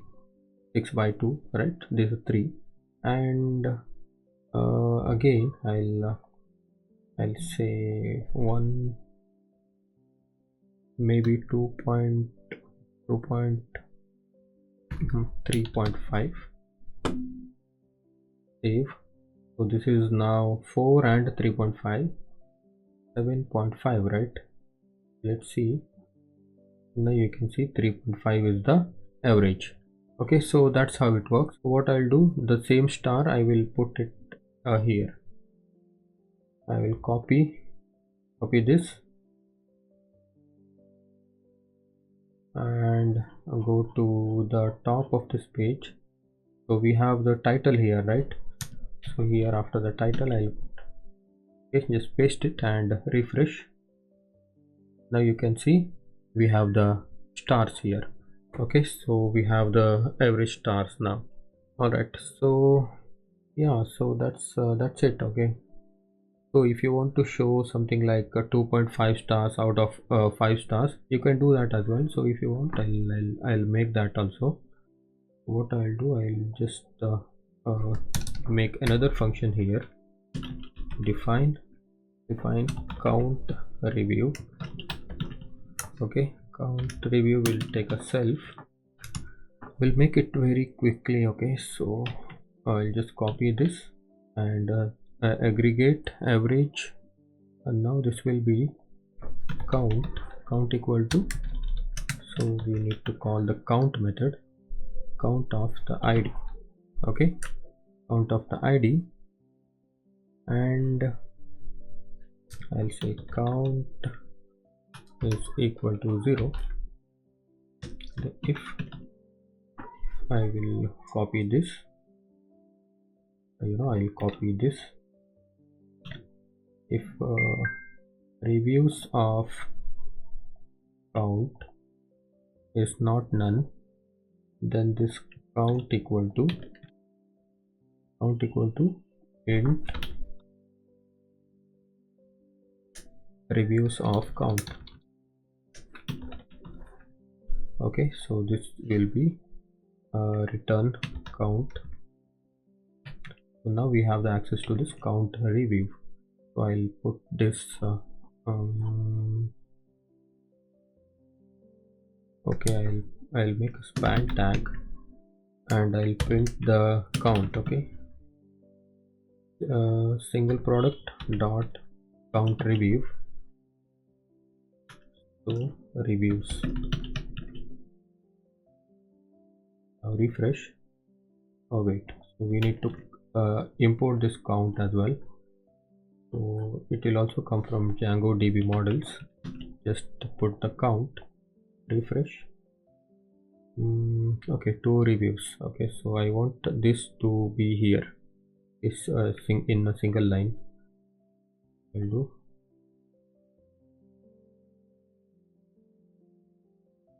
I will cut this. I'll cut this and I'll put this inside this span tag. Okay, so now it should be in a single line. Okay, so now 2 reviews. All right, so here also I want to show. So I'll go back to the code again. I will copy this. I'll just scroll down. Let's see where we want to show this count. Okay, customer reviews here. Okay, I'll just say here. Now this is, if you refresh, you can see 2 reviews. Okay, all right, so this is all. I think we don't need to do anything else, I think. All right guys, so I noticed one issue here. See, when you're logged out, if you go to this product, you are getting this anonymous user object not iterable error, right? So this error you are getting in the line number 48 and store views.py. Okay, in the product detail view.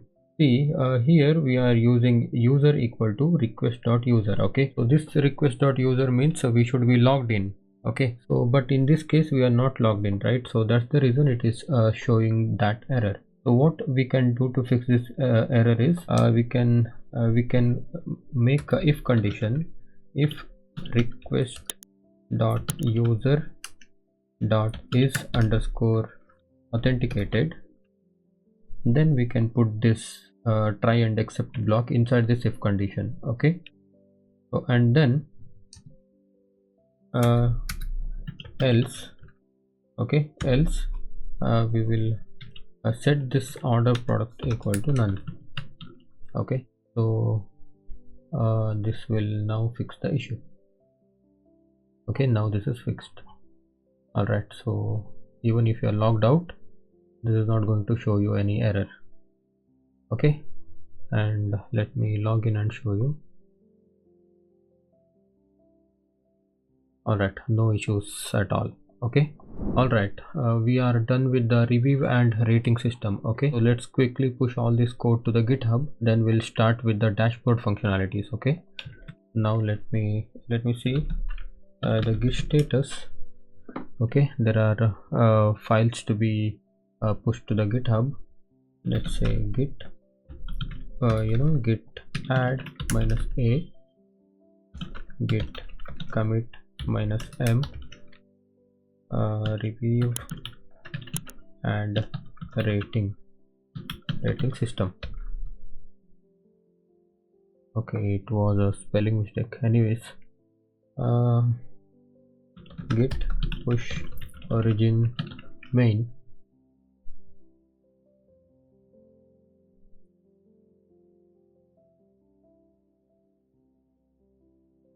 All right, so this is done now. Hey, hi, I hope you are enjoying this course, and I want to take a moment and introduce to you to my full stack Django with machine learning course that I built using Django REST framework, React.js and machine learning, especially neural networks LSTM architecture. In this project based course, we will build a full stack stock prediction portal where it takes the stock symbol and predicts the stock price movements. Let me quickly explain you the flow of this course and what are the things that you're going to build and learn in this course. So first, let me take you to the landing landing page of this course, and you can click on the link in the description to come to this page. Okay, so first and foremost, this is not just another course, it's a program to transform from a web developer to machine learning engineer.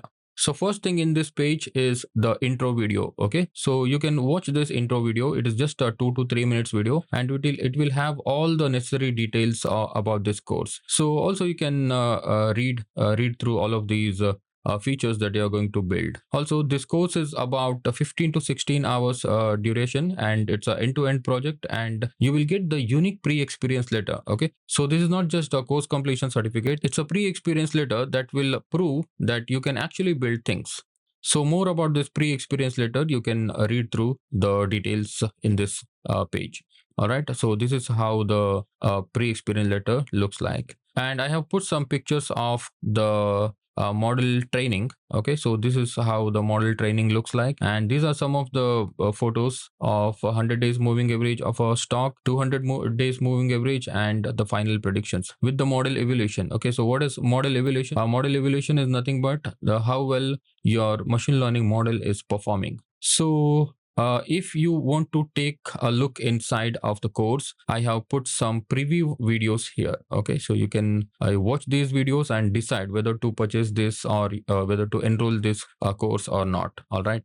So, and scroll down, and this is the main thing. It's a course curriculum. Okay, what you're going to build, what you're going to learn in this course. Okay, I've divided this course into 4 difficulty levels. One will be easy, another will be moderate difficulty level, and another will be challenging, and the last one will be hard. Okay, so this will be hard for the beginners. So first, in the easy, you will learn the REST framework. This is where you learn about API development using Django REST framework. You learn class-based views, mixins, generics, view sets, nested serializers, and the paginations and filtering. So many things, that's required for building the RESTful APIs. Okay, so once the RESTful API development is done, we will then move on to the moderate level. In this level, you will actually learn the React.js fundamentals, and it will have almost all the necessary topics that you need to know in React. Okay, so once you are done with the understanding the Django REST framework and React.js, and then we will move on to the challenging part, which is to build portal. Right. So while building the portal, you will actually put some more effort to work with a real life project. This one will have the advanced authentication system that you will be integrating with the Django REST framework and React.js. Okay, this one will actually teach you a lot of things about access tokens, refresh tokens, and so many things are there. You see the protected views and Axios instance, Axios interceptors, and these are the very advanced thing that you have to know in terms of developing full stack software applications. So after that, we will move on to the hard level, which is about the machine learning. Okay, so if you don't know anything about machine learning, don't worry at all, because in this course I'm going to teach you everything about how machine learning works, what is neural networks, why we should use neural networks, and of course one more thing I want to mention here, that this course is not a machine learning bootcamp. Okay, so this is actually the project based course. We're actually taking one use case, that is to predict the stock price movements. So that's why our goal in this course will be to predict the stock price. Okay, based on that, we will do all the researches, we will do all the pre-processing, we will understand which machine learning type to apply on it, and we'll also explore deep learning and why neural network is needed, and when to use neural networks, and on what type of problems we will need the typical machine learning, and on what scenarios we will need neural networks and deep learnings, and so many things we will understand. And finally, we will come to the conclusion that for our use case, which is our stock prediction portal, we will decide which neural network architecture that we need in order to predict the stock prices, which is time series data. So also you can actually have a look at all of these sections. Okay, so I have properly included everything lesson by lesson. Okay, so along the way you will also learn the data collection, data exploration and visualization, and feature engineering. You will learn model building and model training, and then prediction and evaluation as well. Evaluation is nothing but how well or how bad our model is doing. Okay, So, and you can also view some reviews. Okay, so also there are so many reviews. There are thousands of reviews on my courses. You can always have a look at those reviews. So maybe that will help you to enroll in this course. Okay, so there are some FAQs here.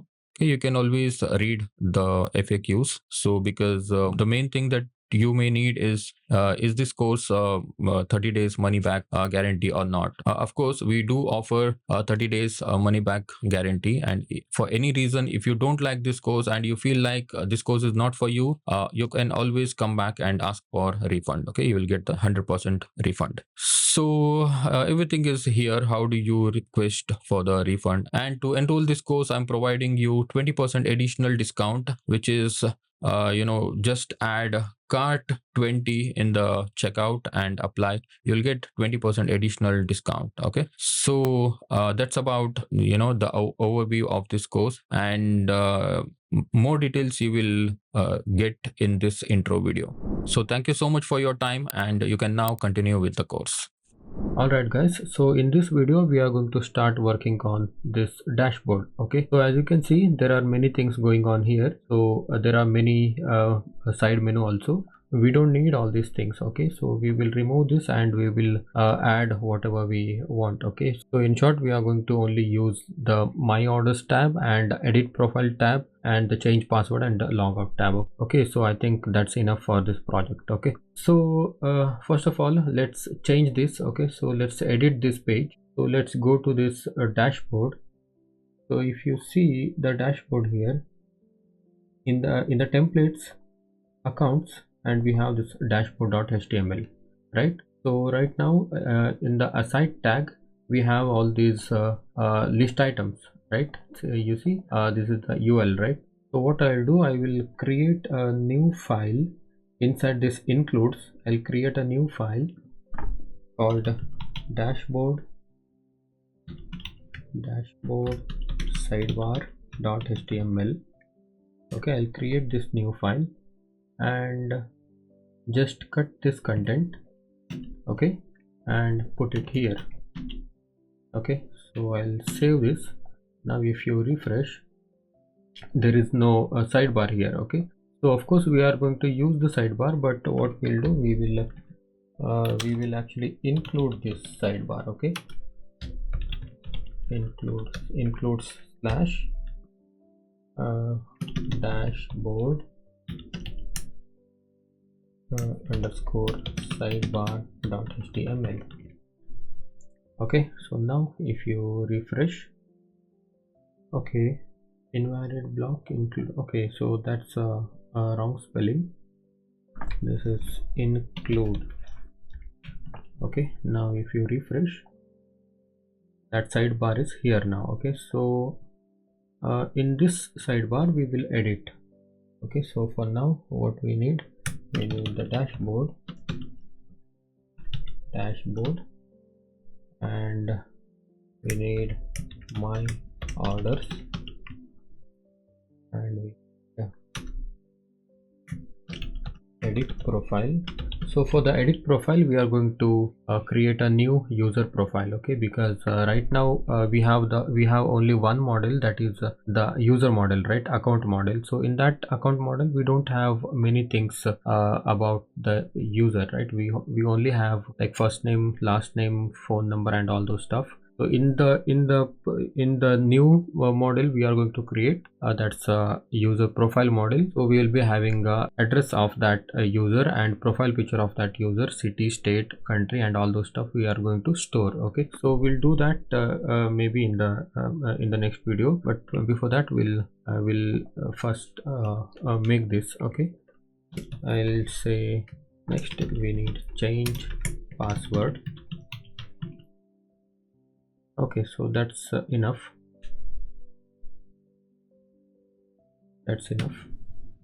Okay, now if you refresh, my orders, edit profile and change password. Okay, so we will edit this one also. I'll go to this here. So first thing, this is the header, right? So header, we don't need this maybe we can say logged in as, then the username. Okay, so I will print user dot full name. This should, yeah, you logged in as, what is this, 9. Okay, I remove, and we have this logged in as Ratan. All right, in this area we don't want all these things, we will remove that row. First of all, I'll delete this table, we don't need this table. I'll also delete this div. Okay, so what is remaining now? So we have this things remaining. I will delete this row. Alright, I'll delete this div, and I'll also delete this div. Okay, so now we have this blank dashboard.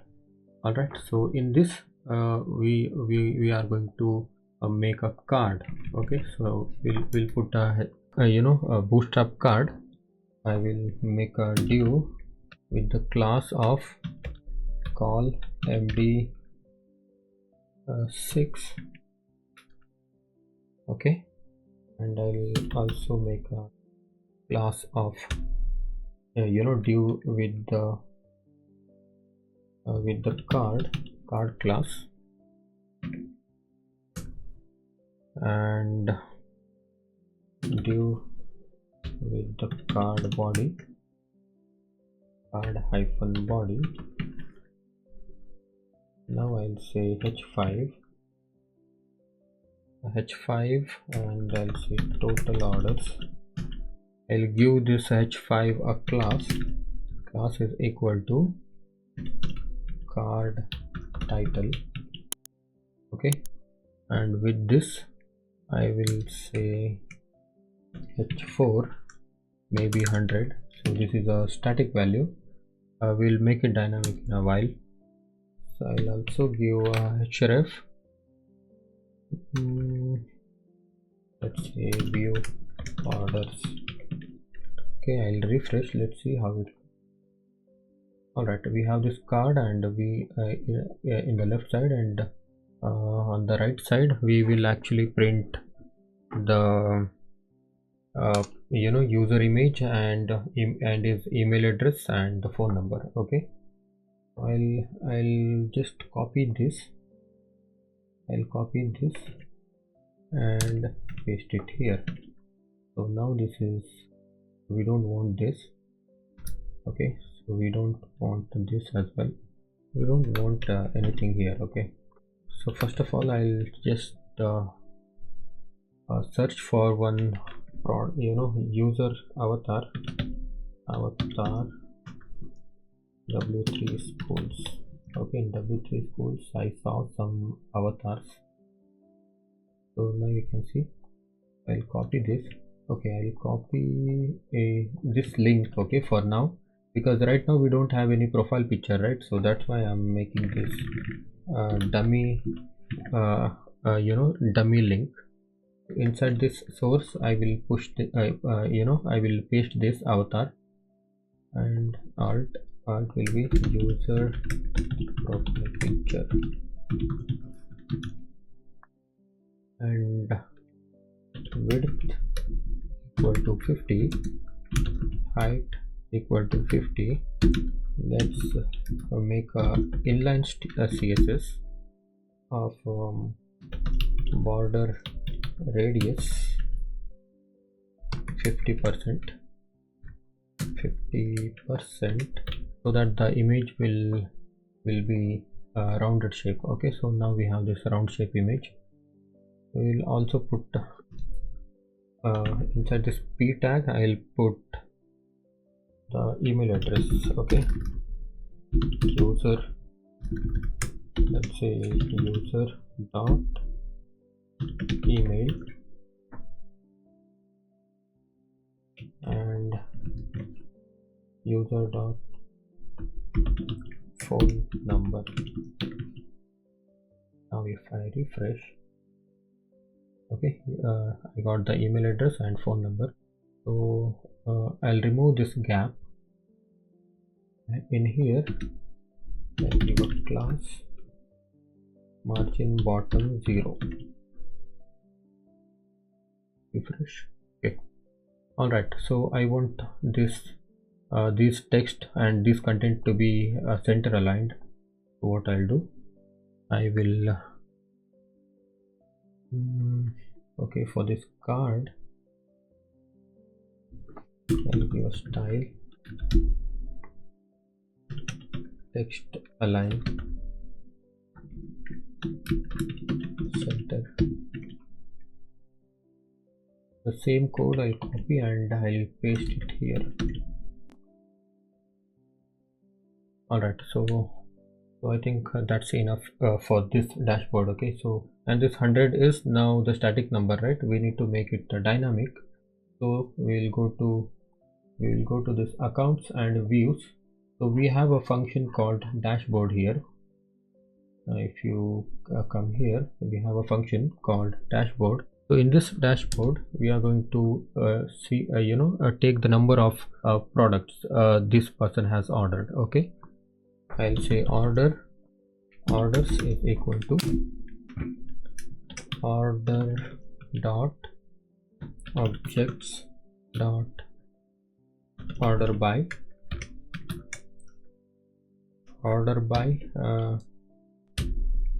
hyphen created at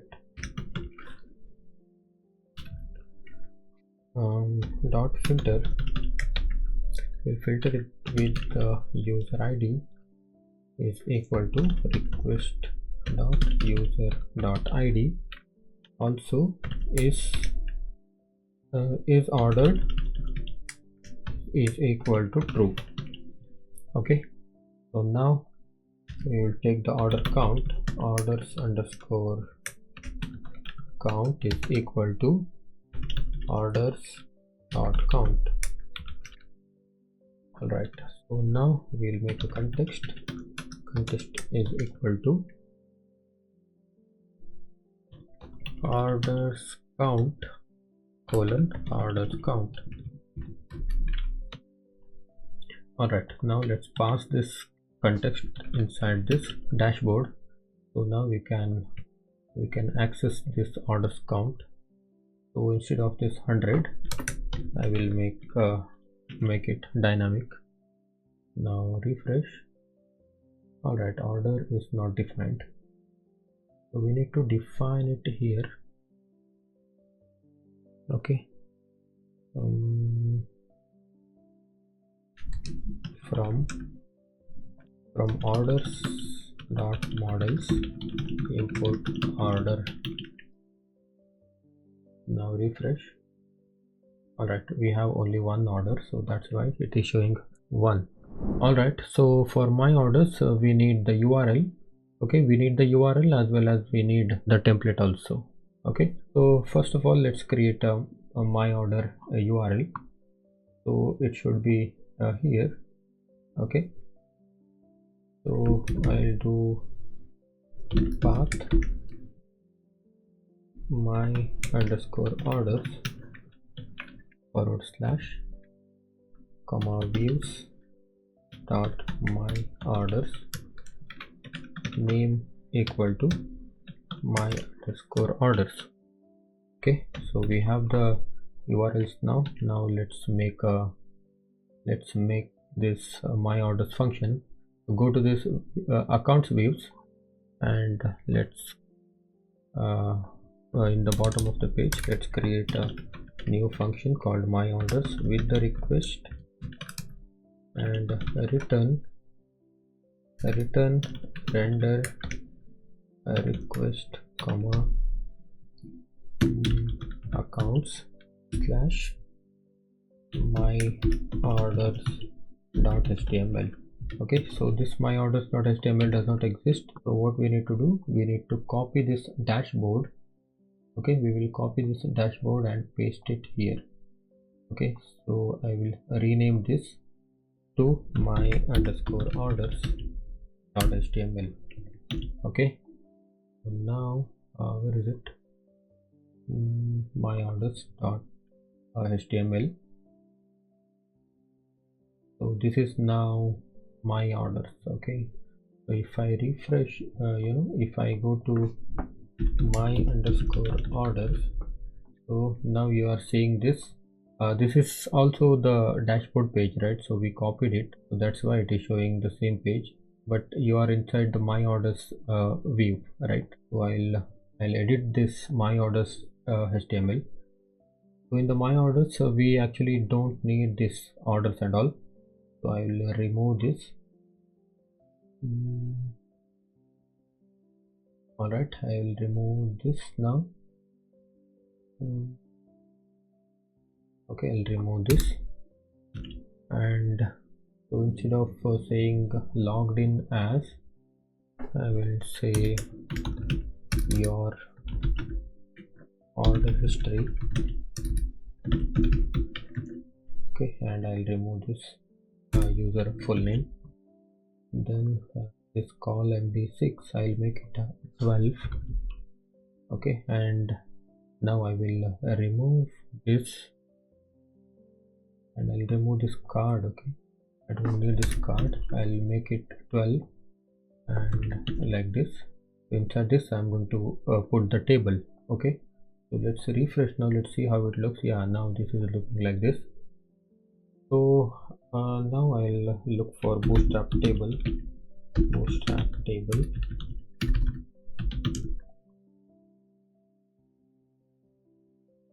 Here let's find which table we need. I like this hover table. Okay, so this table I'll copy this table. Okay, and put it here. Now refresh. Now you have this table, right? So let's edit this table. So first of all, remove this tr and remove this tr also. Let's keep only one tr, and this is now the product. Sorry, this is the order number. Okay, I can say order hash, and this is the billing name and maybe phone number and order total. We can also say date. Okay, so date, so this is the order date. And now here now first of all I'll see, yeah, order number, billing, phone, and all these things. So in this place we are going to loop through the orders. Okay, I'll go to this views, account views. I'll say orders is equal to order dot objects dot filter. Let's filter it with the user equal to request dot user comma is underscore ordered is equal to true, right? And let's also order by underscore by order by created at. I am putting this hyphen created at. It is because by putting this hyphen it will give you the result in descending order. Okay, so that's why. Now I'll say context is equal to, inside the context we will pass this orders. That's all. Orders colon orders. All right, and in the context pass this context. So now we have these orders inside my orders.html, right? So now we can loop through this orders for order in orders, and I will end this for loop and for. So now I'll just print this order dot order number. I think order underscore number, right? Let me check. Order order number. Yes. So then what is this? Billing name, right? Billing name is okay, full name. So this is order dot full name and the phone number, right? Phone.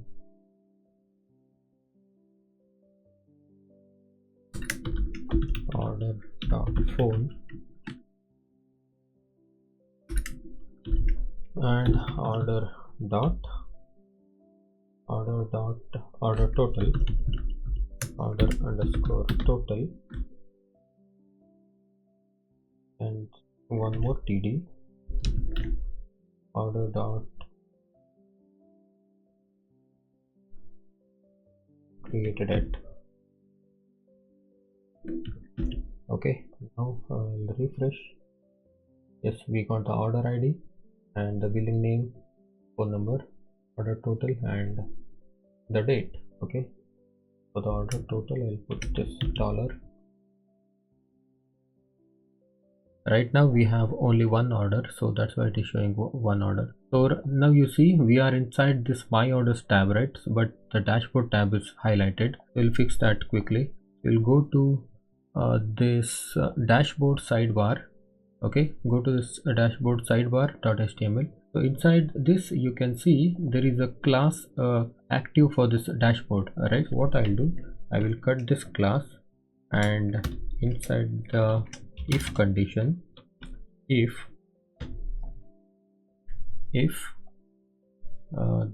accounts, okay, if this accounts is equal to request dot path.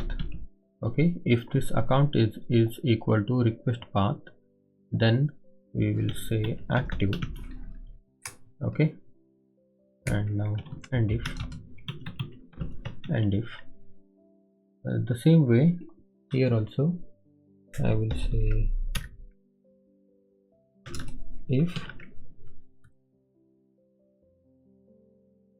if what this my orders, okay, / my orders / in request dot path, then this is active, otherwise not active. Okay, like this. Now if you refresh, now you can see this is now active. Okay, because in the request path, in this path we have my orders, right? So that's the condition we put there right here. Okay, I'll go to this dashboard now. Okay, we should actually make this href. Okay, so I'll say URL space dashboard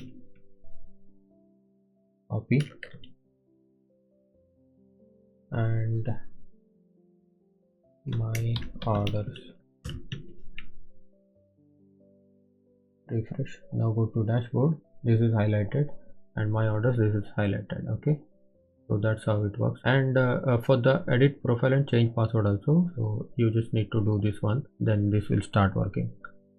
Okay, so yeah, so this is done now. Alright guys, so in this video we wanted to make this edit profile functionality, right? So but the problem is we don't have the user profile itself. Okay, so this profile does not exist, because in the profile, if you see, if you go to this accounts model, you see in the account model we have only first name, last name, username, email, phone number.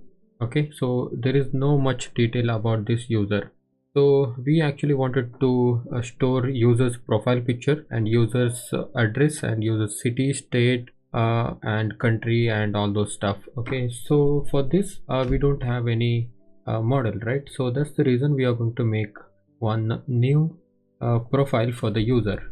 Okay, so first of all we'll create a user profile model, and after that we'll start working on editing it. Okay, so I'll say class user profile, so it will extend the models.model, and first of all user is equal to models dot 1-to-1 field. Okay, so why I am using 1-to-1 field is because this 1-to-1 field is also like the foreign key, but the difference is this 1-to-1 field is actually unique. Okay, so 1-to-1 means you can have only one profile for this one account. Okay, one profile for one account. Okay, so that's unique. So that's the reason. So if you use this foreign key, then what will happen? You can have multiple user profile for one user. So that's not the case, right? So we want to have only one profile for one person, right? So that's the reason I'm using this 1-to-1 field. Okay, so I'll say account comma on delete equal to models dot cascade. Okay, address line 1, address underscore line underscore 1 is equal to models dot char field. Let's make this blank equals true, comma max length equal to 100, and I'll copy and paste it here. This is now address 2, models dot char field blank equals to max length 100. Okay, and city, maybe I'll say profile picture, profile underscore picture is equal to models dot image field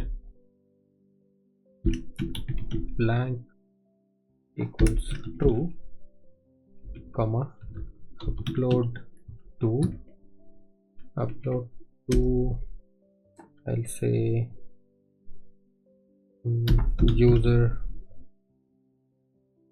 profile. Okay, user profile. So what will happen? So inside this media folder, so this profile picture folder will be created. Okay, so that's why I put this upload to profile picture. And next I'll say city is equal to models dot char field blank equals true, comma max length equals 20. Similarly, I'll make the state and country. State is equal to, okay, black true, and the country. Okay, so then I'll make a str method, str pass in self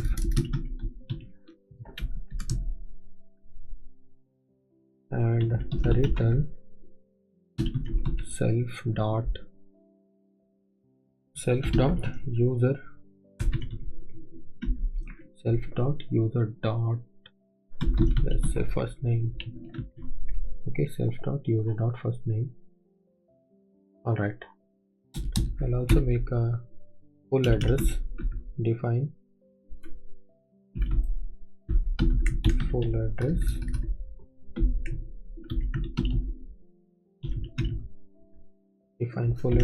pass in self and return string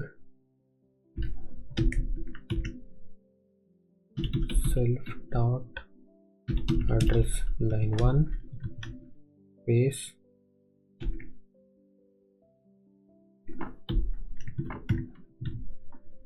self dot address line 2. Alright, so we have this address line 1, full address. So I'll go to this admin and register this user model. Okay, user profile model, user profile, right? Yes, the profile. And also I'll make a class user profile admin dot model admin list display is equal to in the list display I'll put user comma city comma state comma country, and I also want to show the profile picture here. Okay, so for the profile picture what I'll do, I'll make a function define thumbnail self comma object return format underscore html. In this format html we will make a image tag. Okay, for this image tag I will give a source src. src is equal to double quotation open and close this curly braces, and the width is equal to 30, and the height, maybe if you want to give height, otherwise just leave it, and let's say style is equal to border radius 50%,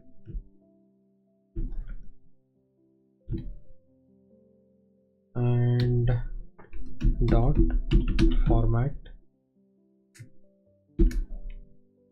object dot profile picture. Okay, profile picture dot url. Okay, if you don't put this url then this will not work. So now I'll say here thumbnail dot short description is equal to, so this is actually the title of that profile picture. Okay, this will be shown in the table. Okay, now we can pass this thumbnail. Okay, just a function name we can pass it here. Now our thumbnail should be showing in the admin table. Okay, so now if I okay, we need to register this site, admin.site.register. Let's say user profile comma user profile admin. Okay, so this should be user profile admin, and now you put this here, and now if you go to this here, I will just go to admin. Okay, one problem, system. All right, where is it? Profile picture. All right, okay, I think we did not migrate the model, right? So but still we have one error. User profile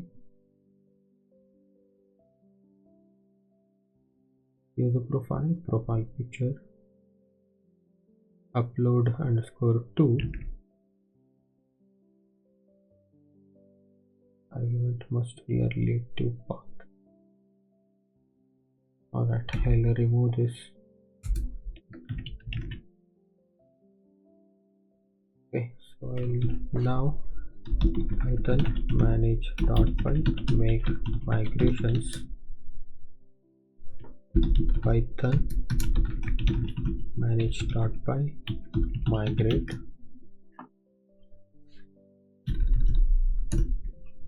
Now let's see in the admin.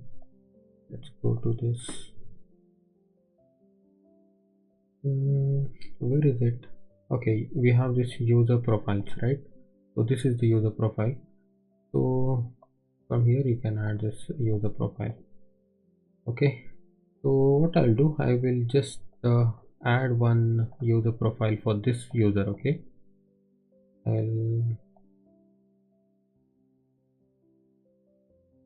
this profile picture, I will add one profile picture. Save. Okay, format HTML is not defined. Okay, so go to this admin.py. Here you need to bring the format HTML from django.utils.html import format HTML. Alright, now you can see one profile picture, and this is the user ID and all those stuff. I will just click on this and go inside this. Alright, now we have all these data for this user. Okay, so now we are ready to edit the user profile. Okay, so from here we can create a new URL pattern and edit this user profile. Okay, alright, so to create a user profile, we first need to create a URL pattern, right? So let's go to code. Okay, my code is closed. Let me open this.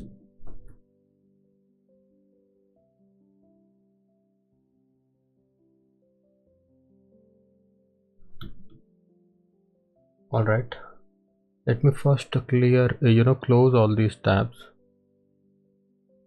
So I'll go to this accounts app and urls.py, and here I'll create a new path.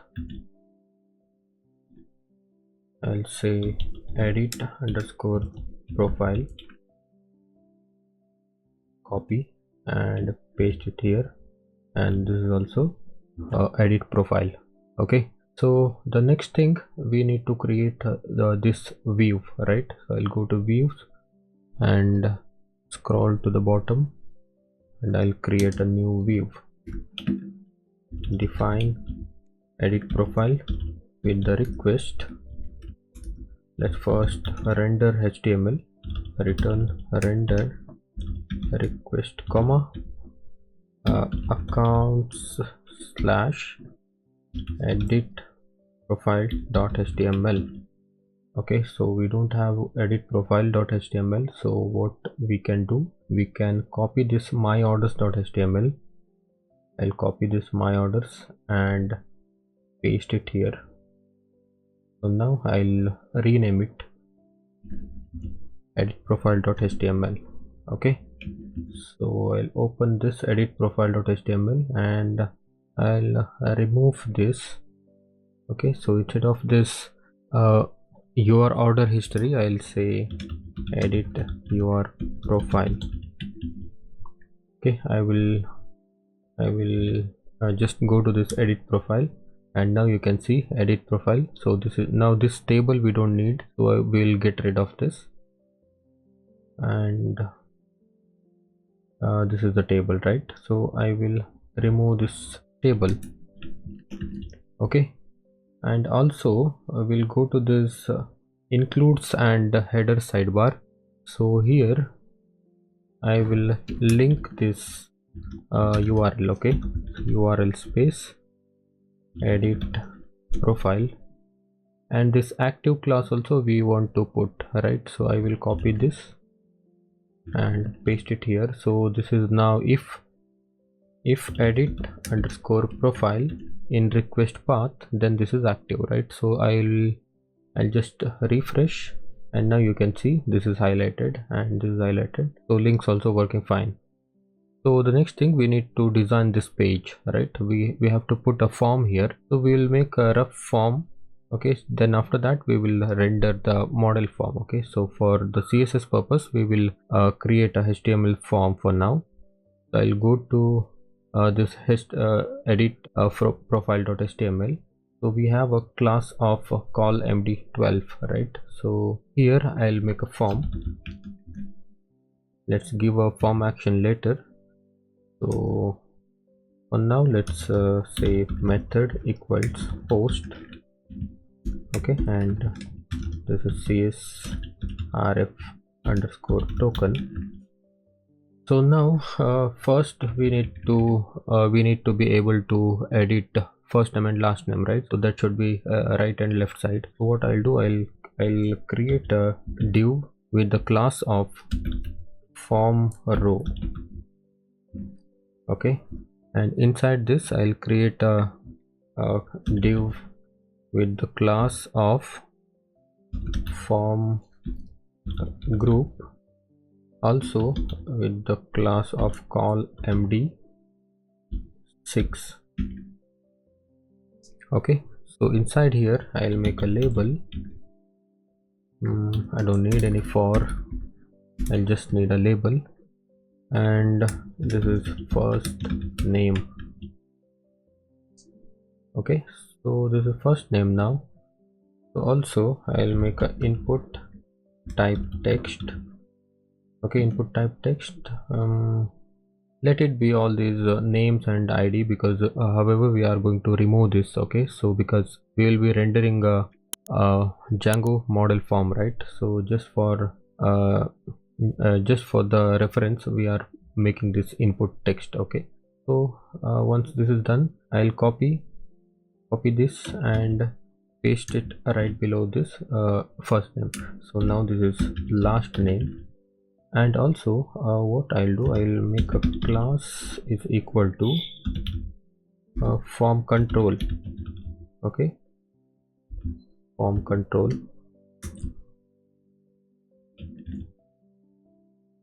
So this is also form control. Let me see how it looks. All right, so first name, last name. So similarly I'll need a what I'll need a phone number and the profile picture, right? All right, I'll copy this div, this form group, and paste it here. So this is now phone number and profile picture. Okay, for the profile pictures, input type file. All right, so now we have a phone number and profile picture. Okay, so let's see what else we need. We'll go to this accounts and models. We are using first name and last name and phone number from this account model. Okay, so remaining things like address line 1, line 2, profile picture, city, state, country, we'll be taking from this user profile. Okay, so first we will make address line 1 and line 2. What I'll do, I will actually make a form div with the class of form control, form group. Okay, then inside this I'll make a label and this text, this is type equal to text, and this is address line 1. I'll copy this and paste it, address line 2. Now it should be single line, right? So address line 1 line and 2 line. All right, so what else we need? We need this line 1, line 2, profile picture is done, city, state, country, right? So for city, state, country, I'll copy this form row and here I will paste it. So now this is call md6. I'll make it 4, and also I'll make it 4. So similarly I'll put one more. Okay, now we have 1 2 3, right? So this is city and this is state, and city, state, and country. Okay, so this is not file, this is text, and this is also text. Let me refresh. All right, we have address line 1, line 2, city, state, and country. Okay, and one more save button. Okay, I'll make a save button. So I'll make input type submit. Okay, so value will be save. Now I refresh and we got the save button, but let's give a class equal to btn space btn primary, so that we get the colored button. Alright, so now this part is done. So the next thing is we need to create a form, right? We actually need to create two forms. One is for user profile and one more is for account, this user. Alright, so now let's start making a form for this. Okay, so a form for this edit profile. Okay, I'll go to this forms.py here. Okay, in the accounts app, forms.py. So we'll be making two forms. One is for this user account and another one is for profile. Okay, so I'll make a class is equal to user form. Okay, in this user form we are going to take only three fields. Okay, so one is user first name, last name, and the phone number, right? So we'll inherit forms.model form. Now I will do class meta. Okay, in the class meta we should put a model account. Okay, and next fields equal to which fields we are using. We are using first name, comma last name, comma phone number. All right, so yeah, that's it. And next I'll make a class of user profile form. Inherit this with forms.model form. Again class meta. So model is equal to user profile, and the fields will be address line 1, comma address line 2, and what else? We'll need city, red city,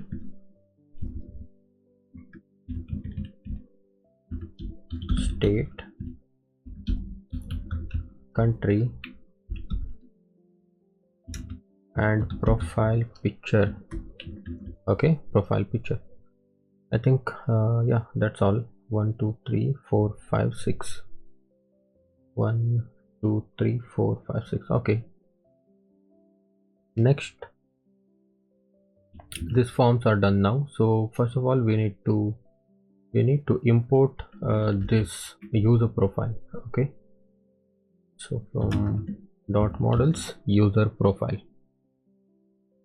All right, so our forms are in place, and next we need to go to this views.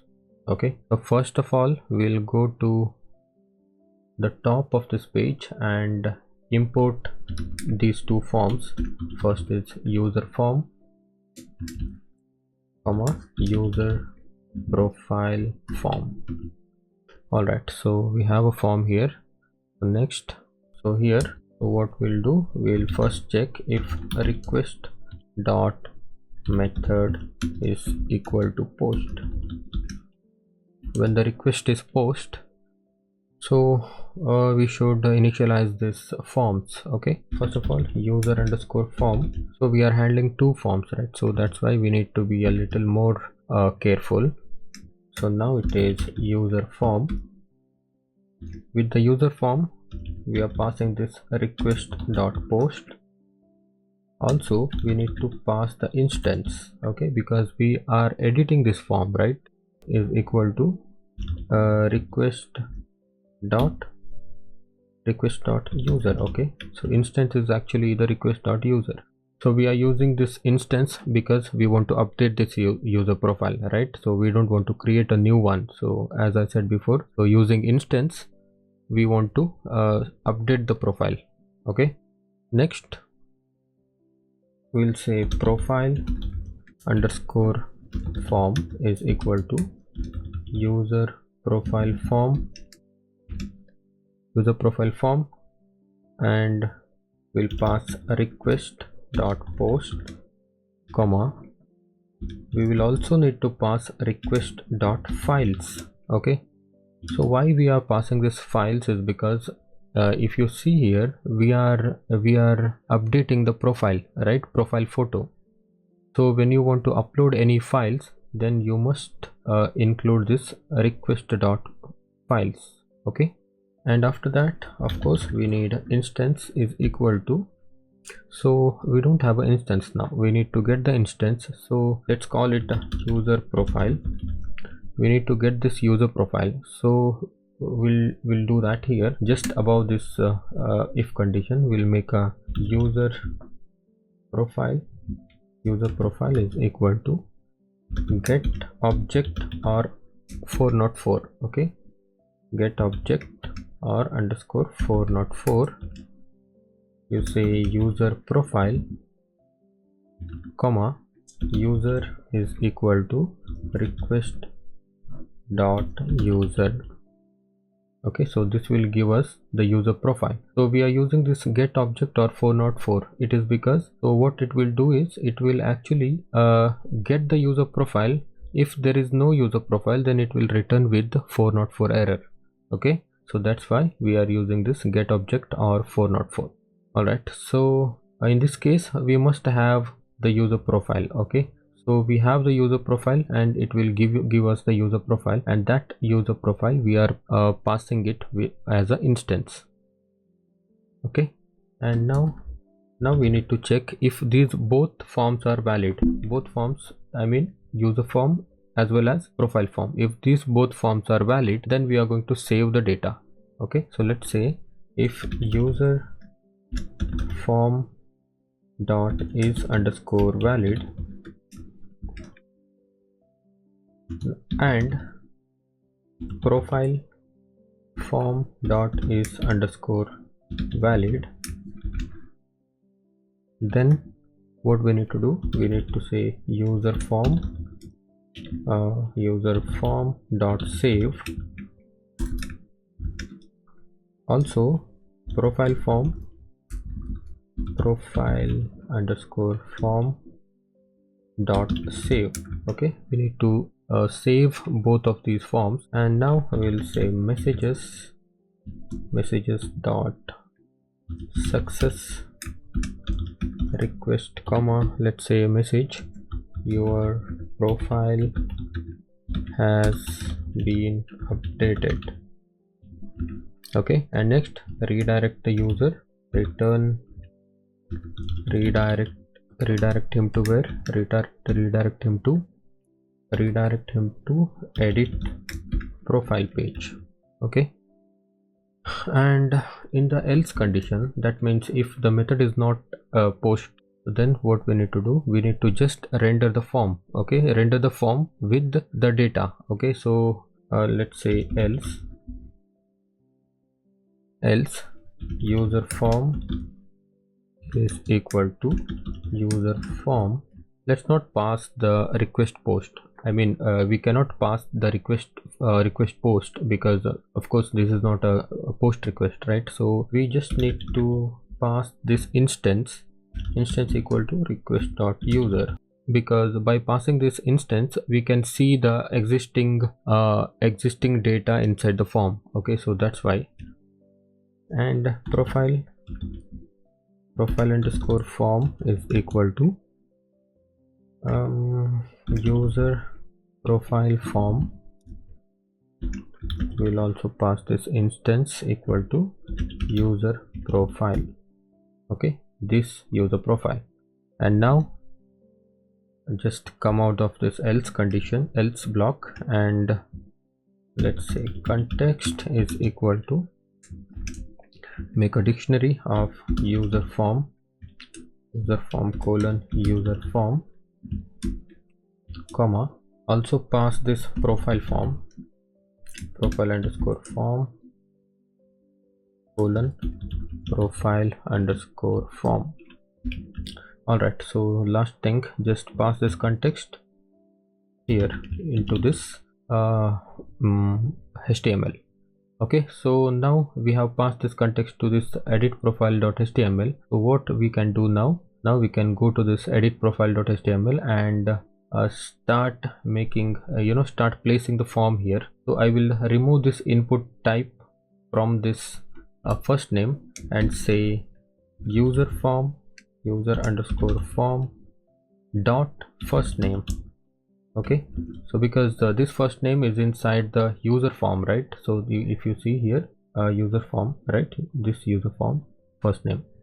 Okay, so that's why I'm calling this user form dot first name. Also I want to update this here. I'll remove this input tag and put this, and I'll replace this with last name, and the phone number also, it also comes from user form. So now this is the phone underscore number. Okay, and this profile picture actually comes from this profile form. Okay, so now I will remove this. I'll make I'll just put this profile form dot a profile picture. Okay, I'll copy, and for the address line 1 I'll paste it, and now this is address line 1. Okay, profile form dot address line 1, and now this is profile form dot address line 2, and the city, this is city, and state and the country. Alright, so now I will refresh. Okay, get object or 404 is not defined. I'll go to this views, and this actually comes from this Django shortcuts. Okay, just say get object of 404. So I will refresh. Okay, user profile is not defined. User profile is not defined. Okay, we are using this user profile, right? I'll go and comma user profile. I think now this should work. Now you can see the data is automatically populating, right? So this is now showing this data. It is because we are passing an instance in the get request, right? In this else block we are passing this instance equal to request user instance user profile, right? So that's the reason it is showing you the current data. Okay, so next thing, we need to actually make it look properly. Okay, because this has no CSS, right? So this is not properly aligned. So what I'll do, I'll go back to this forms.py. I'll go back to the forms.py, and here you see this define init method, right? So this init method I'll call. I'll make this init method and copy this line. Super registration form, I'll say, instead of this registration form I'll say user form, and next I will loop through all these fields. Okay, so for field in self.fields, and we are assigning this class form control to all of these fields, right? So that's why we are looping through it instead of making one by one. So now refresh. Alright, so this is this one worked. These three things worked, right? Three fields worked, but we need to make that same thing for this user profile form also. I'll just copy this def function. I'll put it here. So just replace this user form with this user profile form. So now save it and refresh it. Now you can see this this is now looking properly. All right, so one more thing I want to show you. Many people want to remove this currently set image. Okay, so I just want to show you here. Okay, so this is very simple. So what you need to do, you need to just make a field, okay, profile underscore picture is equal to, you say forms dot image field. Now I'll say required equals false, comma, error underscore messages is equal to, inside this curly braces I'll say invalid. For the invalid error we are going to say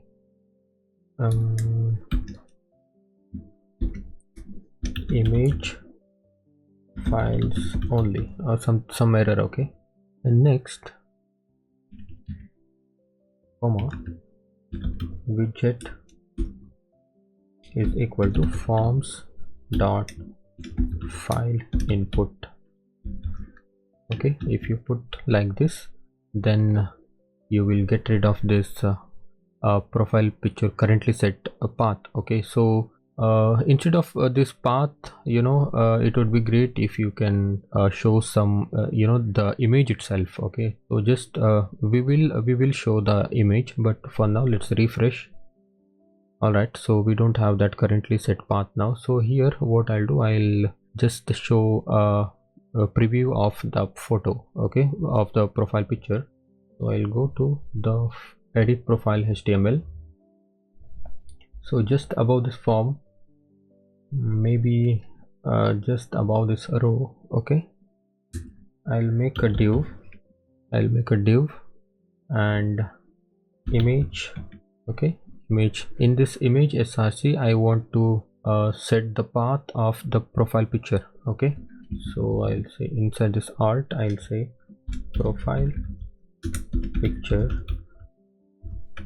Just remember guys, don't keep this alt attribute blank. Okay, so I have seen many people not writing anything inside this alt attribute. In fact, they don't even know what exactly it is. Okay, so it is actually an alternate text for this image. Okay, so what if the image is not working for any reason? Then the user will have no idea, right? No idea that which image is supposed to be here. And you will also get a lot of errors in the search console also, Google search console. So that's why you should make an habit of writing alt text everywhere you use this image tag. Okay, so that's very useful in the long run. Okay, so that's just a piece of information from my side. So going forward, we need to put the source path. Okay, source path, where do we get this source? So this is actually inside the profile, user profile, right? So if you go to this, we have a user profile here, but in this user profile we have a profile picture, right? So what I'll do, I'll need to pass this user profile to this edit profile, right? So then this is available to us, user profile picture url. Okay, and width equal to maybe width 100, and I'll give a inline css, a border radius 50 pixel or 50% long, both work the same way. We just want to make this round. Yeah, now this is working, this is working, and I want to put it here, right side. All right, I'll give a class of text right. So now this should go to right side. All right, so this is just a basic form. Okay, so the next thing is we need to check if this is updating the data or not. So let's check if we have the proper action. No, we have to set this action url space edit underscore profile. Okay, and now I'll refresh once, and I'll just rename Ratan and test, and I will change the profile picture and save. Alright, so now if you notice here, we got our first name changed, second last name changed, and these are everything got changed, right? But the only problem is the image did not get changed, right? Why this is happening like this is because, so when you send the file, okay, when you send the file or some photos, you need to put a attribute here, encoding type, okay, and type is equal to application multipart slash form hyphen data. Okay, so you have to put this, otherwise your file will not get uploaded. Okay, so now what I'll do, I will just set another photo, I will save this, and now you can see the photo is uploaded, right? So that's how it works. Okay, all right, so now we need to make this change password. Okay, so for this change password functionality also, we need to create a URL pattern. So let's go ahead and create it. So inside this accounts URLs, so I'll copy this path and paste it. So this is change password. Okay, so this is change password, and view also change password. Let's say change underscore password. Okay, change password, and this is also change password. Okay, in the views I'll create a view, define change password with the request and return render request comma accounts slash change password dot html. So we don't have the change password dot html, right? So I'll copy this edit profile, and paste it here. Okay, so this edit profile, I'll just rename it to change password dot html. So we have this change password dot html file. Okay, now I'll say change your password. Okay, so now if you go to this accounts change password, then you have, okay, so we need to actually edit this file, okay, this form. Okay, before that we will handle this handle this links and all. Just go to this dashboard sidebar.html, and now I will copy this href and put it here. Now this is change password, and also I will copy this if condition, copy, and I'll put it here. So this is change password, if change password in request path, then this is active. Okay, so refresh. All right, so now this is active, and now this is active. This is all the tabs are working, right? So now this thing will handle, okay, this form. First of all, okay, change password.html. We don't need this encoding type. I'll just remove it. No problem even if you put it. Okay, so I'll change the action. Now this is method post csrf token. So now this form row, so this is actually what we can do. We will remove this. Okay, we will remove this, and also we will remove this phone number and profile picture, this one also. Okay, we'll keep this form group. All right, so this is the full width, right? So this is also full width. We'll keep this address line 1, line 2, then we don't need this div as well. All right, so now we have this address line 1, so I will rename it to current password, because for changing his password he has to put his current password, right? So here I'll say input type password. Okay, so name will be current underscore password. We don't need this ID. Okay, placeholder, if you want you can say current password. This is required. Okay, and we need a class of form control.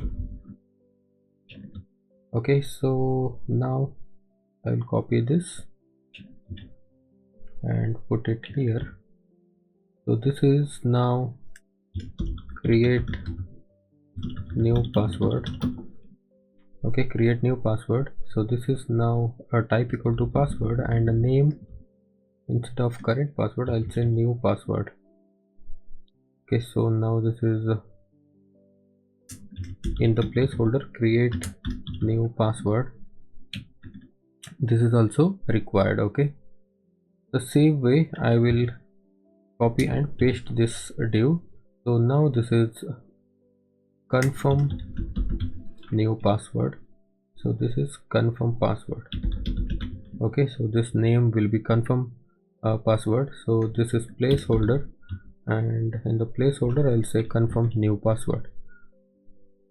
Now this in the input type submit, so value, this is save.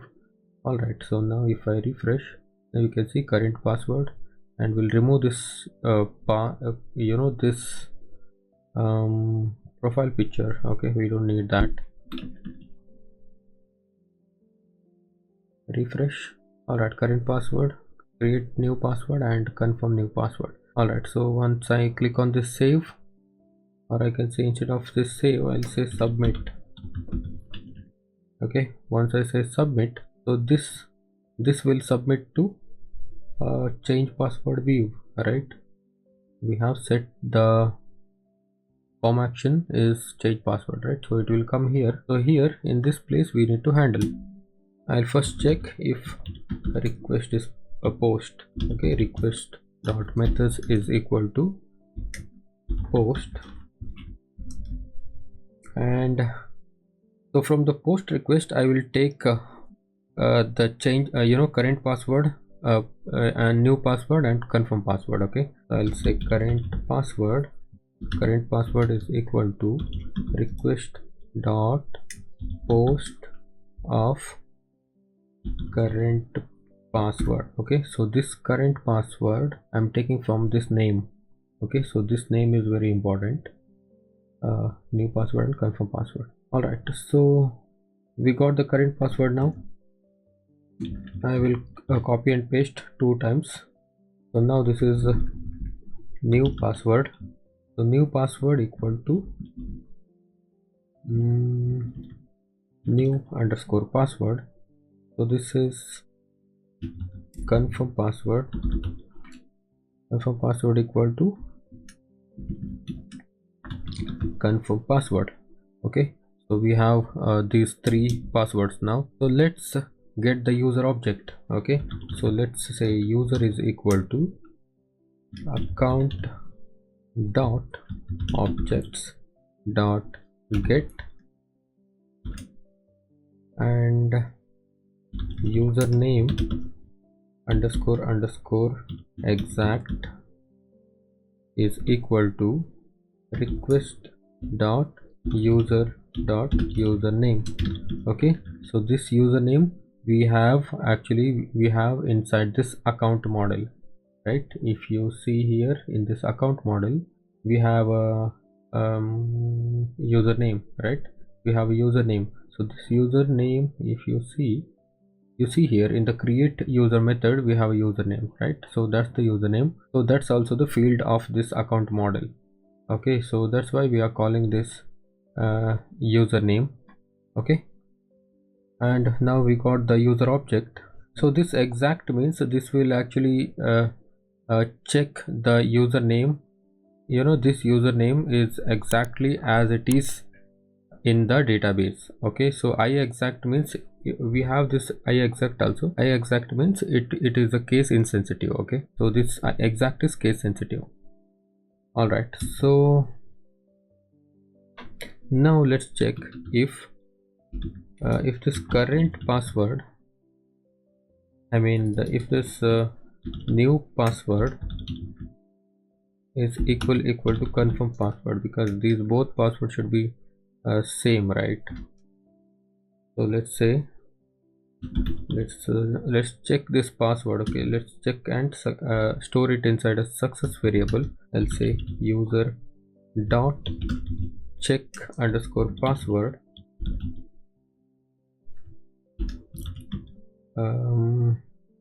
check password, and we will pass this current password. Okay, because we want to check the password. Okay, because if you don't check the password, then we don't know, even if he put the wrong current password, then the system should not allow him to reset his password, right? So that's why we are using this check password method to check his password. Okay, because we cannot just check it, because this password is hashed, right? So this these passwords is in the form of hashed format. So that's why we use this Django's built-in check password method to check this password. Okay, so this will give the result and store it inside this success variable. Okay, so if it is success, that means if the current password what he gave is the right one, then we are going to say user dot set password, set password, which password? This password. Okay, new password. Okay, so this set password also Django's inbuilt function. Okay, so because using this set password, Django will take this password and automatically hash it. Okay, so it will store it in the hashed format so that nobody can read it. So that's how it is. And also user dot save. Okay, so now we can say messages dot success request comma password updated successfully. Okay, and redirect the user, return redirect to where change password. Okay, redirect to change password.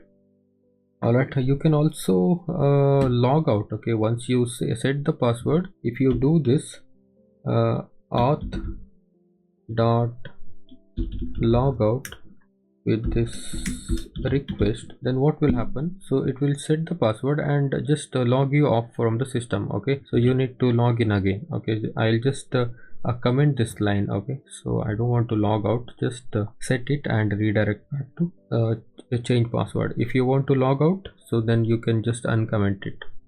Okay, and yeah, so this is in case of the current password is correct. Okay, so if the current password is not correct, then what we will say? We will say messages dot error request comma please enter valid current password.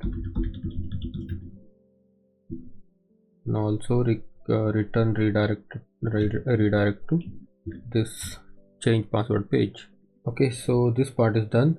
Now we will handle this else condition, that is if new password equal to confirm password, right? So these new password and confirm password is same, then only we are going to run all this command. Okay, all this code. So if this new password and confirm password are different, so then what we are going to do? We are going to say messages dot error request comma which message you want to give. You want to say password does not match. Okay, password does not match. Now I'll redirect return redirect, right? Return redirect to change password. All right, redirect him to this change password. Okay, and one more thing I want to say is this change password should be only available when you are logged in. Okay, so that's why I'll say login required. Login URL is equal to login. Okay, because if you are not logged in, then you cannot set you cannot access this change password view. Okay, so the same way I will copy this decorator here also. Okay, so the edit profile also, it should be you have to be logged in, and let's say inside this my orders also you have to be logged in, right? So okay, so that's enough. And one more thing, so see, even if you don't put auth.logout, so Django is going to log you out. Okay, so this is by default, it will log out. All right, so now I just want to refresh this and see this functionality. Okay, first of all, what I'll do, I'll put a wrong password, and let's see, password does not match, and let me see if I put the wrong password and new password, and this is confirm new password. Okay, so these both password, if I put correct,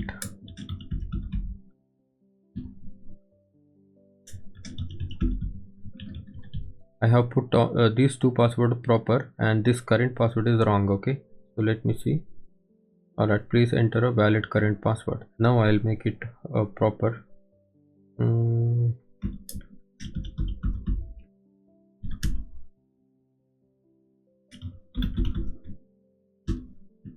new password.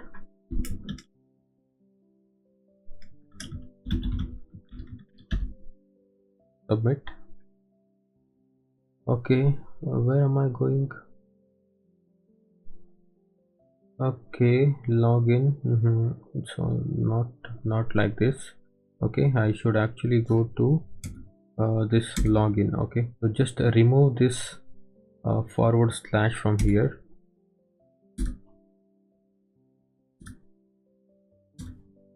Okay, so now this should be fine. All right, I successfully logged out actually, because I set the password, right?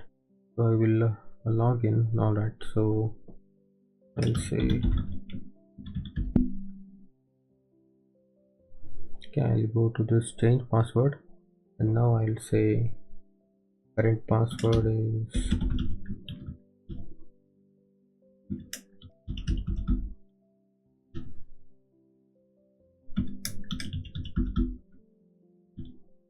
all right. Let me submit this.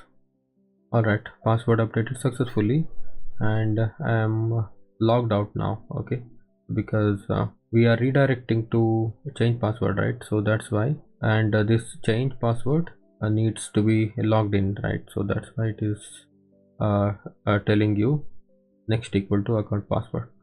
All right, so okay, so when we click on this order number, we need to be able to see all the order details about this order number, right? So first of all, as usual, we need to create a URL. All right, so I'll go to this accounts and URLs. So here I'll make a new URL pattern. So now this is order underscore detail, order detail. With this I'll pass order ID. Okay, order ID and forward slash, because if we have a order ID, then I can get that particular order, right? So that's why I'm passing this order ID. So this view name will be order detail and name will be order detail. Okay, next I'll go to create a new function, order detail, and with the request comma order ID. Okay, so I will copy this login required decorator and put it here. okay, because this order detail also should be accessible only when you are logged in, right? And then what I'll do, I will first design the order detail page. Okay, so that's why I'll just say return render request comma what accounts slash order detail dot html. Okay, account slash order detail dot html. So now if I go to this order detail, all right, I'm getting this error because we are not any you know, any number you pass it here. So template does not exist. Yeah, of course we don't have the template, right? So we first need to create one template. What I'll do, I will if you see this inside this orders, we have something called order complete.html, right? So this is the template, right? So we already designed it. So what we will do, we will copy this order complete.html and paste it here. Okay, so instead of designing this, it will take a lot of time, right? So I'll just copy this and paste it here, and I'll rename it. I'll rename it to order detail.html. okay, so now this is order detail.html. all right, so first thing, I will delete this part. Okay, payment successful part, I don't want this. So now we have this very simple template. So I'll refresh. Okay, so now this is okay, this is also enough for us. Okay, because here we will be printing the billing address, order number, transaction ID, and products. And okay, so we'll use this one only. Okay, so I'll just okay, so we need to pass the order and all. So what we can do here, we can just start writing this query. So I'll just say order detail is equal to order product, because inside this order product model we have the details about the order, right? So that's why I'm saying order product dot objects dot filter order underscore order number is equal to this order ID, right? We are bringing this order ID, right? So that's why we'll pass. So order underscore order number, that is from here, from this order product. Let me show that again. We are referring to, okay, so we are querying on this order product, right? So underscore order number means this order, okay, this order and this order's order number. Okay, so here it is. Okay, so this order's order number, and we can access this order number because this order is a foreign key, right? So that's why using underscore we can access the fields of this foreign key model, right? So that's why we are able to access this order number. So that's the reason we are using this underscore. Okay, and then I'll say order is equal to order dot objects dot get order number is equal to order ID. Okay, we are getting this order detail as well as order. Okay, we will use this both, and let's say context is equal to order detail colon order detail, and also pass this order. Okay, and copy this context and pass it inside this order detail.html. Alright, so now this order and order detail is inside our HTML, right? So now if you go to this order detail.html, so here we are passing this order.fullname, full address, okay, because we are passing this order already, right? We are passing this order, right? So that's why this is this will be same, and order, then this is order number. I'll write order number, and the transaction ID. So we actually have the transaction ID inside this order detail, okay, order detail dot payment, right? Order detail dot payment dot payment ID, okay, order detail dot payment ID. So this will print the transaction ID, and this is order or created date, and this is payment status. Okay, so now we can access this status using this one, order detail dot payment dot status, okay. And all right, so now, so this is order products, so this will be order detail. For item in order detail, item dot product name.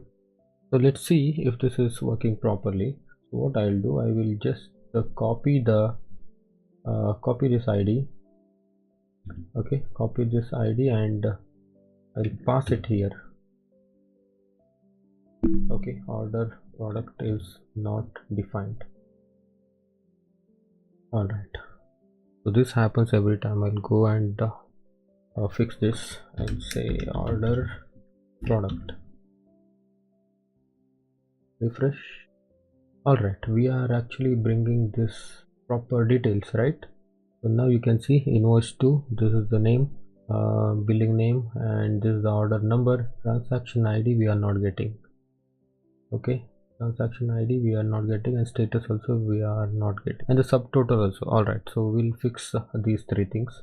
So first of all, we'll see why this transaction ID not working. Transaction ID, so what we are doing, order detail dot payment ID, right? Instead of order detail, I'll just say order. Now let's see if it is working. Okay, now this is working, right? Transaction ID is working, and so this status should also work. All right, so status also working, and this subtotal, okay, we need to work on this subtotal. This subtotal we will actually here I'll go to here, I'll say maybe subtotal is equal to 0, and for I in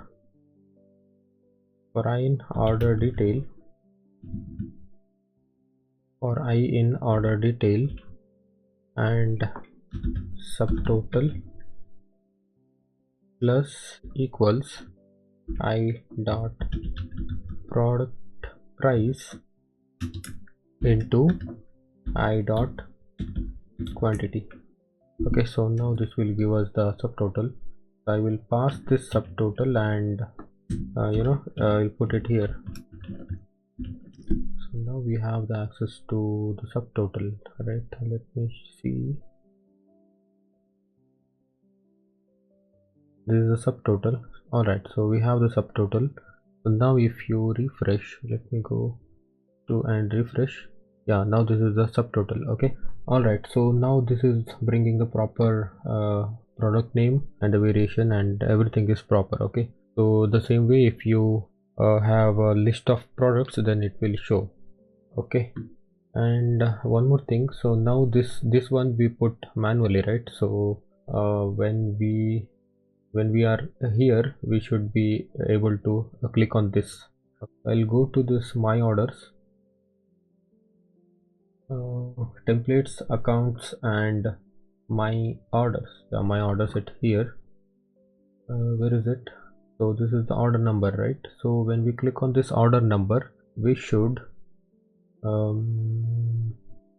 when we click on this order number, okay, so we should be redirecting to the order detail page. So I'll put a tag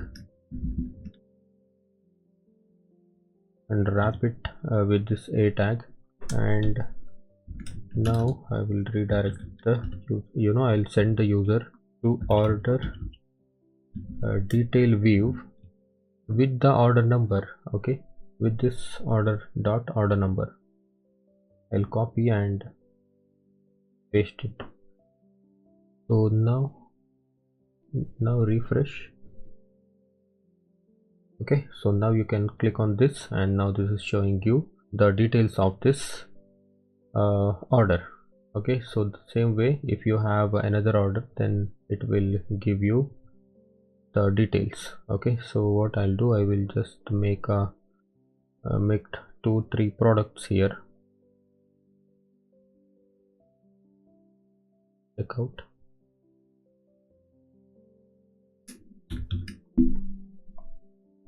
Place order.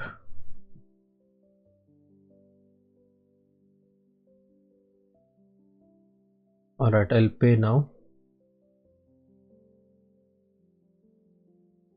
Okay, so the payment is successful. And now I'll go to this dashboard and my orders. Now you can see this total orders is 2. Okay, I click on this view orders, not working. Okay, we'll fix that. And in the my orders, you have 2 orders, right? So this total is 6, not 2. So I'll click on this, and now you can see the proper proper order detail. All right, so I'll just click fix this one. I want to click on this view orders and go to the order list my orders page. So that is inside this order dashboard.html. So okay, so here URL space my orders, refresh, and my orders go inside. Okay, so yeah, that's it. Okay, all right, one quick issue here. See, this profile picture we are loading from the W3 schools avatars, right? So this should actually come from our database. Okay, so if you go to this here, this is now coming from the database. Of course, these both images are same, but it is not coming from our database. Okay, so we'll quickly fix that, because while we were making this image, we had no profile, right? So that's why we put a static link in this place. Okay, so let's change that. I'll go to this dashboard, accounts dashboard, and now this is you can see we have set this W3 schools this link, right? So I'll remove this, and in place of this I'll say user profile dot profile underscore picture dot URL. Okay, so if you access like this, it will not give you the profile picture. Okay, it will just give you the error, because we are not sending this profile picture. Okay, so this profile picture we have to send it from the account and views. Okay, so if you see, we have a dashboard here, right? So here what we'll do, we'll say profile, okay, user profile is equal to user profile dot objects dot get user ID is equal to request dot user dot id. Okay, so now we got the user profile. So now what we can do, we can just say pass this user profile inside this context. So now if you refresh, now you can see the same image, but this is loading from the database. Okay, so that's all guys. So now if you want to change this image, we'll change this to this and save, and this image has been changed, and here also this image has been changed. Okay, so that's how it is. All right, one thing is missing in this product detail page. If you notice here, we don't have any product gallery, right? So when we are selling something, we need to present this product with the some cool photos, right? But in this case, we don't have any photos, and we don't even have a product gallery model. Okay, so I mean in the database also we are not storing, and here also there is no photos, right? So for that, what we need to do, we need to create a product gallery for this particular product, right?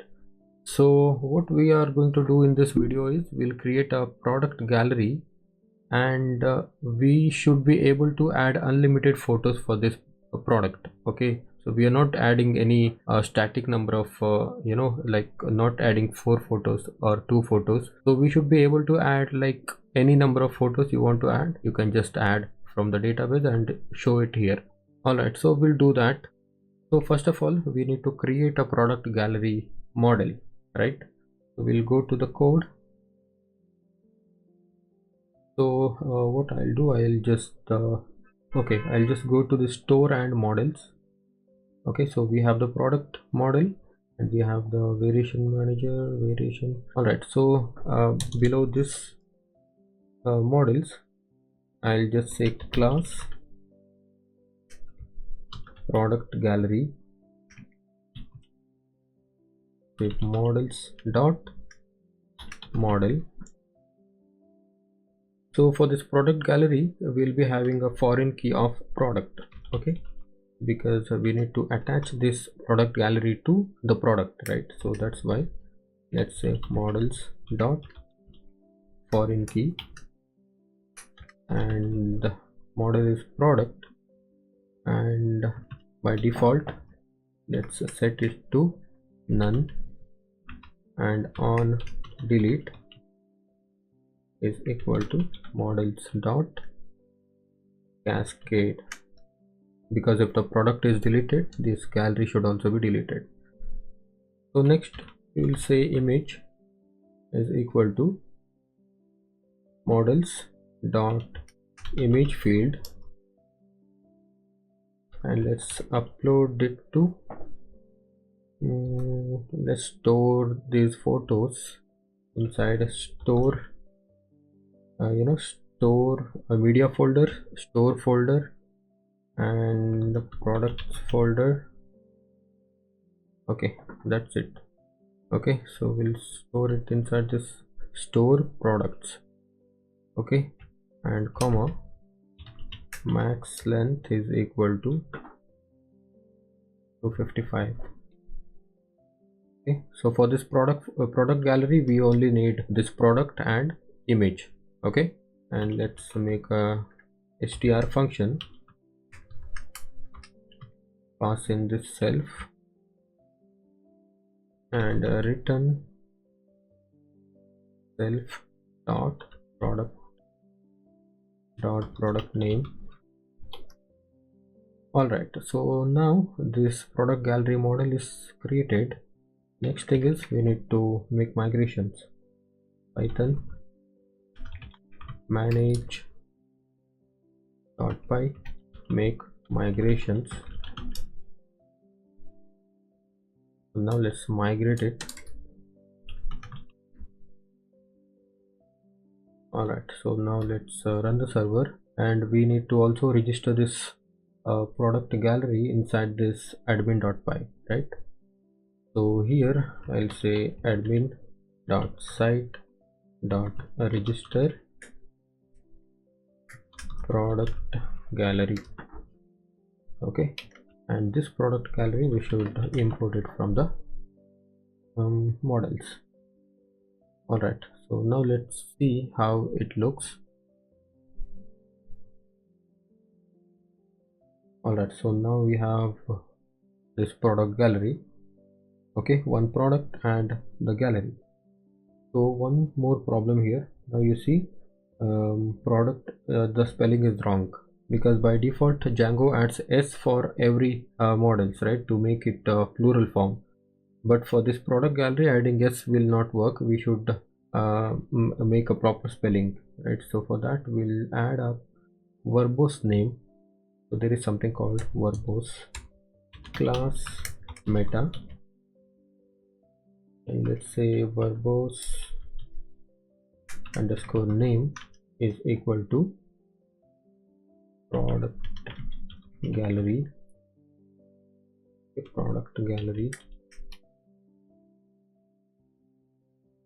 and verbose name underscore plural is equal to, let's say, product gallery. Okay, so we don't want it to be a plural form. Okay, just refresh. Now you can see product gallery. All right, so what I need to do, I need to actually show this product gallery for like here. Okay, we'll make it tabular inline, so that we will see the product details as well as we'll see the product images. Okay, so we'll do that from the admin. So here you can see admin.py. First of all, I'll just remove this. Okay, I don't need this, all these things. I'll say class product gallery inline. Okay, and admin dot tabular inline.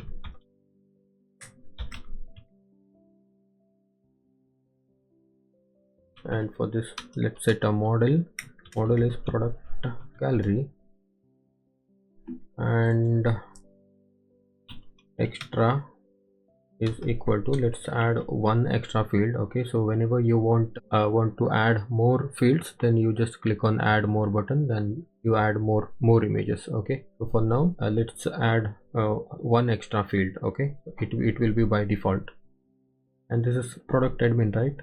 So what we need to do here, we need to actually say inlines is equal to product gallery inline. Okay, that's it. And now if you refresh here, now you can see this is the product and this is the product gallery. Okay, so from here you can add any photos.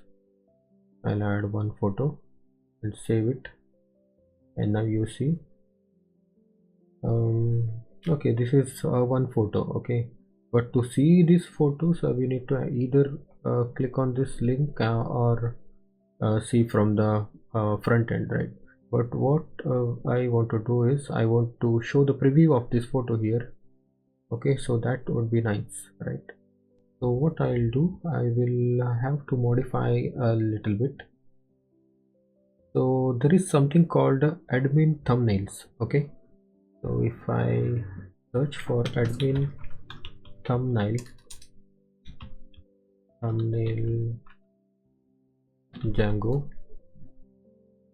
Okay, now you see there is a package called Django admin thumbnails. Okay, so we'll have to install it, and then we can show the preview of the photo. Okay, so we need to install this pip install Django admin thumbnails. And all right, so nothing much here. So all right, I'll show you how to do this. I'll go to this all right, let's go to this terminal and stop the server. I'll say pip install Django admin thumbnails. Okay, enter. All right, so now it is installed. So now we can import this admin thumbnails. Okay, admin underscore thumbnails. All right, so to use this we will just have to say admin underscore @admin underscore thumbnails dot thumbnail of this image field. Okay, in the model the image is inside this image field, right? So I'll copy and paste this image here. All right, so @admin thumbnails dot thumbnail, let me check. All right, @admin thumbnails dot thumbnail and this image. Okay, so now I go to here and refresh. All right, admin thumbnails has no attribute. Okay, so that's a spelling mistake. Thumbnail. Okay, thumbnail. I'll refresh. All right, now you can see the preview of this image. Okay, so the same way, if I add another photo and save. Okay, now you can see two photos, the preview of these photos. All right, so I think I added t-shirt for this pant. Okay, so what I'll do, I just want to remove these things and add the proper photos. Okay, so I'll say ATX. All right, now we have 3 images. So these images we should render here. Okay, so here we need to do. All right, we need to edit this page so that we can render the other images here. Okay, so for that we'll go to we'll just go to this product detail page.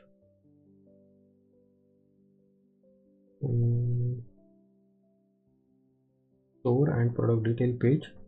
So here, let's see where is this. Okay, so this is the div.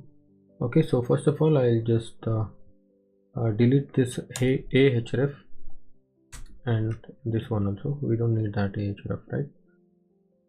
And first I'll give a class of main image. Okay, so this is now the main image. All right, so next what we need to do here,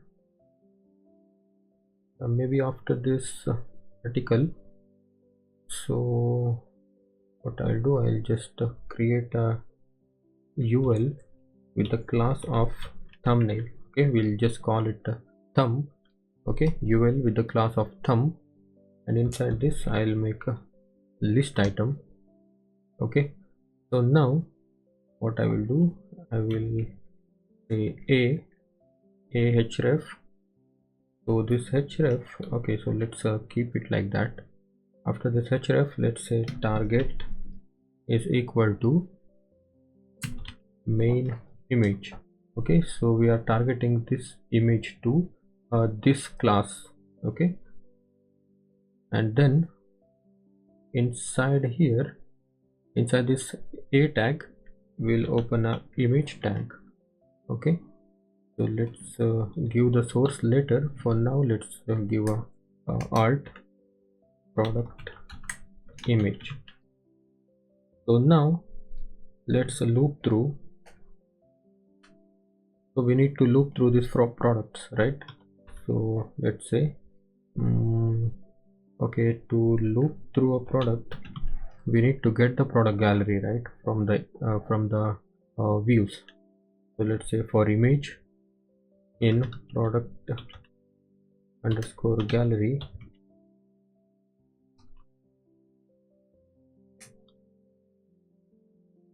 and for okay, for now we need to get this product gallery from the views. Okay, we'll go to this view and okay, which view we should go? We should go to this store app and views. Okay, so in there we have a function called product gallery, right? So here, after we get the reviews, let's say get the product gallery. So now let's say product underscore gallery is equal to product gallery dot objects dot filter it by product id. Okay, product id is equal to single product dot id.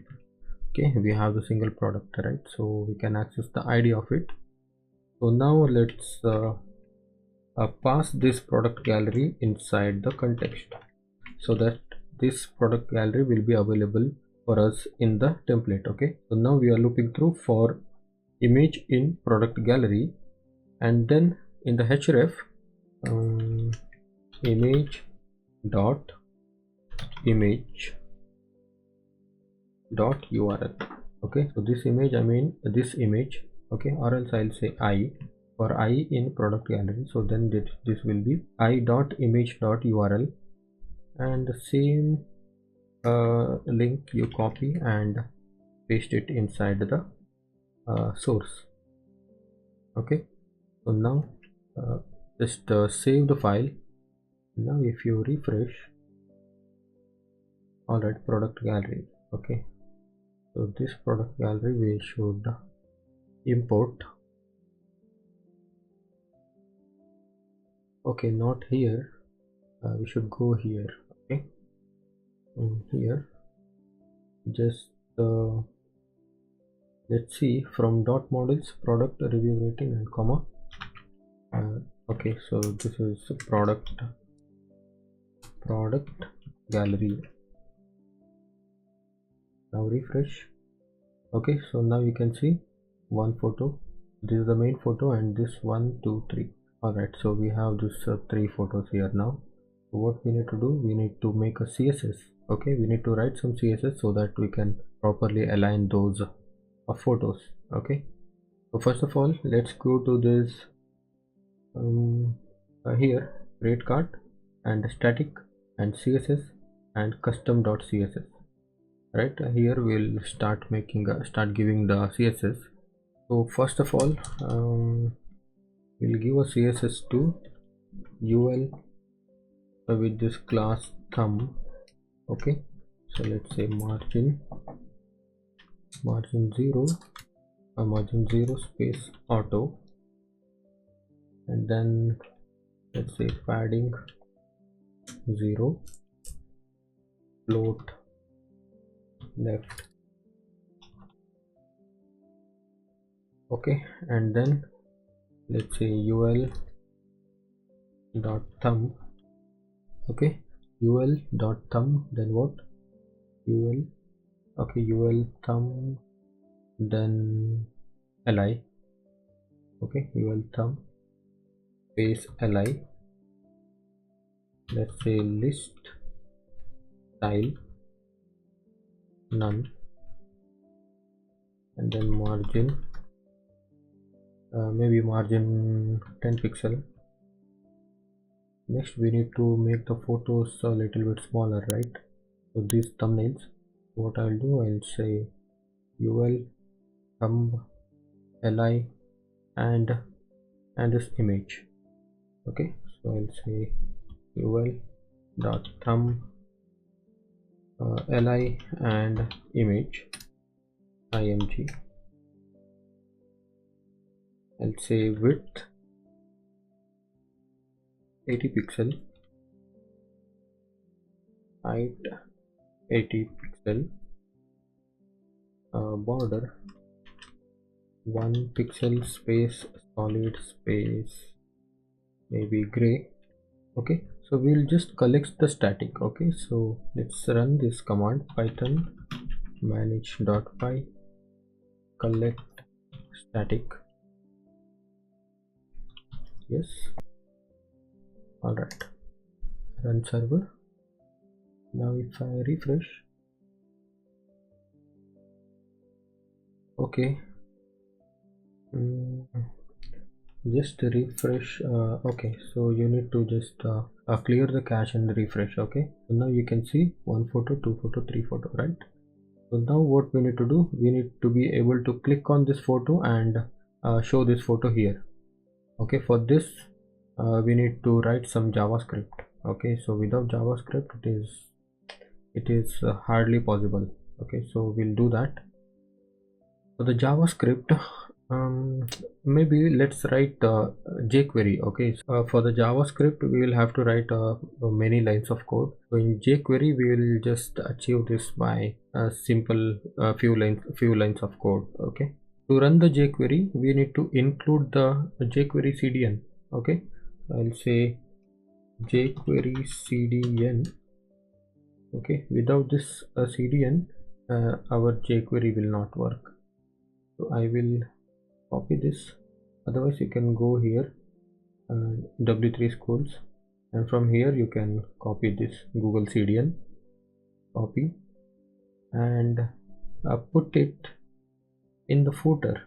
Okay, so let me go to this includes and footer.html, and here I will paste this script. Okay, so you know what, we did not close the body here. Okay, we need to close the body, so we need to close the HTML. Okay, so now here I'll just open a script and I'll write $document.ready function dollar and .thumb space a. Okay, so .thumb means this class. Okay, and we are referring to this a, and we need to click right on click of this a tag. So we need to run a function with this event. Okay, and I'll say e.prevent default. So this prevent default is when you click on this image, so this will not open this image. Okay, so we don't want to open the image, right? When we click on this, when we click on this, this image should appear here, right? So that's why we are first preventing this default. So now dollar and main image. Okay, so this main image dot img dot attribute, and this src comma dollar this dot attr and href. So what we are doing here, when the document document.ready, that means when the document is ready. Okay, so this is the syntax of jQuery. Okay, so we must do this. So when the document is ready, and when we click on this thumb a, so this class and a tag click function, when the click function happens. Okay, so first of all we are preventing this default. That means we are preventing the default functions of the anchor tag. Okay, so then we are opening that image inside the main image container. Okay, so that's what we are doing here. So now I will hard refresh it once. Okay, refresh it, and now I click on this. Now you can see this image is opening here. So I think this looks it looks a little bit left side, right? So we can align it in the center. So what I'll do, I'll just go to this product detail.html, and here this image, so I'll make it, I'll put it inside center tag. Okay, put this here. Alright, so now this is opening. Alright, so one thing is okay, so that main image is not here, right? So what we'll do, we will copy this. Okay, put it here. So this is by default, it will be available. Okay, so now this is like, you can just copy this and put here, and the source also put here. So now this should be fine. Alright, so we have 4 images now. 2, 3, 4. So I think that's enough for this functionality. Okay, so now we are in the security section of this project. How to store the sensitive information securely. Okay, so when I said sensitive information, so in this project we have a lot of sensitive information, right? For example, if you go to the settings, you can see this secret key is a sensitive information, right? So this secret key has to be secure, right? And this debug also we should make it very secure. Okay, so and if you come down, and here also you can see the database name, we have to make it secure, right? Also we have email email configurations, so this email configuration also need to be secure, right? So for that we use a .env file to store these sensitive information, so that when we give the code of this project to someone else, he cannot see that. And even we push the code to the GitHub, right? So that is public, right? So these sensitive information should not go to the GitHub as well, right? So to implement this, we have a package called a Python decouple. So if you go to here in the Google, let's say Python decouple, you see this, there is a package, so you have to install this package. Okay, pip install python decouple. So now you can see strict separation of settings from code. Okay, all these things you can read if you want. So to implement this, you first need to install this. Okay, so what we need to do, we will just start making it. Okay, so first I'll stop the server and I will just install it. Okay, so now this is installed. So now the next thing is we need to import the config. Okay, so which config? Let me show you this. Let me run the server again, and here you can see from decouple import setting. Okay, I'll copy this and I will just paste it here. Okay, so now this now we have imported the config. So now the next thing is we need to actually create a new file and name it .env. Okay, on the root folder create .env and press enter. Okay, so now this env file is created. Next you just need to just copy this and paste it here as it is. Okay, so when it is here, we don't need the spaces and quotations. Okay, we'll get rid of this. So now we have this secret key is equal to this value. Okay, so these values actually store in a key and value fashion. Okay, so this is the key and this is the value. Okay, so if you want to print the value, you just need to put the key here and it will fetch the value of it. Okay, so that's how it works. So now let's say we want to put the secret key here, right? Here we want to put, we don't want to put the value itself here. Okay, so that's the reason we are using Python decouple, right? Let's say config and open the bracket. Inside the quotation we need to say the key.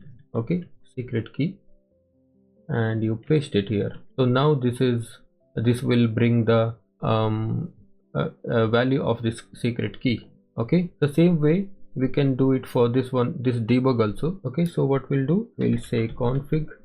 All right, first of all I'll just copy this and paste it here and remove this, and now remove this true, and now config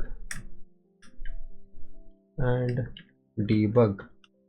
But one thing to notice here is this config will bring the value as a string. Okay, so this will be like it will be true. Okay, so it is a string now, but the problem is debug accepts boolean value, okay, not string. So that's why we have another feature in Python decouple. Then if you go here and now you can see debug equal to config debug and comma, you can set the default value here. Also you can say cast equals bool. Okay, so now this will be boolean if you pass this argument cast equals bool. So now what will happen, let's say config debug comma cast equals bool, then this will be printed as like this. Okay, true or false, whatever. So this is not a string anymore, so this is a boolean. Okay, so that's what it is accepting, right? Also you can set the default value here if you want, default true. Okay, so default value means if there is nothing inside the debug key, then the default value will be taken here. Okay, and next we have a database, and you can see the database here. So this is the engine and name. If you want to store the engine somewhere inside the env file, then you can do that. So this is very helpful when you are using Postgres database or something like that. But for this you don't need to do this, because db.sqlite3 is very default name. Okay, but if you want to change this, then you can of course use the db here. All right, so next you can also store these things inside the env. And what I want to do is, you can see the email configuration, right? In this SMTP configuration I want to store inside the env, because you can see this is the password of my Google Gmail test account. But of course I'm going to change this the password. Now what I'll do, I will just copy this and paste it here. Okay, so now this is email host smtp.gmail.com, and this is the email address, this is the password. Okay, password, and this is the boolean value, right? So what I'll do, I will just copy this email host and remove this one, and I will say config, and inside the quotation I will just say email host. Okay, so now this will print the smtp.gmail.com, and the same way I will copy this email port. So now this is the port. So this is actually the int, right? So this is not a string. By default it is config will be printed as a string, right? So now what we need to do, we need to pass the cast argument, cast equal to int. Okay, so now this will be int. Now if you want to see that, you can see cast equal to int, right? And for the email host there is another argument. You see default equal to localhost, right? You can also set the default. All right, so next this email id, right? Config email underscore host underscore user, right? And this password also I will remove, and I'll say config inside the quotation email underscore host password, right? And this email use TLS, and I'll say config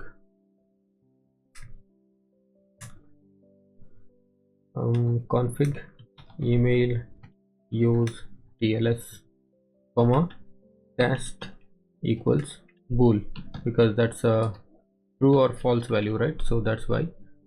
Now you can see we have this data here.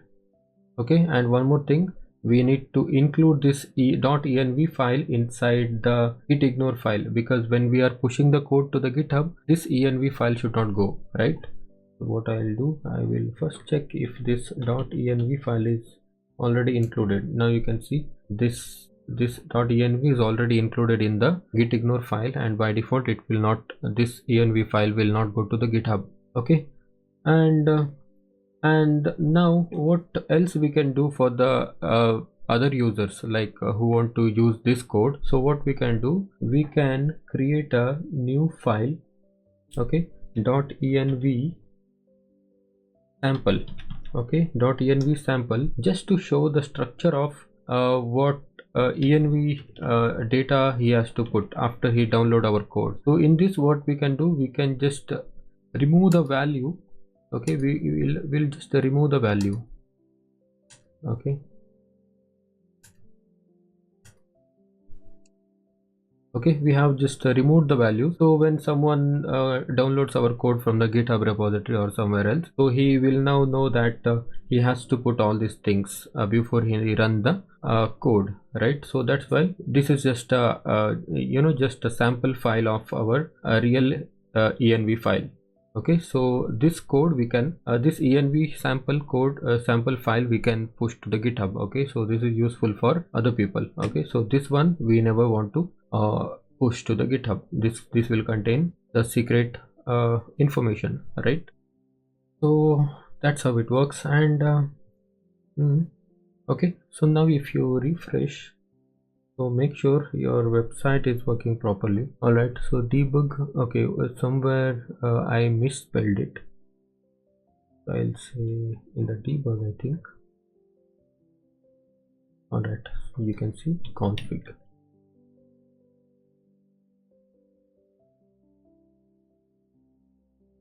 Now I refresh and no changes, right? So everything should be working now.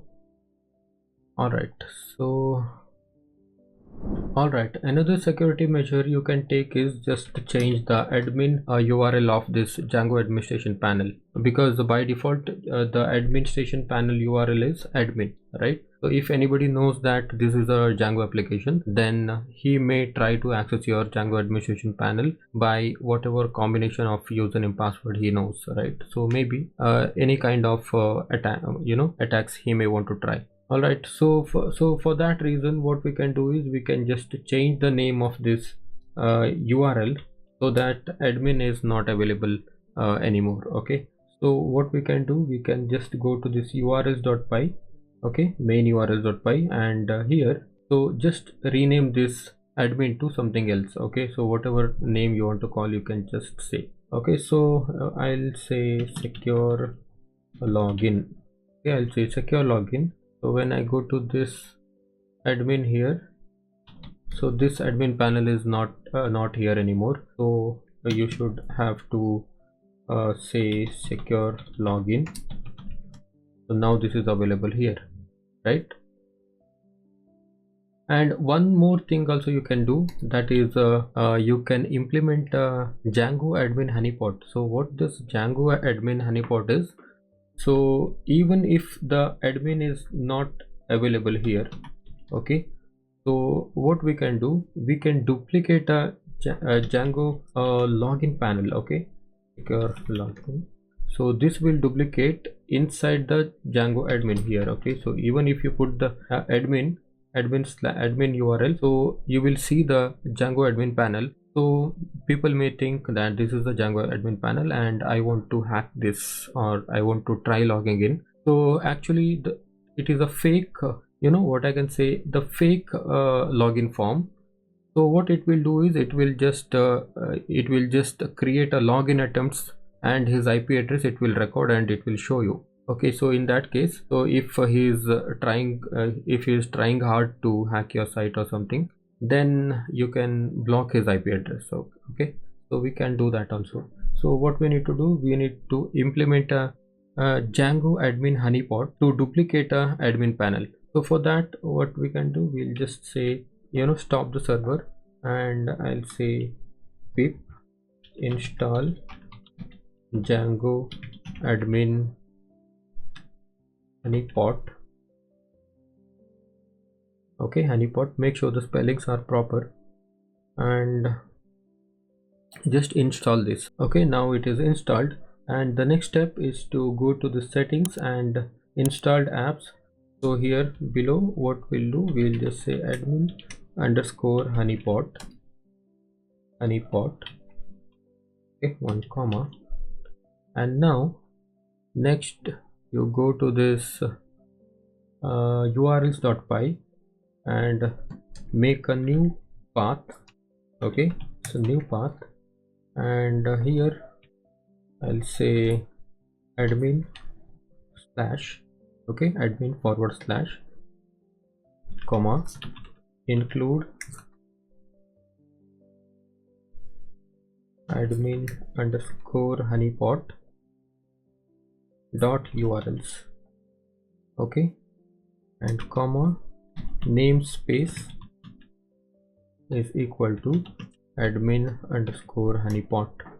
Okay, so if you put this line, so what it will do, whoever comes to this admin URL, so it will send the request to this admin honeypot URLs. Okay, in this area what will happen, it will record the IP address of that user, and it will also record the number of times he tried to log in and all those stuff. Okay, so before we try this, we need to actually migrate it. Okay, Python manage.py migrate.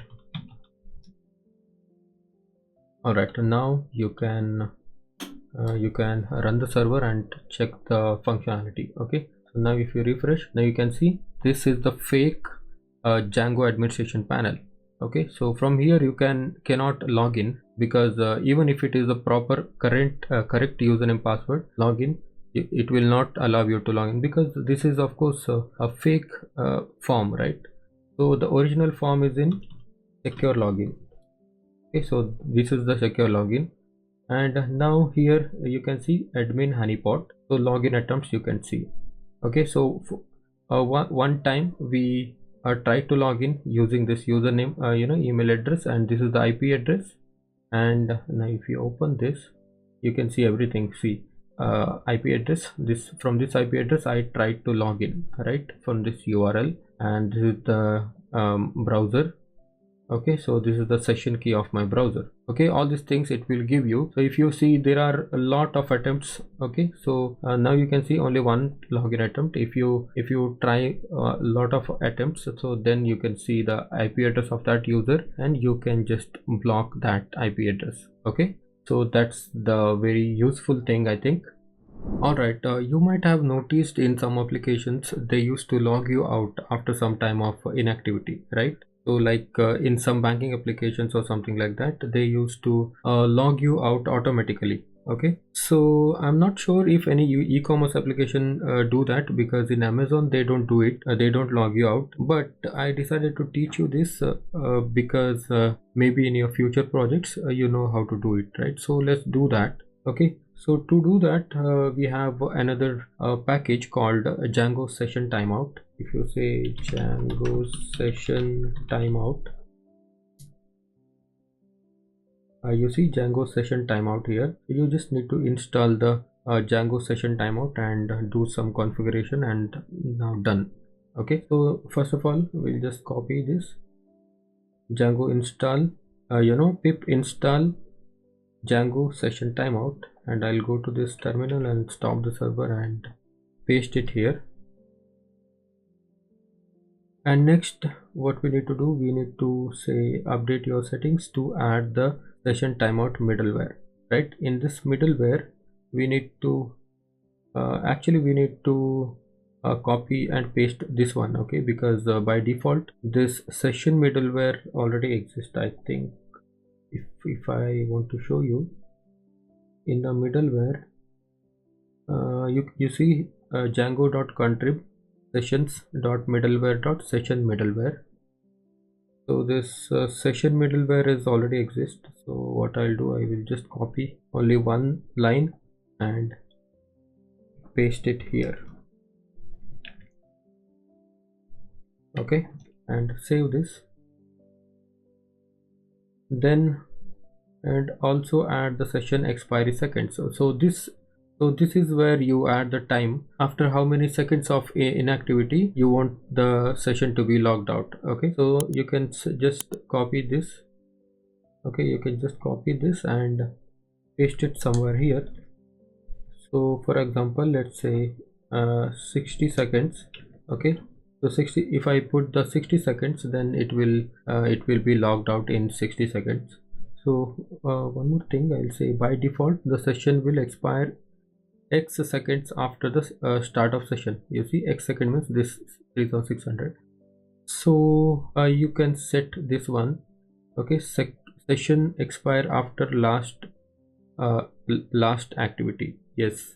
Okay, so now you copy and paste it here. Okay, session expire after last activity, true. To redirect a custom URL, you can just copy this line. Okay, copy this line and paste it here. So this line means after the user is logged out, so where should he go? So what I will do, I will say accounts/login, so he should go to here. Alright, so now let's make sure our server is running. Now I will log in. Let me log in. Alright, so now I'm logged in. Now I'll wait for 60 seconds and see if it logs me out. Okay. Alright, I waited for 60 seconds and let me try to do something. Now you can see I'm logged out, right? So that's how it works. So I don't want to log out after 30 seconds. So what I'll do, I'll just say 3600, that's 1 hour, right? If anybody don't use the application for 1 hour, then let's get him logged out. Okay. One last thing I want to do in this home page.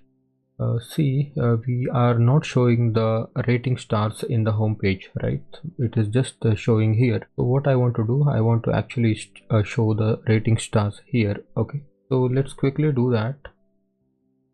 So first of all, we'll go to the Great Card project folder. So now you have this views, right? In this views, we are actually working with this home, right? So what I want to do, I will just copy the code. Okay, inside the store we have this views, and in the product details we have already written this code. I will just copy that and go back to this views and put it here. Okay, so we should actually bring this review rating model, and product ID is equal to single product.id, but in this case we don't have any single product, right? So what we need to do, we need to actually loop through the products. Okay, for product in products, so I will just indent it. So now I'll copy this product, and so now it will be product ID equal to product.id. Okay, then status equal to true. Now this just pass this colon. All right, so and one more thing, see, we are actually getting the product, but we are not ordering it properly. So what we need to do, we need to just say dot order by. Let's order by created date. Okay, so for now there will be no changes.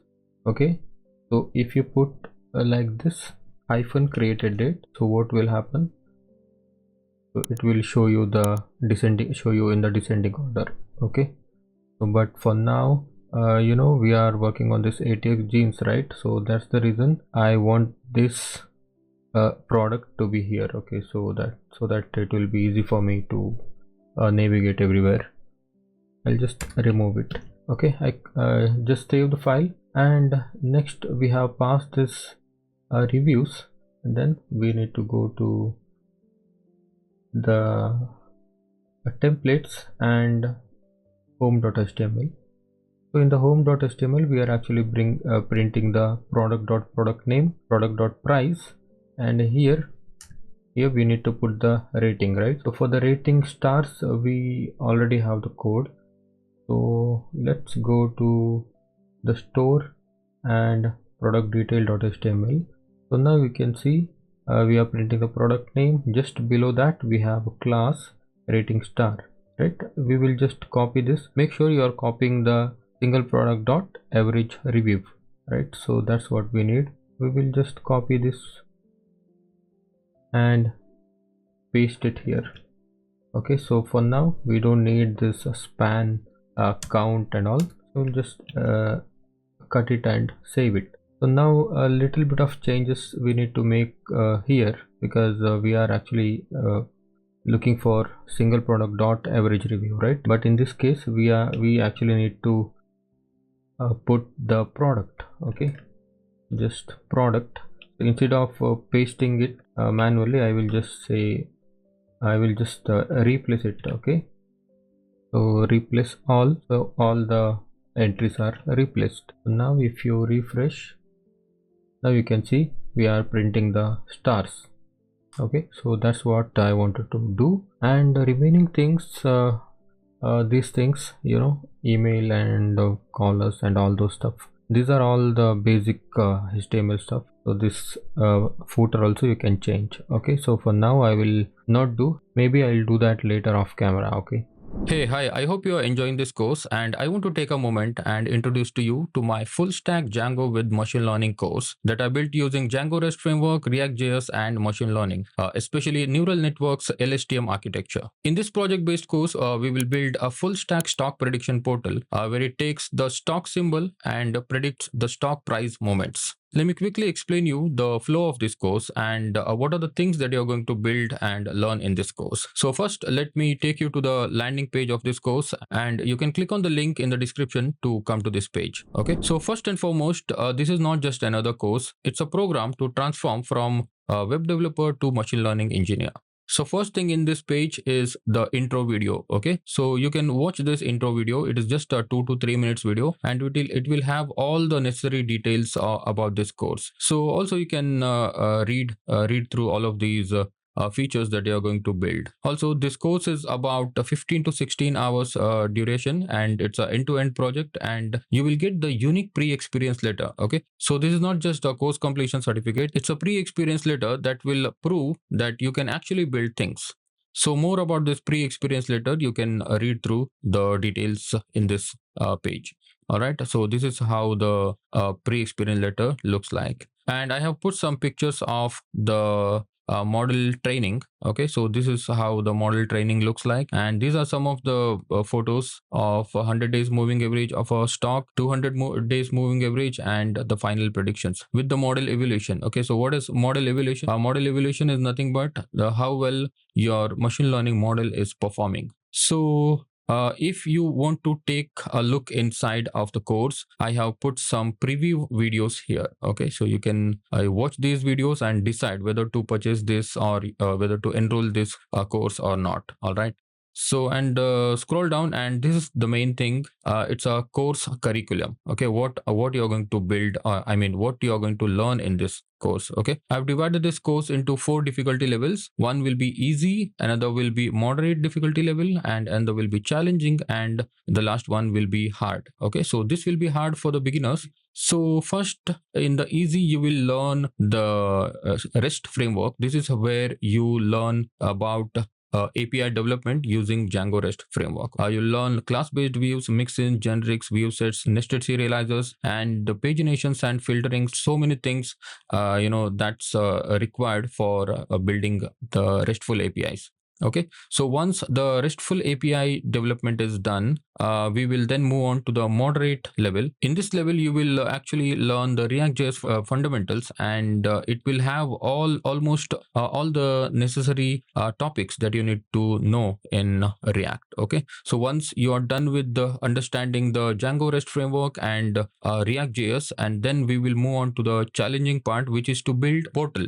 Right. So while building the portal, you will actually put some more effort to work with a real life project. This one will have the advanced authentication system that you will be integrating with the Django REST framework and React.js. Okay, this one will actually teach you a lot of things about access tokens, refresh tokens, and so many things are there. You see the protected views and Axios instance, Axios interceptors, and these are the very advanced thing that you have to know in terms of developing full stack software applications. So after that, we will move on to the hard level, which is about the machine learning. Okay, so if you don't know anything about machine learning, don't worry at all, because in this course I'm going to teach you everything about how machine learning works, what is neural networks, why we should use neural networks, and of course one more thing I want to mention here, that this course is not a machine learning boot camp. Okay, so this is actually the project based course, we're actually taking one use case, that is to predict the stock price movements. So that's why our goal in this course will be to predict the stock price. Okay, based on that, we will do all the researches, we will do all the pre-processing, we will understand which machine learning type to apply on it, and we'll also explore deep learning and why neural network is needed, and when to use neural networks, and on what type of problems we will need the typical machine learning, and on what scenarios we will need neural networks and deep learnings, and so many things we will understand. And finally, we will come to the conclusion that for our use case, which is our stock prediction portal, we will decide which neural network architecture that we need in order to predict the stock prices, which is time series data. So also you can actually have a look at all of these sections. Okay, so I have properly included everything lesson by lesson. Okay, so along the way you will also learn the data, data collection, data exploration and visualization, and feature engineering. You will learn model building and model training, and then prediction and evaluation as well. Evaluation is nothing but how well or how bad our model is doing. Okay, so and you can also view some reviews. Okay, so also there are so many reviews. There are thousands of reviews on my courses. You can always have a look at those reviews. Maybe that will help you to enroll in this course. Okay, so there are some FAQs here. Okay, you can always read the FAQs. So because the main thing that you may need is this course 30 days money back guarantee or not. Of course, we do offer 30 days money back guarantee, and for any reason, if you don't like this course and you feel like this course is not for you, you can always come back and ask for a refund. Okay, you will get the 100% refund. So everything is here. How do you request for the refund? And to enroll this course, I'm providing you 20% additional discount, which is just add cart 20 in the checkout and apply. You'll get 20% additional discount. Okay, so that's about the overview of this course, and more details you will get in this intro video. So thank you so much for your time, and you can now continue with the course. Alright, now we are almost done with the coding part. From this section we are going to start working on the deployment. Okay, so in this course we are going to deploy this application on AWS Elastic Beanstalk with RDS Postgres database. Also we are going to deploy our static files and media files on AWS S3 bucket with the custom domain name, where we'll be configuring some Route 53, as well as we'll be also installing free Ssl certificate provided by AWS by configuring the load balancer. So as you could see, this is not the very simple deployment process. We are going to work with many AWS services such as Elastic Beanstalk, RDS Postgres database, S3 buckets, and Route 53, etc. And one more thing I must tell you this. As you know, we have been using SQLite 3 database throughout this course, but for the production server, SQLite 3 is not recommended. So there will be a high chance that your application will start giving you problems when it comes to scaling your applications, or maybe when there will be more concurrent users active on your website. So on those scenarios, SQLite 3 database may cause problems. Okay, so that's the reason. But I'm not saying SQLite 3 is bad database or something like that, but at least for the e-commerce application, let's not use it on production server. On the other hand, we will continue to use SQLite 3 on our development environment, but we'll set up a Postgres on our production server and sync them from the code. Okay, so that everything will be easily manageable. Okay, use your SQLite 3 on your development server and Postgres on the production server. Okay, let's get started with the deployment process. So for deploying the project on the AWS EB, we first need to create an account with the AWS. Okay, so for that we'll just go to the Amazon AWS, and you need to register yourself here. So then after that we can use their services. Okay, so it is a very easy account creation process. You just need to do some security checks and that's done. Alright, now you can give your email address here and make a password.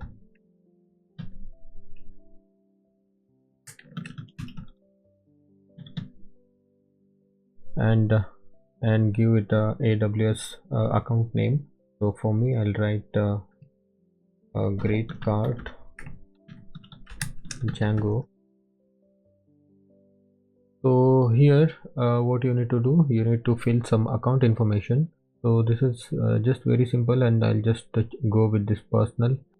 So here you need to give a billing information. So if you have a debit card or a credit card, you can use it here. Okay, don't worry, they are not going to charge you. So maybe they may charge you like a very small amount for just a verification purpose, and that amount is also refundable. Okay, so maybe in India they charge like 2 rupees, which is a too less amount, and like within 2 days they will give that back to you, okay, as a refund. So I'll put my credit card info.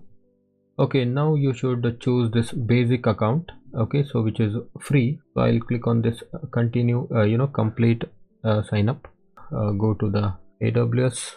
Okay, now you need to set this my role. So it is my role is a software developer, and I'm interested in website and web apps. Submit. And now click on this sign into the console. Alright, now we have this two types of user, root user and IAM user. So we actually go to this root user. Okay, so by logging into root, so we can also access the IAM. Okay, IAM is also a type of user, so where you can give some permissions, policy and all those stuff. Okay, so for us, let's go with the root user. I'll say django.greatcart@gmail.com. So I'll say yes and put your password and sign in.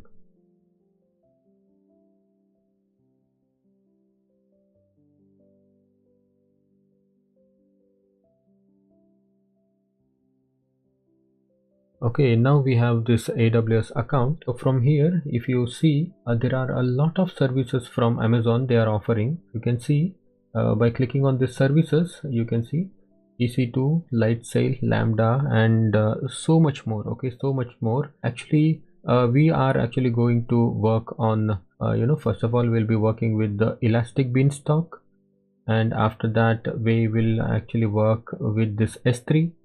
Okay, and we'll also work with this RDS database. Okay, so here we will be working with the RDS Postgres database. Okay, also we are going to work on the Route 53 also. So let me show you. So here you can see Route 53. This is actually for domain DNS and SSL, all those stuff. Okay, so we'll get to there. And also okay, so that's it. Okay, so this is enough for deploying our application on the Elastic Beanstalk. And so for deploying the application on our Elastic Beanstalk, it is very simple, and Amazon has given you a very easy documentation. So if you go to here and just go to new tab, and if you say Django deployment on Elastic Beanstalk, you can see this first link. Okay, so here there is a very good documentation from the AWS team. So if you're using Unix systems or Windows systems, so they have this both in place. We have created AWS account. As you can see, currently I'm logged into my account. This is actually a root account, okay, but using a root user for deployment of any application is not recommended. That's why we need to create another user and give him a sudo permission or a root permission. Okay, so we use IAM service to create users in AWS. It's a web service that helps you securely control access to AWS resources, because using root is not recommended for a security purpose. Okay, so first we need to create a user. So for that you just have to go to this security credentials.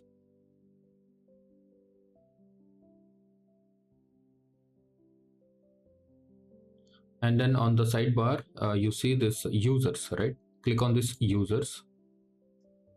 So currently there are no users for this account, so just click on this add users. Okay, so give your user a name. I'll say create cart hyphen user. Okay, so let's click on this provide user access to the AWS management console. All right, click here and then select this one. I want to create an IAM user. All right, and then we need to create a password for this user, right? So we will not auto generate it, we will simply set a custom password. Okay, set any strong password,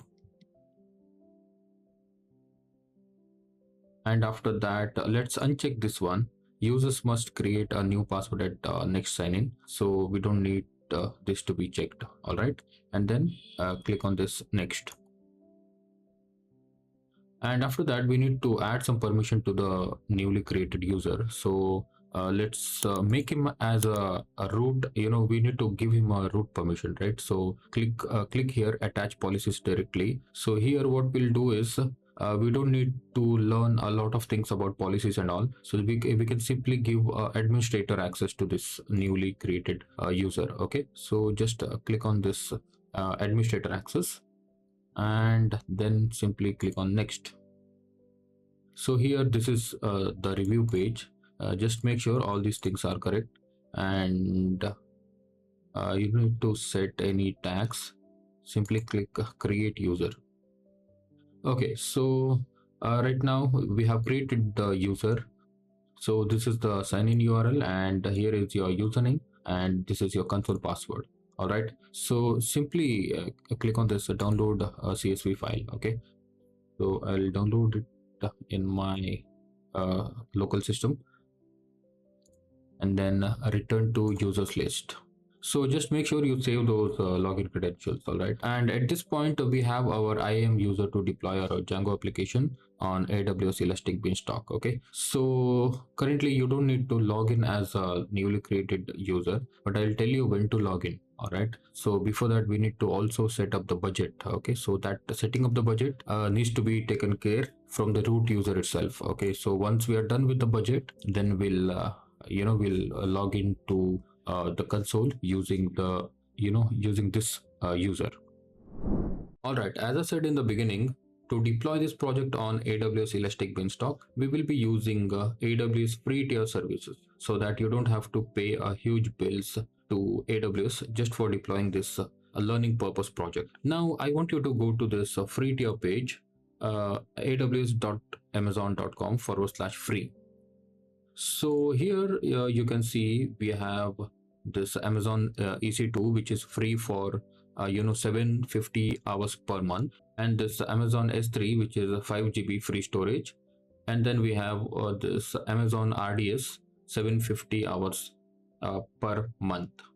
Now you must be wondering, what does this 750 hours free means? And of course this 5 GB storage is understood that if you use more than 5 GB storage, you will definitely get the bill. Since this is a learning purpose project, we don't have too much data to store. But this EC2 and Amazon RDS, they are a little bit tricky. Okay, I want you to understand how to calculate the free hours. Okay, I'm explaining this to you because if you do mistakes, then you might end up getting the bill.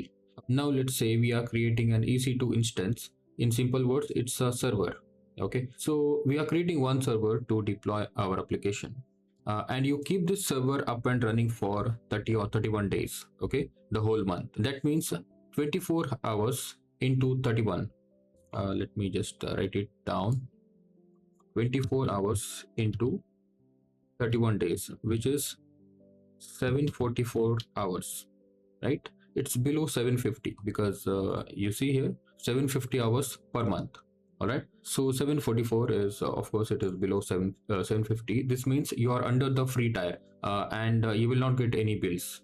Now imagine you create two servers, and now the calculation goes like this. 24 into 31 is equal to 744, and again you create the same server. Again it will be 24 into 31 is equal to 744 hours again. Okay, so this will be 1488 hours. Okay, 1488 hours. So in this case you will be charged for the extra 744 hours that you used. Okay, so it can be around 0.01 dollar per hour, which is around $7.4. So it depends on where you live and what resources you use. So the same calculation goes with this Amazon RDS also. So that's how you calculate the usage in AWS. Now, how to be careful about these charges? So the best way is to set the budget. In AWS, you can set the budget for your usage. So whenever your budget hits, you will get the notification from AWS so that you can log into the console and see what's happening. So I'll quickly show you how to set the budget. So right now I'm already logged into my console. Okay, so from here you just go to this billing dashboard. So once you're in billing dashboard, you just have to click on this budgets. So click on this budgets, and currently we don't have any budget, so you can simply click on this button, create a budget. So we can simply use a template. So click on this use a template and then zero spend budget. So if you have any kind of different budget, or you are willing to spend more, of course you can set this a monthly cost budget or something. Otherwise, since we are learning, so that's why I would recommend you guys to click on this zero spend budget, and then you can set any budget name here. Let's say Great Card AWS budget. Here you can simply put the email address to which you want to receive the email. So yeah, that's it, and simply click on this create budget. So we have created a budget, and whenever you hit $1, then you will definitely get the email notification. And one more thing, these services are only free for 12 months. All right, so here also it is clearly given that 12 months free. So if you cannot afford the bills, then delete this instance before 12 months. Whenever you deploy a Django application on AWS Elastic Beanstalk, the very important thing to take care of is the packages that you have installed in your virtual environment. So what I'll do is I will first gather all the packages that are installed in my virtual environment into a file called requirements.txt, and then we'll upgrade all of those packages before I deploy the project on the server. So it's been quite a while, I did not upgrade my packages. So I'll open my Git Bash, and I'll say, let me clear this. So I'll say pip freeze greater than symbol, and I'll say requirements.txt. So once I hit enter, all the packages that are installed in my in my virtual environment will be put into this requirement.txt file. So I have the Django 3.1 installed, okay, but as of now we have a Django 4.1 released, right? So that's why it's a good time to upgrade my packages. Okay, all these pillow is also outdated. I think it is currently 7.1 installed in my for this project. I can of course upgrade all these packages. So that's what I want to do. So I have documented all the steps for this deployment here at ratank.com and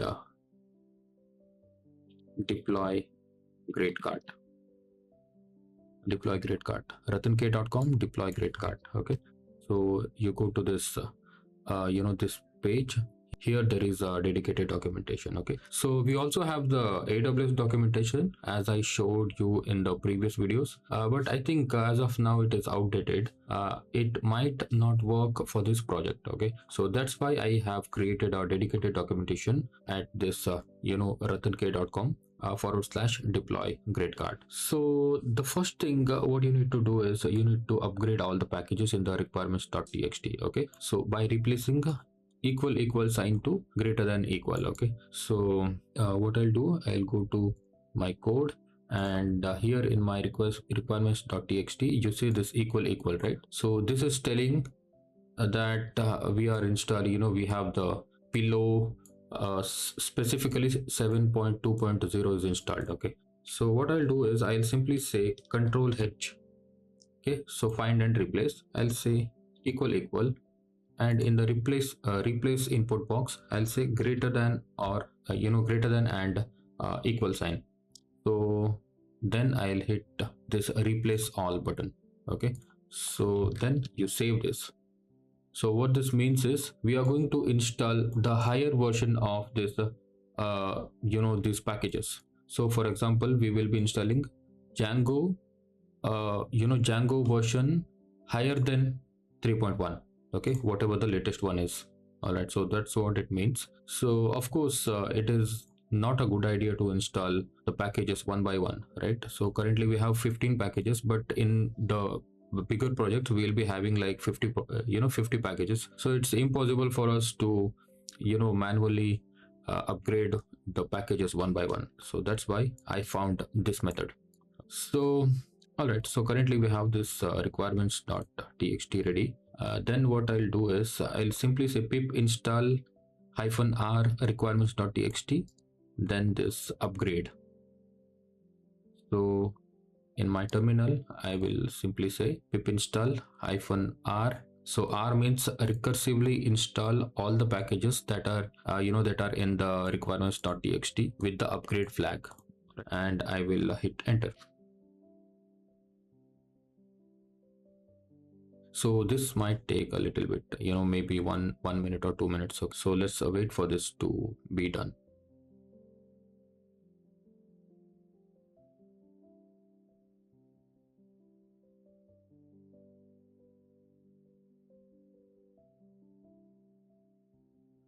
Okay, so now we have upgraded all the packages, and then you see this Django admin honeypot, right? So this one we will uninstall, and we will install the latest version of this Django admin honeypot. Okay, because this one this Django admin honeypot will not work with the latest version of Django. Okay, so that's why what I'll do is I will actually uninstall this one. Okay, I uninstall this package. Let me just show you this one. Okay, simply copy this and we'll say pip uninstall this package name, say why. Okay, so this package is uninstalled, and we will install the latest version of this package. Okay, Django admin honeypot updated 2021. Say pip install. Okay, this time it is install. Okay, pip install Django admin honeypot updated 2021. You don't need to specify any the version name. Okay, just put as it is.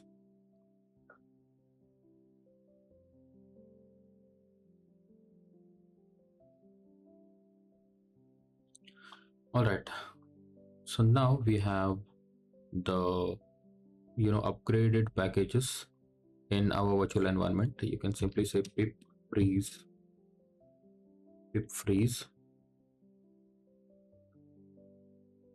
All right, for me Django 4.1.7 is installed now, and okay, below 9.4.0 is installed, Python Decommer 3.7, and all these packages are upgraded. So one more thing, you might see this warning. Okay, if you run the project, okay, so once you're done with upgrading the packages, just make sure all your project is working fine. Simply run python manage.py run server.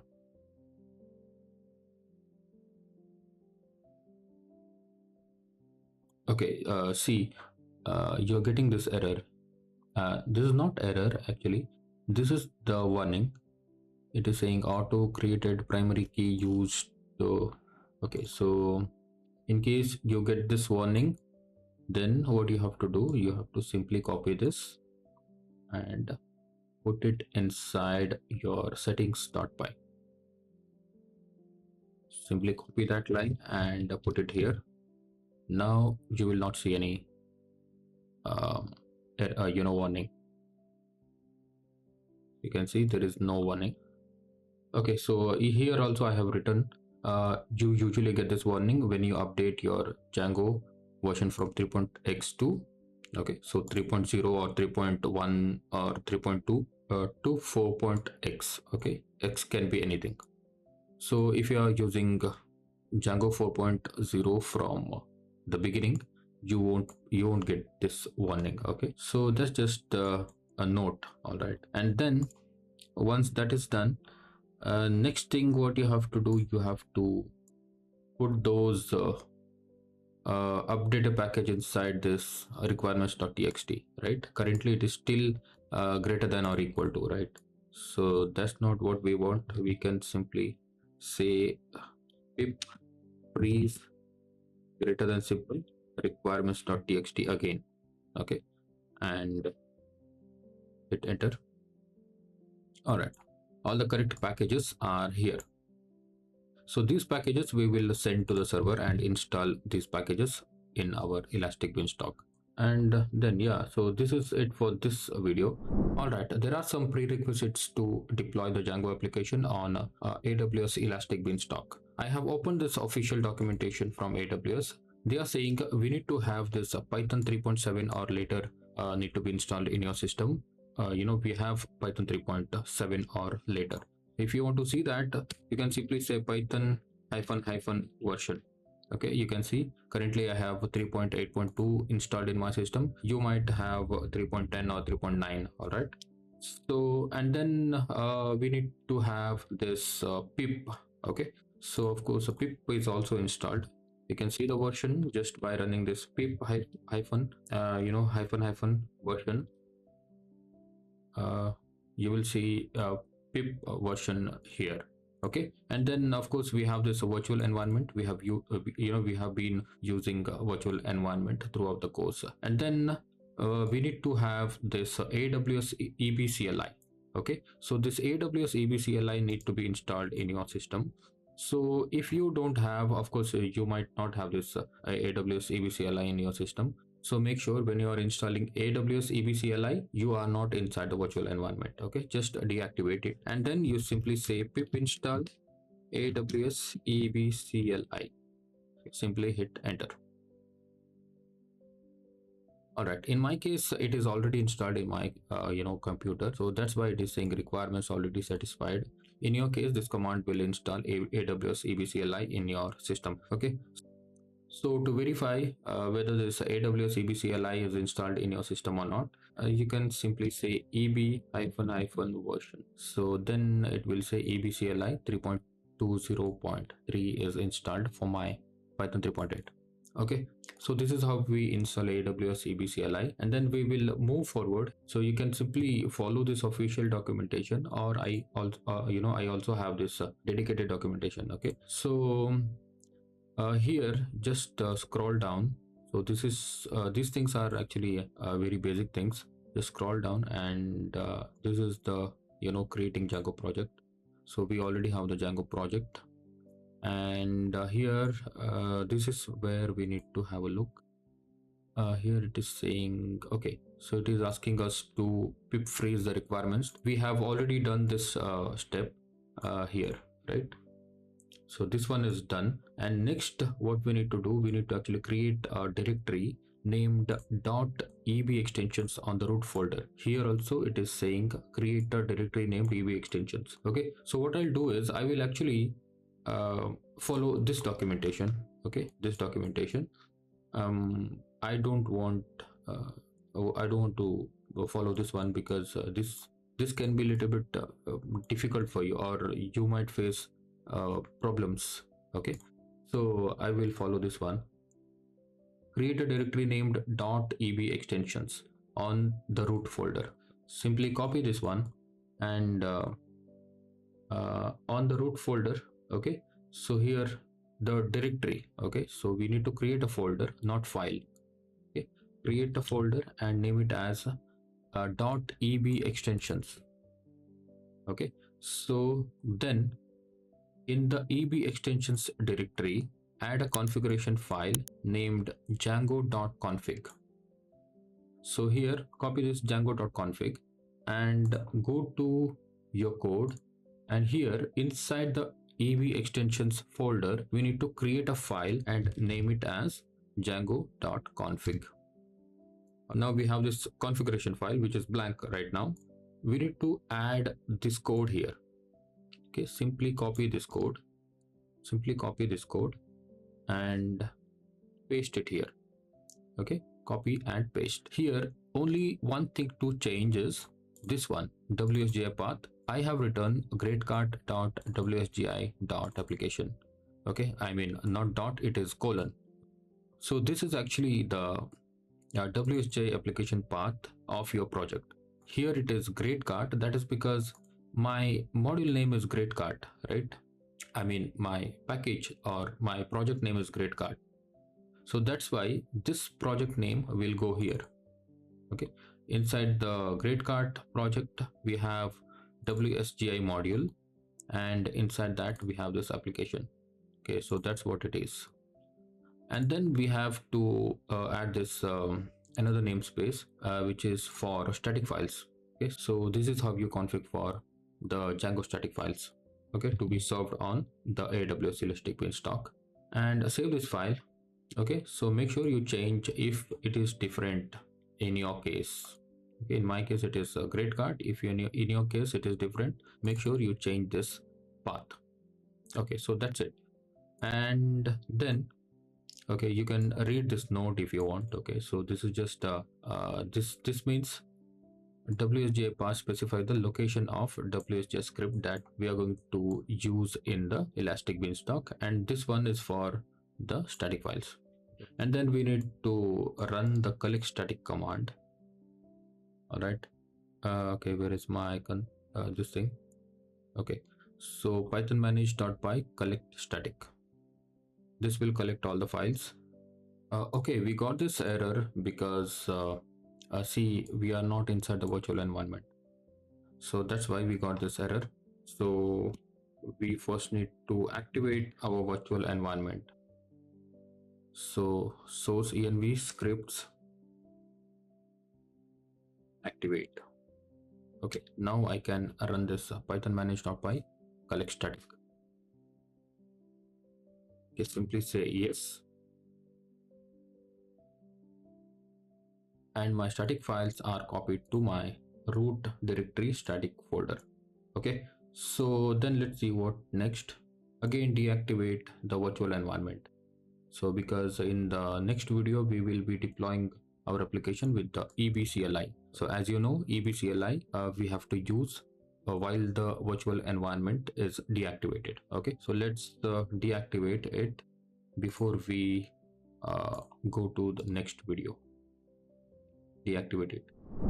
Okay, we have added the necessary configuration that are needed to deploy our application on Elastic Beanstalk. Next, we will have to create an application and an environment on the Elastic Beanstalk server.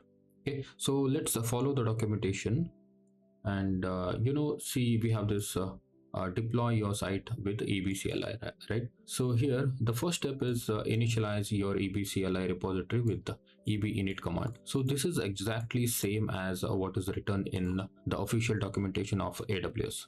Okay, so you can see here it is, right? So here also they are saying initialize your EBCLI, but I'm using this one because I feel this is more accurate for this, for this particular project. All right, so I will copy this. Okay, I will copy this, and I will I'll clear it first. Okay, and paste it. ebinit -p python -3.8. okay, use 3.8. all right, and Django gradecart app. Okay, this can be anything, but this is actually the name of your application that you're going to create in the AWS Elastic Beanstalk. Okay, so let's hit enter.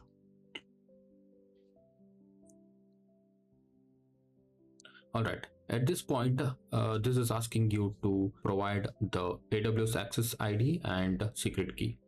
So how do you get this access key and secret key? So it is very simple. You must have saved your IAM user, right? So you have to log into your IAM user, and before that make sure you copy this ID, account ID. Okay, so this account ID, it might ask you while logging in as a IAM user. So this account ID you need, and you also need the username and password. So you must have this credentials, right? So use this credentials. Okay, so my username is actually, okay, before that I'll sign out. Okay, log back in.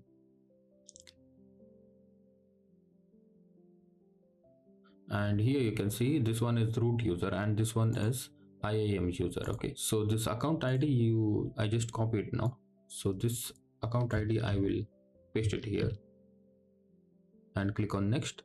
And in here IAM username, just provide your username. Okay, okay, it should be great card user, and put your password.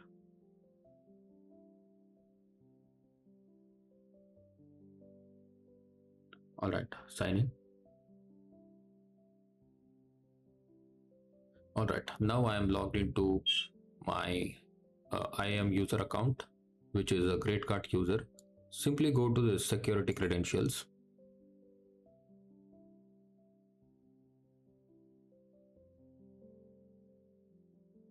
Okay, so here just scroll down. Here you can see access keys. There are 0 access keys right now. Click on this create access key. So here select other and next.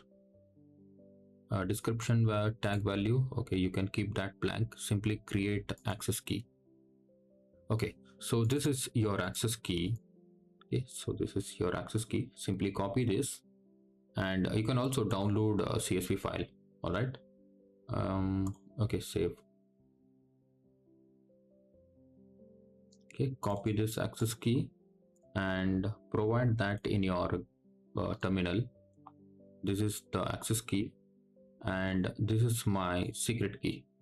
Okay, all right, copy this and paste it in your terminal. All right, hit enter.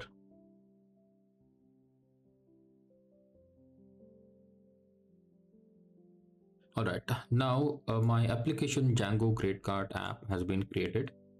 Okay, next what we need to do is we need to actually initialize. Okay, initialize this EB. This is optional, but you know what, I would recommend you to run this EB init because run EB init again to configure our default key pair so that you can use SSH. Okay, so this is for configuring the SSH. Okay, so SSH is because if you want to see any error logs, or if you want to do some things in your server, you can you can enter into your server. Okay, so that's why I would recommend you guys to run EB init.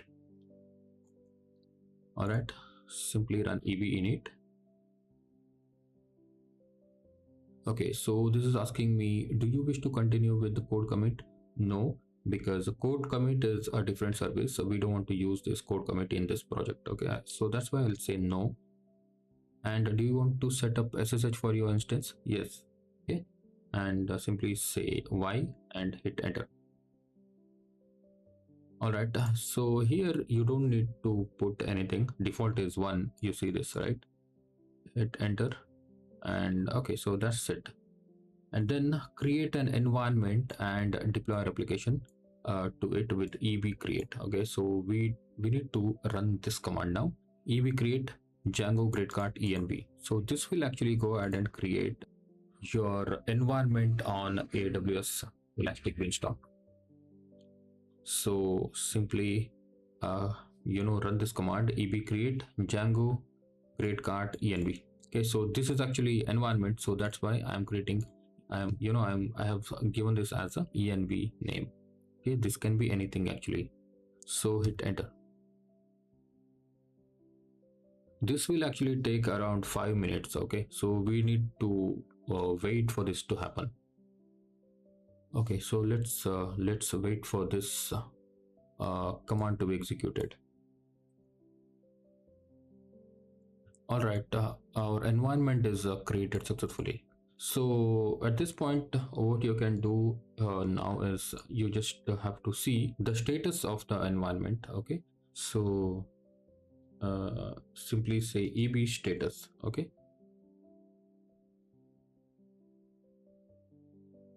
eb status, and this will actually give you the domain name or the CNAME. Okay, so from where you can access the access the website. All right, the health is red now.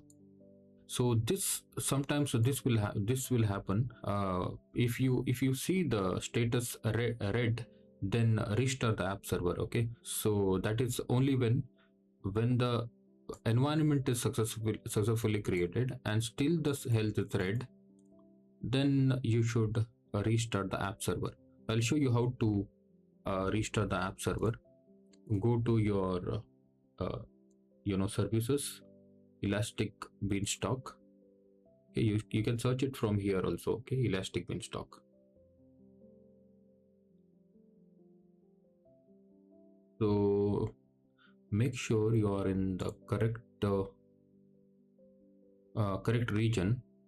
For me it is US West 2. If you want to verify which region you are in, then go to this .elastic beanstalk and config.yml. so this config.yml will show you default region US West 2. Okay, just go to this region. Okay, for me it is US West 2, but for you see which one it shows. All right, it is US West 2. Okay, click on environments. Okay, so it is now degraded. Okay, so it should not be degraded, it should be okay, but that's why we need to restart the app server. Go to this actions and restart app server. So it will actually restart the application, right? So again, this will take around 1 or 2 minutes. Okay, let's wait for that. Meanwhile, I'll show you one more thing. Here you see this CNAME, right? So this CNAME is actually this is the test domain name. So, and you can see health is okay now. Now copy this CNAME. Okay, copy this CNAME and paste it here in the browser and hit enter. You will get the error now. Okay, that's for security, because Django application will only run when you put this link or the domain inside the allowed host, right? So that's why you first need to put this domain inside the allowed host, then only you will be able to run your Django application. All right, at this point we need to take care of two things. So first one is to add the CNAME inside our allowed host, and another thing is we need to also provide the secret information to the server. Okay, as you know, these are secret information such as secret key, email host, password that we are stored in the env file, right? So those information we need to provide to the database so that our application will run smoothly. So these two things we'll do in this video. All right, so first thing, we'll copy this CNAME. So where is it? Okay, so this CNAME, right? So this is where we are going to run our Django application. We'll copy, and of course we'll be using custom domain, so we'll see that in the later part, later stages of the video. But for now, just copy this CNAME. Go to settings.py, and inside this allowed host, put a single quotation or a double quotation and put the CNAME and save it. And then we have this .env file, right? So this env file we need to provide to the server. Okay, so this secret key, debug, email host, port, these things we'll have to provide to the server. So how to do that? Simply go to your configuration here. Okay, in the Elastic Beanstalk, go to configuration. So here you see this software. So you can set this as a list view or table view. Okay, so this is the table view, I think. Where is software? Okay, so here it is, right? You can edit it here, or this is the software, so here you can edit it. Okay. All right, so these things you don't have to do anything. This is a proxy server. Okay, don't worry about that. Okay, and just scroll down here. There is this environment properties. So this environment properties we need to put. By default it will be Python path. So this means on the server this is where the virtual environment is. So next is this secret key. Okay, secret key.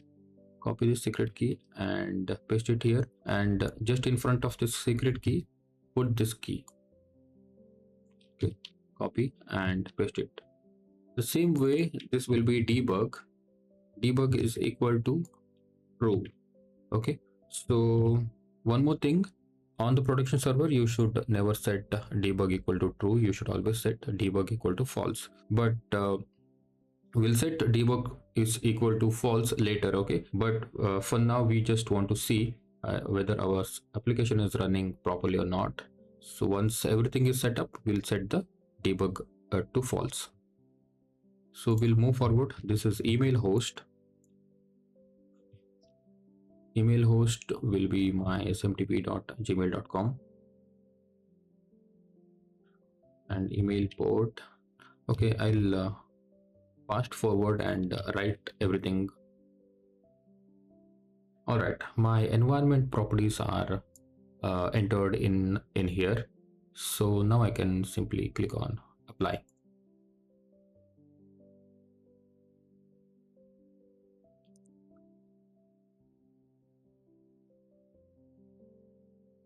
Okay, so this will actually take 1 minute maybe. So always make sure your server health is okay. Okay, so if it is not okay, or warning or something else, maybe severe degraded, then there must be some problem in your in your server. So if you get any kind of errors or something, simply go to this logs. Okay, simply go to logs, and here you can request logs. Okay, currently it will not show you logs because this Elastic Beanstalk is updating your environment. I mean, it is updating the environment now, so that's why it will not show logs. But once this is done, you can request the logs. You can see the logs. Okay, but if you follow the steps very carefully, you will not get any issues or errors. All right, now the health is okay. Okay, so once this is done, next step is to push the changes to the AWS server using the command called eb deploy. But which changes I'm talking about, let me show you that. So here in the settings.py, okay, in the settings.py, we have added this allowed host. So this domain we have added to the allowed host, which is in the settings.py. So these changes need to be reflected to the server, so otherwise our application will not run. But before that, one more thing that we need to understand is that we are using Git version control system, right? So when you run eb deploy command while the Git is installed on your project, then it will push the most recent commit to your AWS server. So that's the reason we need to first commit our changes, and then we will deploy the code. Okay, and so how to do that, let me quickly show you that. So first thing, we have to say git add -a. We'll add all the things to a git, and then we'll say git commit -m. We will say the commit message, maybe added cname to allowed host. So now you can run eb deploy. Okay, eb deploy, hit enter. So this will again take 2 or 3 minutes. Okay, so let's wait for this to execute.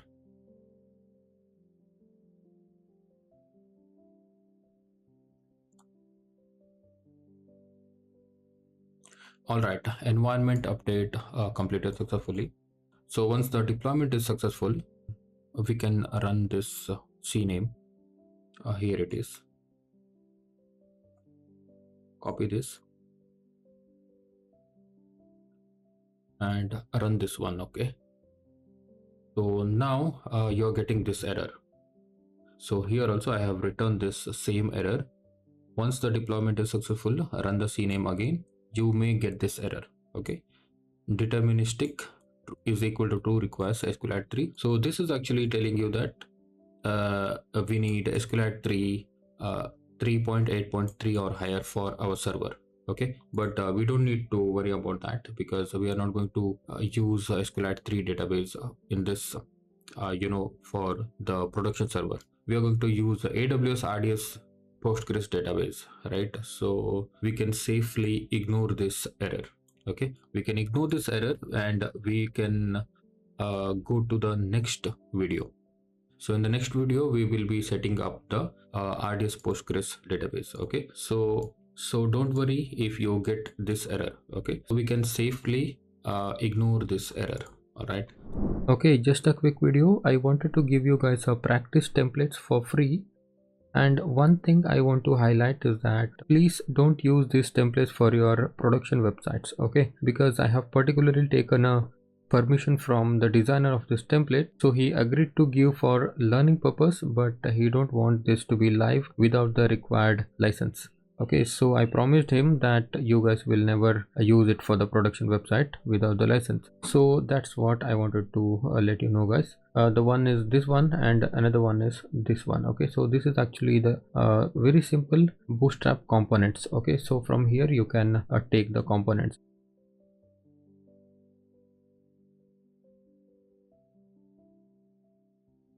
Now you'll see this practice templates.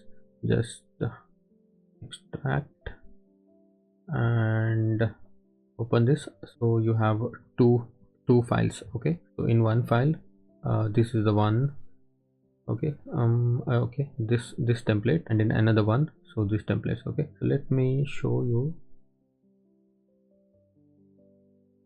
I'll extract both the templates.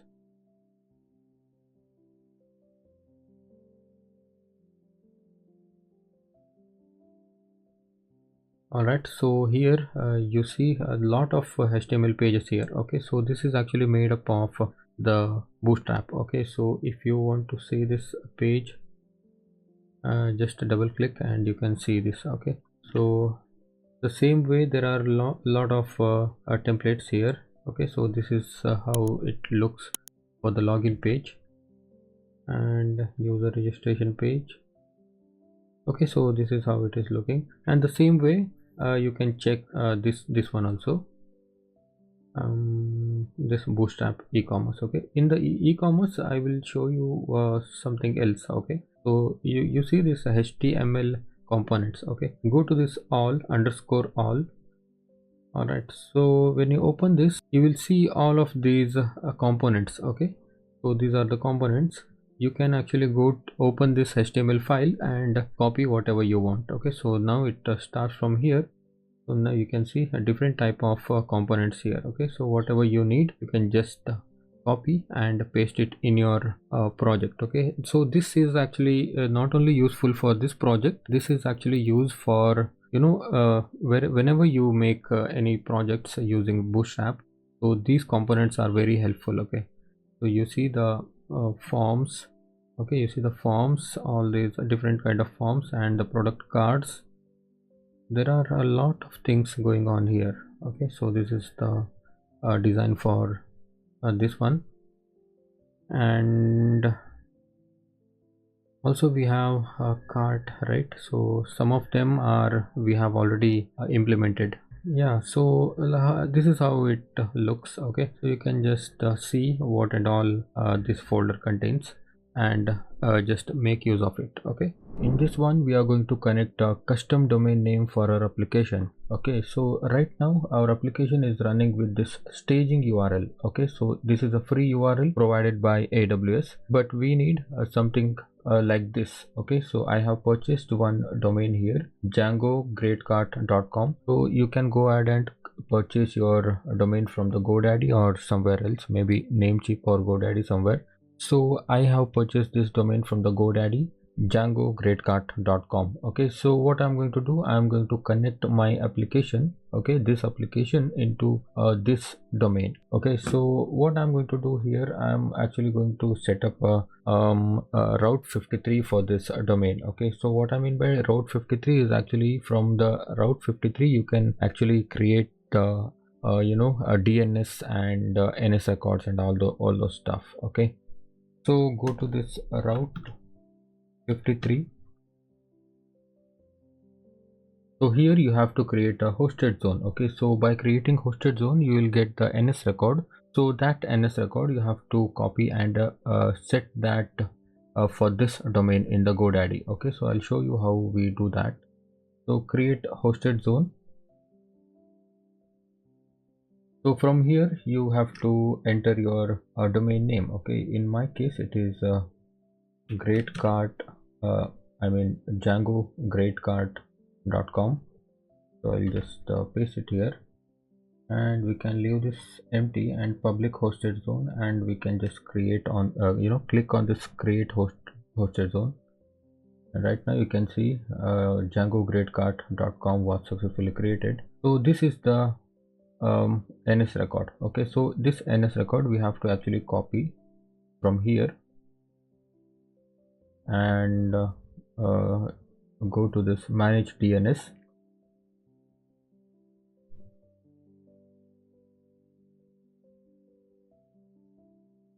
So here you see this name servers, right? From here you just click on this change,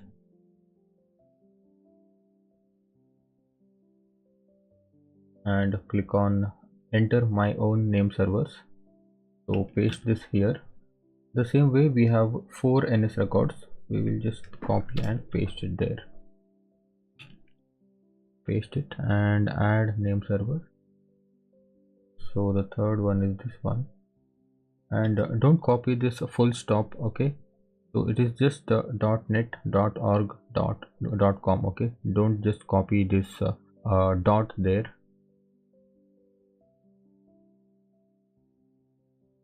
And the last one is this one,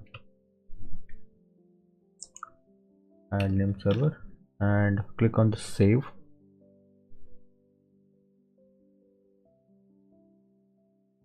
Yes, I consent to update name servers. Continue.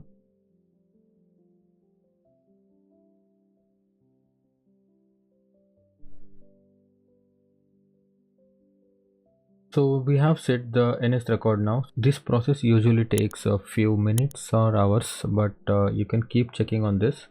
Let me refresh this.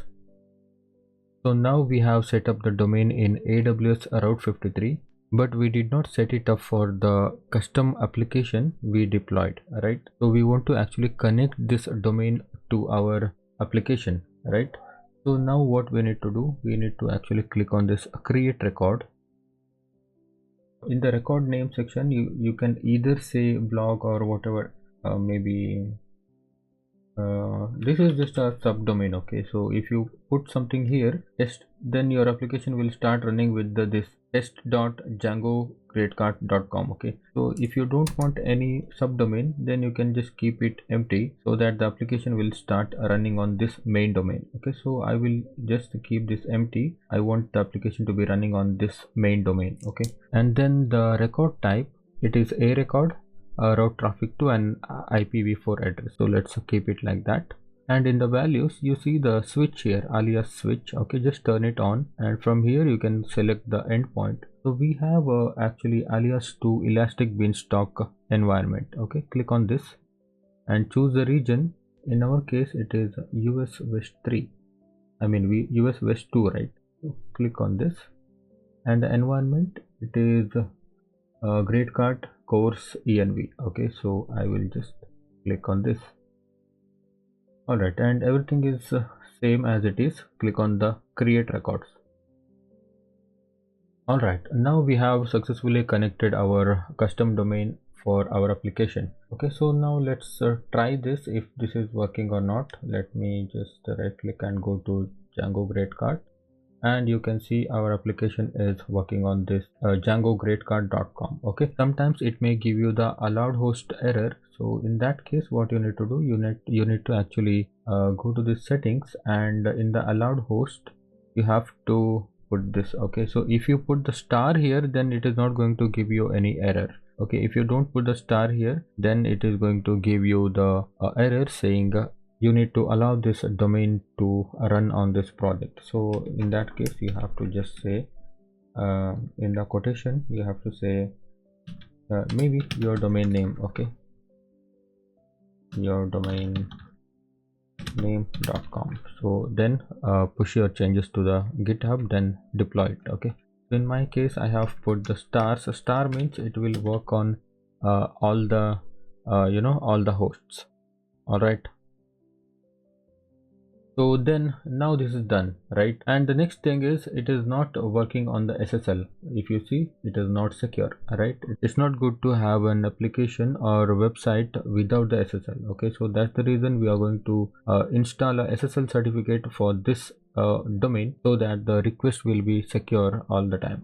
Okay, now we need to install an SSL certificate to this particular domain that we have just connected. So installing SSL on AWS is pretty easy, and it is free as well, so you don't need to pay for this. So first thing, we need to create an SSL certificate, and then we install it on our domain. So to create a certificate, you need to go to this certificate manager. Okay, click on this search and type certificate manager. Okay, we get the certificate manager and click on this.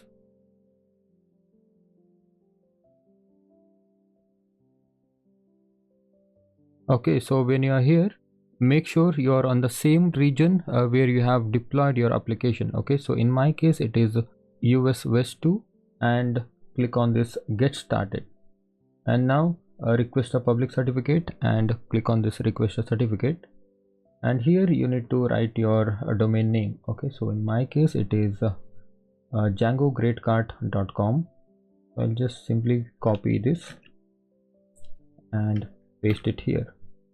All right, so now I can click on this next. Okay, if you want to add any subdomain here, you can just add it here. So I'll go with this one domain and click on this next, and we need to select the type of validation. So we will just go with this DNS validation and click on this next, and we don't need to do any tags here. So I'll just simply click on this review. So here everything is right, and click on this confirm and request.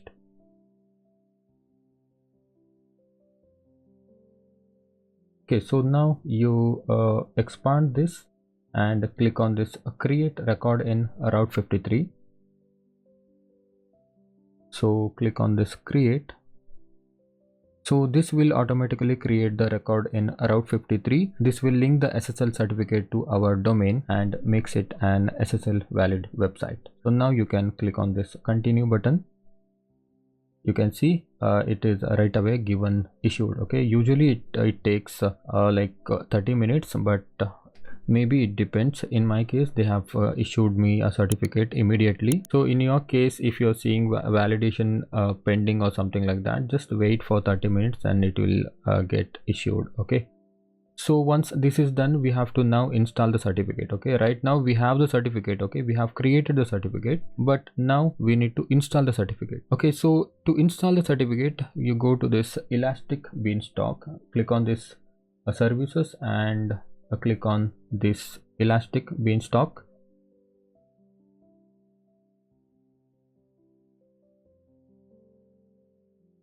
And click on this environment. Okay, this is our environment. Now click on this configuration, and you see this load balancer here. Okay, so click on the edit, and you see this add listener button. Alright, click on this add listener. So here in the listener port you have to write 443, that is the SSL port, and now this will be HTTPS. So the instance port will be 80 and the instance protocol will be HTTP. Here you have to select the SSL certificate that you are issued. Okay, so and click on this add button. Okay, so scroll down and click on this apply.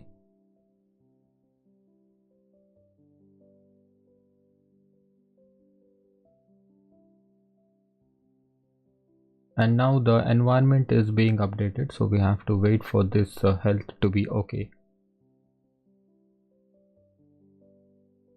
Okay, now the health is okay, so we can actually check this SSL now by typing https:// and hit enter. Okay, now you can see the connection is secure, and you can also see the certificate validity. Here you can see valid from 6/4/2021 to 6/5/2022. So that's how we install SSL certificate on Amazon. Okay, so we are actually done with our e-commerce project based course. I am actually planning to upgrade this course by adding some more useful features in the future, but I cannot say when exactly I'm going to do this. But whenever I consider upgrading this course, I will surely send you an intimation email so that you can come back and learn from it. So that's it for this course, guys. I hope you guys like this course, and please give me a good feedback. It really takes a lot of effort to build an online course. And yeah, that's it, guys. Hopefully I will see you in my next course. Until then, be safe and take care of your family and loved ones. Again, this is Ratan signing off.